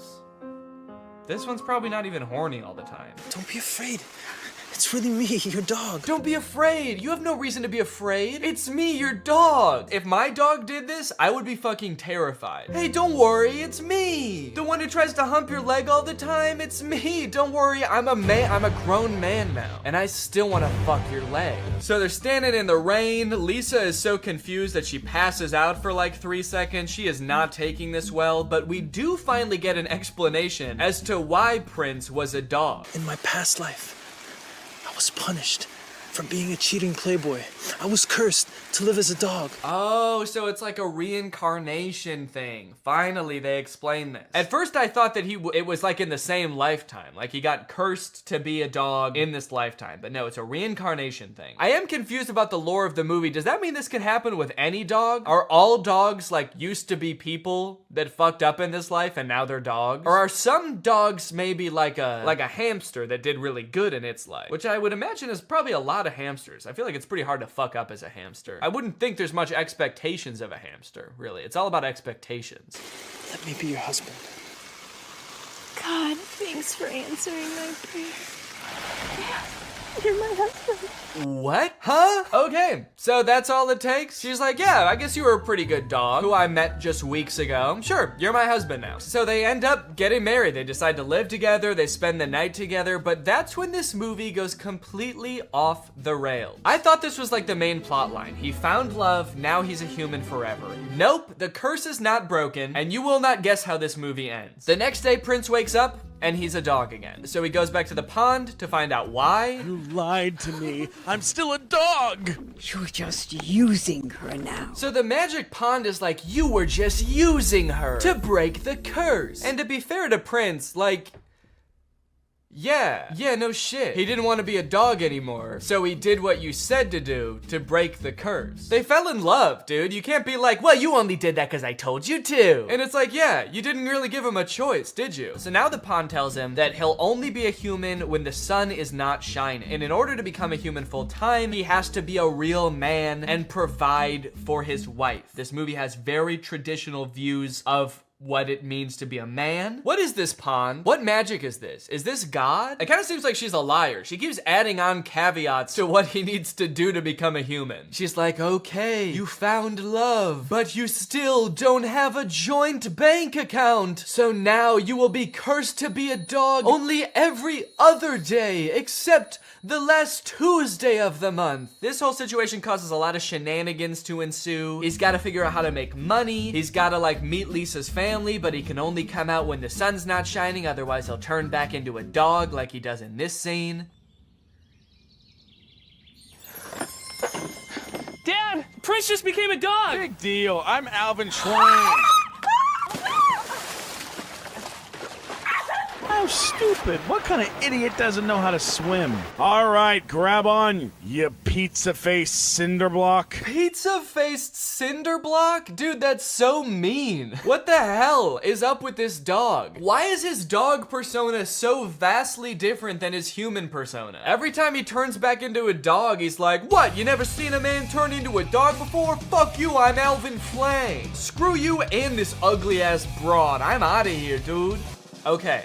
We're here. We're at the end of the movie. We have arrived. Do you want to know what happens? Prince, I guess, just can't seem to figure out this whole, like, providing for his wife thing. And to be fair, he is a dog most of the time. But he realizes, wait, maybe if I just die, I'll be reincarnated as a human. A pretty bold assumption, honestly. They don't explain why they would think that. It seems like he has absolutely no reason at all to think that's true. The pond never said that, and I'm pretty sure she's God. It seems like she makes the rules. But he turns into a dog, he runs off, and he gets hit by a car. Ah, the old Marmaduke special, ending the movie with a dead dog. And this summer, she might just find luck with a dead dog. And you know what's interesting about all this? Is that at one point in the movie, he actually does buy her that dress from earlier. So I guess the prophecy was kind of true in a way. He did buy her the dress, and he did kill himself. So then we flash forward to years later, the movie says, and Lisa is old as hell. It looks like maybe like 20, 30 years have passed. And Prince, who has been reincarnated and then lived his whole ass life, so he's now as old as he was when he died before, shows back up. What took you so long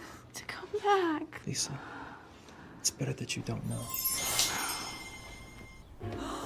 He turned old. The love made him turn old. Or the magic or the pond made him turn old. I don't know. I don't understand any of the lore in this movie. One thing's for sure though, dude. Do not let this guy turn back into a dog now, because he'd still be like 80 years old. And that is too old for a dog. I have a dog training business.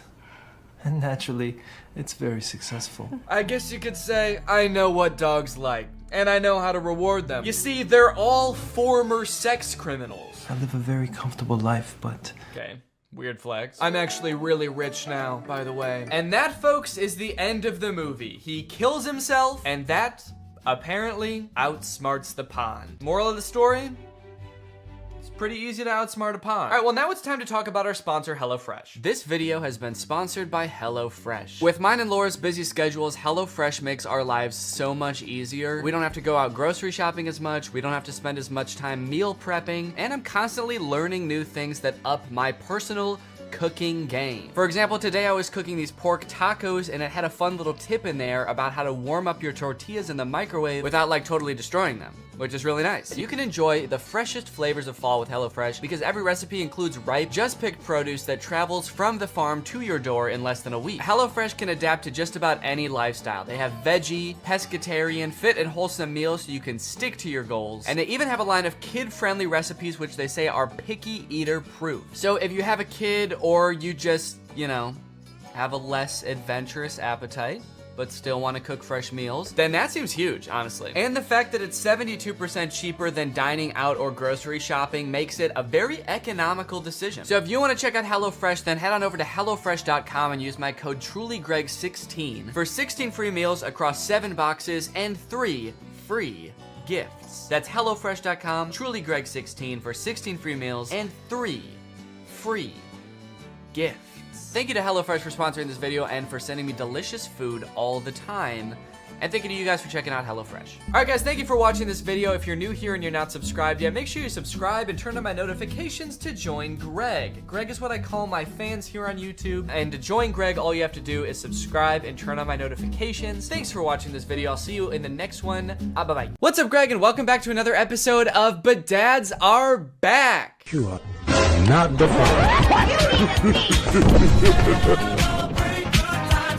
Yay! That's right, this is another installment of everybody's favorite series where I look at really strange ads for mobile games. There's this one that seemed to go viral on Twitter a couple days ago that like everybody's been tagging me in, so I figure, you know what, I might as well bring back the series for an episode to talk about it. This video has 300,000 likes and 8 million views on Twitter, and guess what?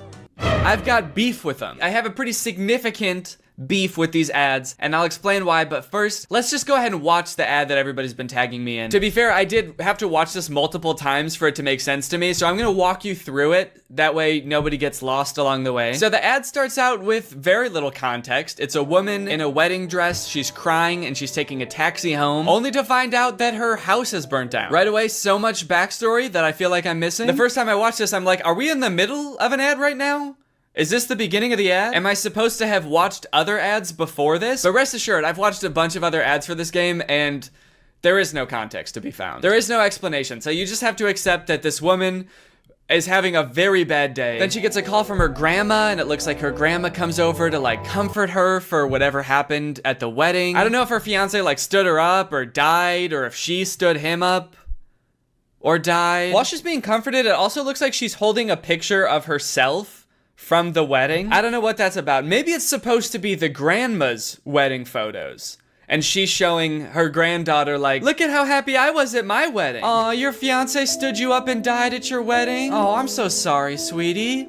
Look how happy I was at my wedding though. Look at all these pictures, see how I'm smiling at all of them? The reason I'm smiling is because my husband was present at the wedding and alive at the wedding as well. I wasn't marrying a present corpse. He was also alive. Does that make you feel better? Are my happy memories making you feel better? Why not? Then I guess to further comfort her, the grandma gives her a house, which I guess would be a nice gift, but the house is in like terrible condition. The grandma just gives her the keys to this like dilapidated shack. I guess it's big, but is that even a nice gift for someone who just went through like a horrible breakup? Hey, so I know that you're really sad that the person you love the most in your life stood you up at your wedding and doesn't want anything to do with you anymore, but you know what would make you feel better? A really big empty house. A house so big that it could be full of like some little kids running around or a little husband running around, but instead it's just big and empty. Does that make you feel better? Why not? Plus on top of that, with how like out of repair this house is, this just seems like a huge burden. I mean, I hope it'll be nice when it's done because it is pretty big, but like This just seems like so much work. You know, it actually doesn't even look like it's in that much better condition than her original house. Well, sweetie, we know that you really miss your house because it burnt down and that was like the worst day of your life. So we wanted to make you feel better. So as a community, we all pitched in and raised enough money to buy you a second burnt down house. Go on, get in there. So by now the ad is about halfway done, and if you're wondering like, wait, what even is this game? I don't understand how this is an ad for the game, and what is going on? You're not alone. But luckily they take a pause from the story real quick to show us some actual gameplay from the game. And it's just like a home improvement game, like a gardening and fixer-uppy game. In fact, you might notice that it has kind of like a similar vibe to Lily's Garden, which I talked about like, I don't even know how long ago, like a year ago? A year and a half? If you don't remember, Lily's Garden were the absurdly inappropriate ads for a gardening game. They had all sorts of fun ads, like Lily's private time sitting on the washer, Lily pretending that she's pregnant so that her boyfriend will leave her. All sorts of wacky scenarios that they used to market this game that, as far as I could tell, was just about gardening. So hold the absolute F up, Merge Mansion, which is the name of this game. I don't know if I've said it yet. So hold up, Merge Mansion. You think you can just steal Lily's Garden's thing? I'm sorry, but I'm not going to allow this copycat behavior, okay? Sure, I didn't like Lily's Garden ads at the time, or even now. And they also tried to start beef with me by putting my little nutcracker guy in their commercials next to a dumpster. So really, I shouldn't be defending them at all. But you know what, Merge Mansion? Stop it. It's also just like so over the top for a game about just like home improvement. Is all of this context and backstory necessary? Would this be important to me if I downloaded the game? Would I use this information at all? So I've got an empty spot in my garden. I can either plant a tree or build a statue. Keeping in mind that my fiance did either die or stand me up on my wedding day, I think the choice is actually pretty clear. I'm going back to therapy.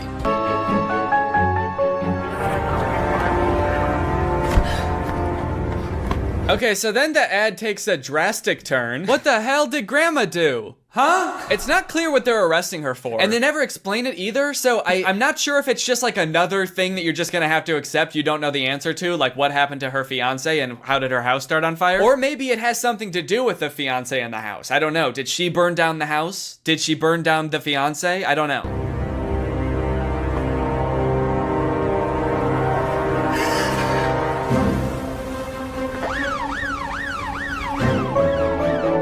And there you go, that's the whole ad. He is alive. Oh, rats, Merge Mansion. Just when I think I figured out some of the context of this ad, you go and pull the rug right out from under me. What the fuck does that mean? So, who is alive, first of all? The fiance? I'm going to have to assume that's who they're talking about, which makes me think that I might have been right about them all thinking the fiance died? Is that why the wedding was canceled? And if so, how did they think that he died? How did they think that he died but never saw him be dead? Did he just not show up to the wedding and everyone was like, damn, he must be dead? That's the only reason a groom has never not showed up to a wedding, because he died. So, that sucks. Maybe at first they thought the fiance stood her up at the wedding, but then when she got home to where she and the fiance lived together, the house is burned down. So then they're like, oh shit, he didn't just stand her up. He stood life up. He stood up the rest of his life. Now that's all interesting enough, right? That was a very strange ad, I think we can all agree. But if you scroll down in this Twitter thread, apparently there are other endings to this ad. There are like slight alternate endings that apparently other people have seen. So here's one of them. Instead of saying he is alive, her hand says, I planned this. Which I feel like if we're talking about the whole like fiance fake death thing, like almost means the exact same thing. There's also an alternate ending that has her saying you're next on the hand. I mean, all sort of just alluding to the same fact that the grandma did something nefarious and that's why the fiance disappeared, or, you know, she did something wild and wacky and now she's going to jail. I can't wrap my head around why they made these alternate endings. Are they like targeting the different ads to different groups of people? Like this really small change will have a different appeal to different demographics? Okay, so we're thinking that You're Next will go to the Gen Zers. But for the older crowd, like the baby boomers, we're thinking I planned this on her hand. Because old people really like planning. After doing a little bit of detective work on YouTube, I was able to find like, I guess the production company or studio or something that makes these ads.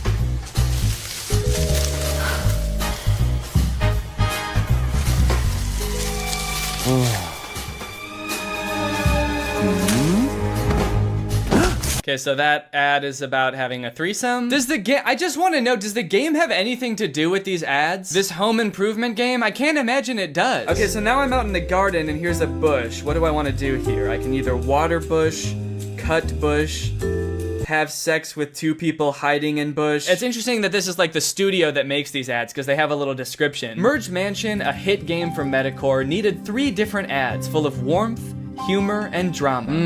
Warmth, humor, and drama. The simple warmth of finding out your fiance died and that your house burnt down and that your grandma had something to do with it all. They wanted to make films that are distinctive, surprising, and interesting from the first second. Distinctive? Try telling that to Lily's Garden, dude. I'm actually in love with this Twitter thread though, because once this tweet started picking up traction and a bunch of people started seeing it, everybody started replying with weird ads that they've seen. And yeah, there's some weird ass ads out there. I haven't done this series in a while, and it turns out that developers have been going buck wild, dude. That's all I can say. Look at this.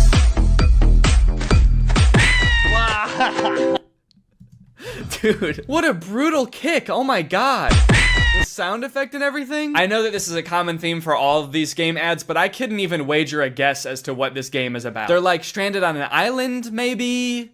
Like a desert island, but also this dude is like doing a little stripper pole dance for this girl. It's this fun new game where a group of people get stranded on a desert island and they have to start a new society, and instead of implementing money as currency, they implement pole dancing and lap dances, weirdly enough, as currency. And instead of jail, you just get punted. This next ad is one of the weirdest things I've ever seen, and I'm not exaggerating. And there's no way you'll believe me unless I just play it, so here you go.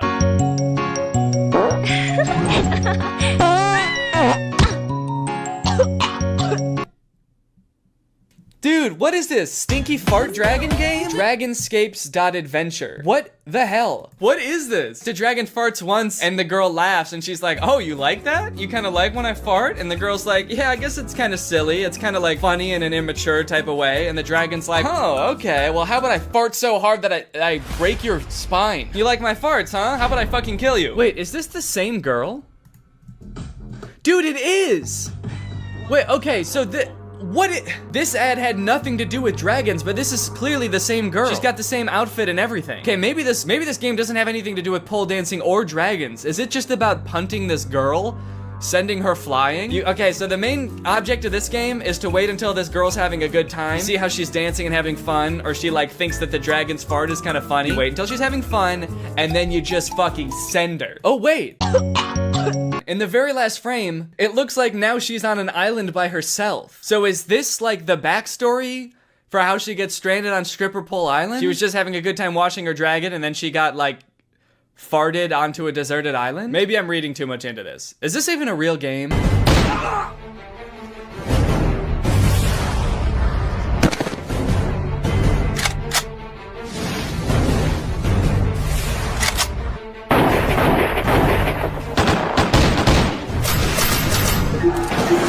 Wow, that game looks pretty cringe. That game looks so weird. Who would download that? I mean, what do? You're in like colonial times and you form an army of dudes wearing only boxer briefs that can like form together into these sick big weapons, and then you like fight off these other armies? That's crazy. Crazy bad. That looks like a bad game. What is this game even called? Something dumb, probably. What is it? Guns of Glory? That's crazy, man. I would never want to even look at a game like that now that I know the name of it. Oh, look, this looks like one of those like episode type games, like a choose your adventure type thing. She says my fantasy ... and I guess you get to pick. Her 2 options are Spank Me Master or Spank My Ass Master. Is there a difference? Spank my ass, master. Now spank me, master. Anyways, guys, I think that's enough bedads for now. Now it's time for a good ad. Thanks to our sponsor, Sleeper. You guys, let me tell you about today's sponsor, Sleeper. Sleeper is a fantasy sports platform. It's an app that's available on the App Store and the Google Play Store, but it's not just any fantasy platform, it's the best fantasy platform for all of your fantasy football, basketball, and for gamers like me, It's even got esports. The reason I think Sleeper is the best fantasy platform out there is because they've got personality, dude. I mean, look at this app. It's got a sleek, modern design. It's got a beautiful UI, very clean, laid out just right. They've got all the features you're used to in fantasy apps and more. They've got social features like voice and text chat, which means leagues that use Sleeper have more fun. They chat more, they react to moves that happen all season long, and it all comes with 0 ads. If you don't have a group of friends to play with, that's fine because Sleeper just released a matchmaking feature that will help you find the league that's right for you. So if you and your friends want to take your fantasy sports league to the next level, then download Sleeper in the App Store or Google Play. The link will be in the description. Thank you to Sleeper for sponsoring this video, and thank you to you guys for checking out Sleeper. All right, well, thank you guys for watching this video. I hope you enjoyed it. If you're new here and you're not subscribed yet, make sure you subscribe and turn on my notifications to join Greg. We're basically the fastest growing army on YouTube. Please do not look that up, but it is true. All right, well, thanks again for watching, and I hope you guys have a nice rest of your day, and I'll see you next time. Bye. This video is over now. Over now. Go find something else to watch, or just watch this video. I know we had a lot of fun, a lot of fun, but you can't stay on this end screen forever. No. This video is over now. Over now. So why are you still watching them? Edit them so that they are really cool. Okay, well that won't be necessary, but okay. If you feel like you need to do that. I do. Okay. Well, I'm gonna go. Chad, I've got a really exciting video topic for us today. Have you ever seen this account? It's called Fabiosa Animation. Well, I'm still looking at your Audacity. What? So yeah, I have seen this before actually. Oh God, no. Can you see Fabiosa Animation now? My fiance married my sister. Yeah. Okay. Yay! You have a lot of bookmarks. What, these? Those. Are you impressed? No, I'm stressed. They're important. You never know. I might have to like get some royalty-free music really quick, or go to therapy. Doctor. This is a mood, honestly. Well, thank you for totally lambasting my desktop setup here. You're welcome. That's what I came to do. Yep, and now you can go. Okay.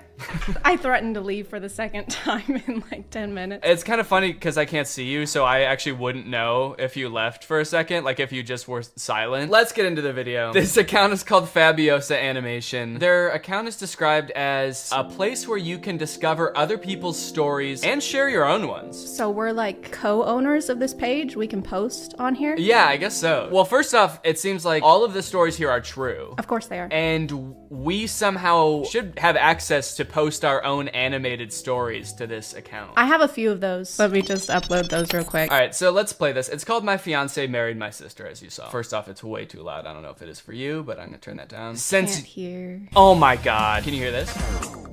Yeah, I can hear it. But now I can't see the screen. Oh, goddamn. So, do I have to choose between like the audio or being able to see it? No. If you want me to pause at any time, let me know, since you can't do that remotely. Okay, is there like a code word for pause that I should use? You have to say... Synonym for pause. Adjourn. All right, yeah, we'll use adjourn as our code word. I went on a date instead of my twin sister because she broke her leg. Bruce was like a man from a fairy tale. Who is Bruce? Why do they say Bruce like we're supposed to know who Bruce is already? The whole story starts like we're in the middle of a conversation, or like we've known these people for years. Like, why? What happened to her leg? And it's just assumed. It's like I went on a date instead of my twin sister because she broke her leg. As you know, how she broke her leg. And since she broke her leg, the next logical thing for her to do is get somebody else to go on the date with her. Because you can't postpone dates. That's how you lose a man like Bruce. And you don't want to lose a guy like Bruce. He's a great guy. Well, yeah, he's like a man from a fairy tale. You know, the type of man who will break up with you if you're late for a date. If you're late for a date because you broke your leg. It is kind of interesting they use the phrasing, Bruce was like a man from a fairy tale, because there are like really nice, you know, like Prince Charming type guys in fairy tales, but there's also like witches and like evil men in fairy tales as well. Jekyll and Hyde? Is Jekyll and Hyde count as a fairy tale? Would that be a fairy tale? I feel like fairy tales are stories you tell the kids. I feel like that was like an adult horror novel. I tell my kids about Jekyll and Hyde, the many kids that I have. And how many kids do you have? How many is the max of kids you can have? I actually have this bookmark. What is the legal number of kids you can have? All right, well, let's figure out if this guy broke her leg or what. You're gonna go out with Bruce until my cast comes off. Now at this point, the twin is like falling in love with Bruce, I guess. And now she has to go on every date until her cast comes on, which I assume is gonna be like months, right? But why is she upset about it? She just said it was the best date of her life. Yeah, she looks pissed. Maybe she's like angry that she's gonna have to stop dating him at some point. Maybe she's like planning to kill her sister right now. She's thinking ahead. Yeah, you're right. Bruce introduced me to his son Lucas. Lucas never spoke after his mom died. The music in these is also like a little bit too like peppy and yeah, it's a little too happy. Lucas never spoke after his mom died.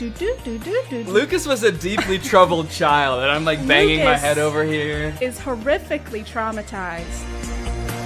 But it looks like he's about to speak, if I had to guess. He looks pissed. He never let anyone near him. She's pretty near him. Ajorn, she's pretty near him. Ajorn, she's near him. She's near Lucas. Ajorn. Do you think we should just play this on like 1.5 speed? Yeah, I hope you can read fast. I managed to get through to the lonely little boy. The little lonely boy. Oh, the little lonely boy. You can't mix those two up. All right, let's see how good the music is at 1.5 playback speed.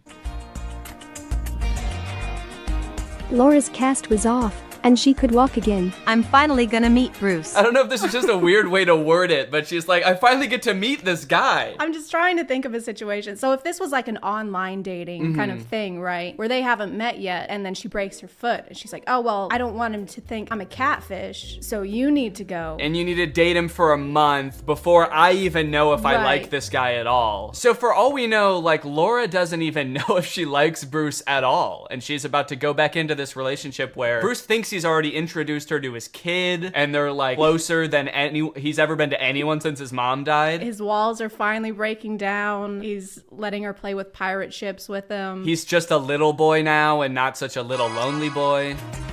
Laura tortured me every day. Adjourn. She's doing what?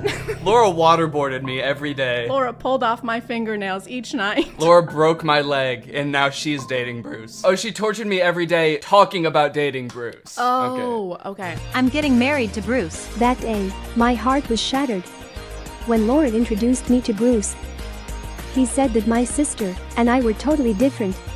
But Lucas recognized me at first sight.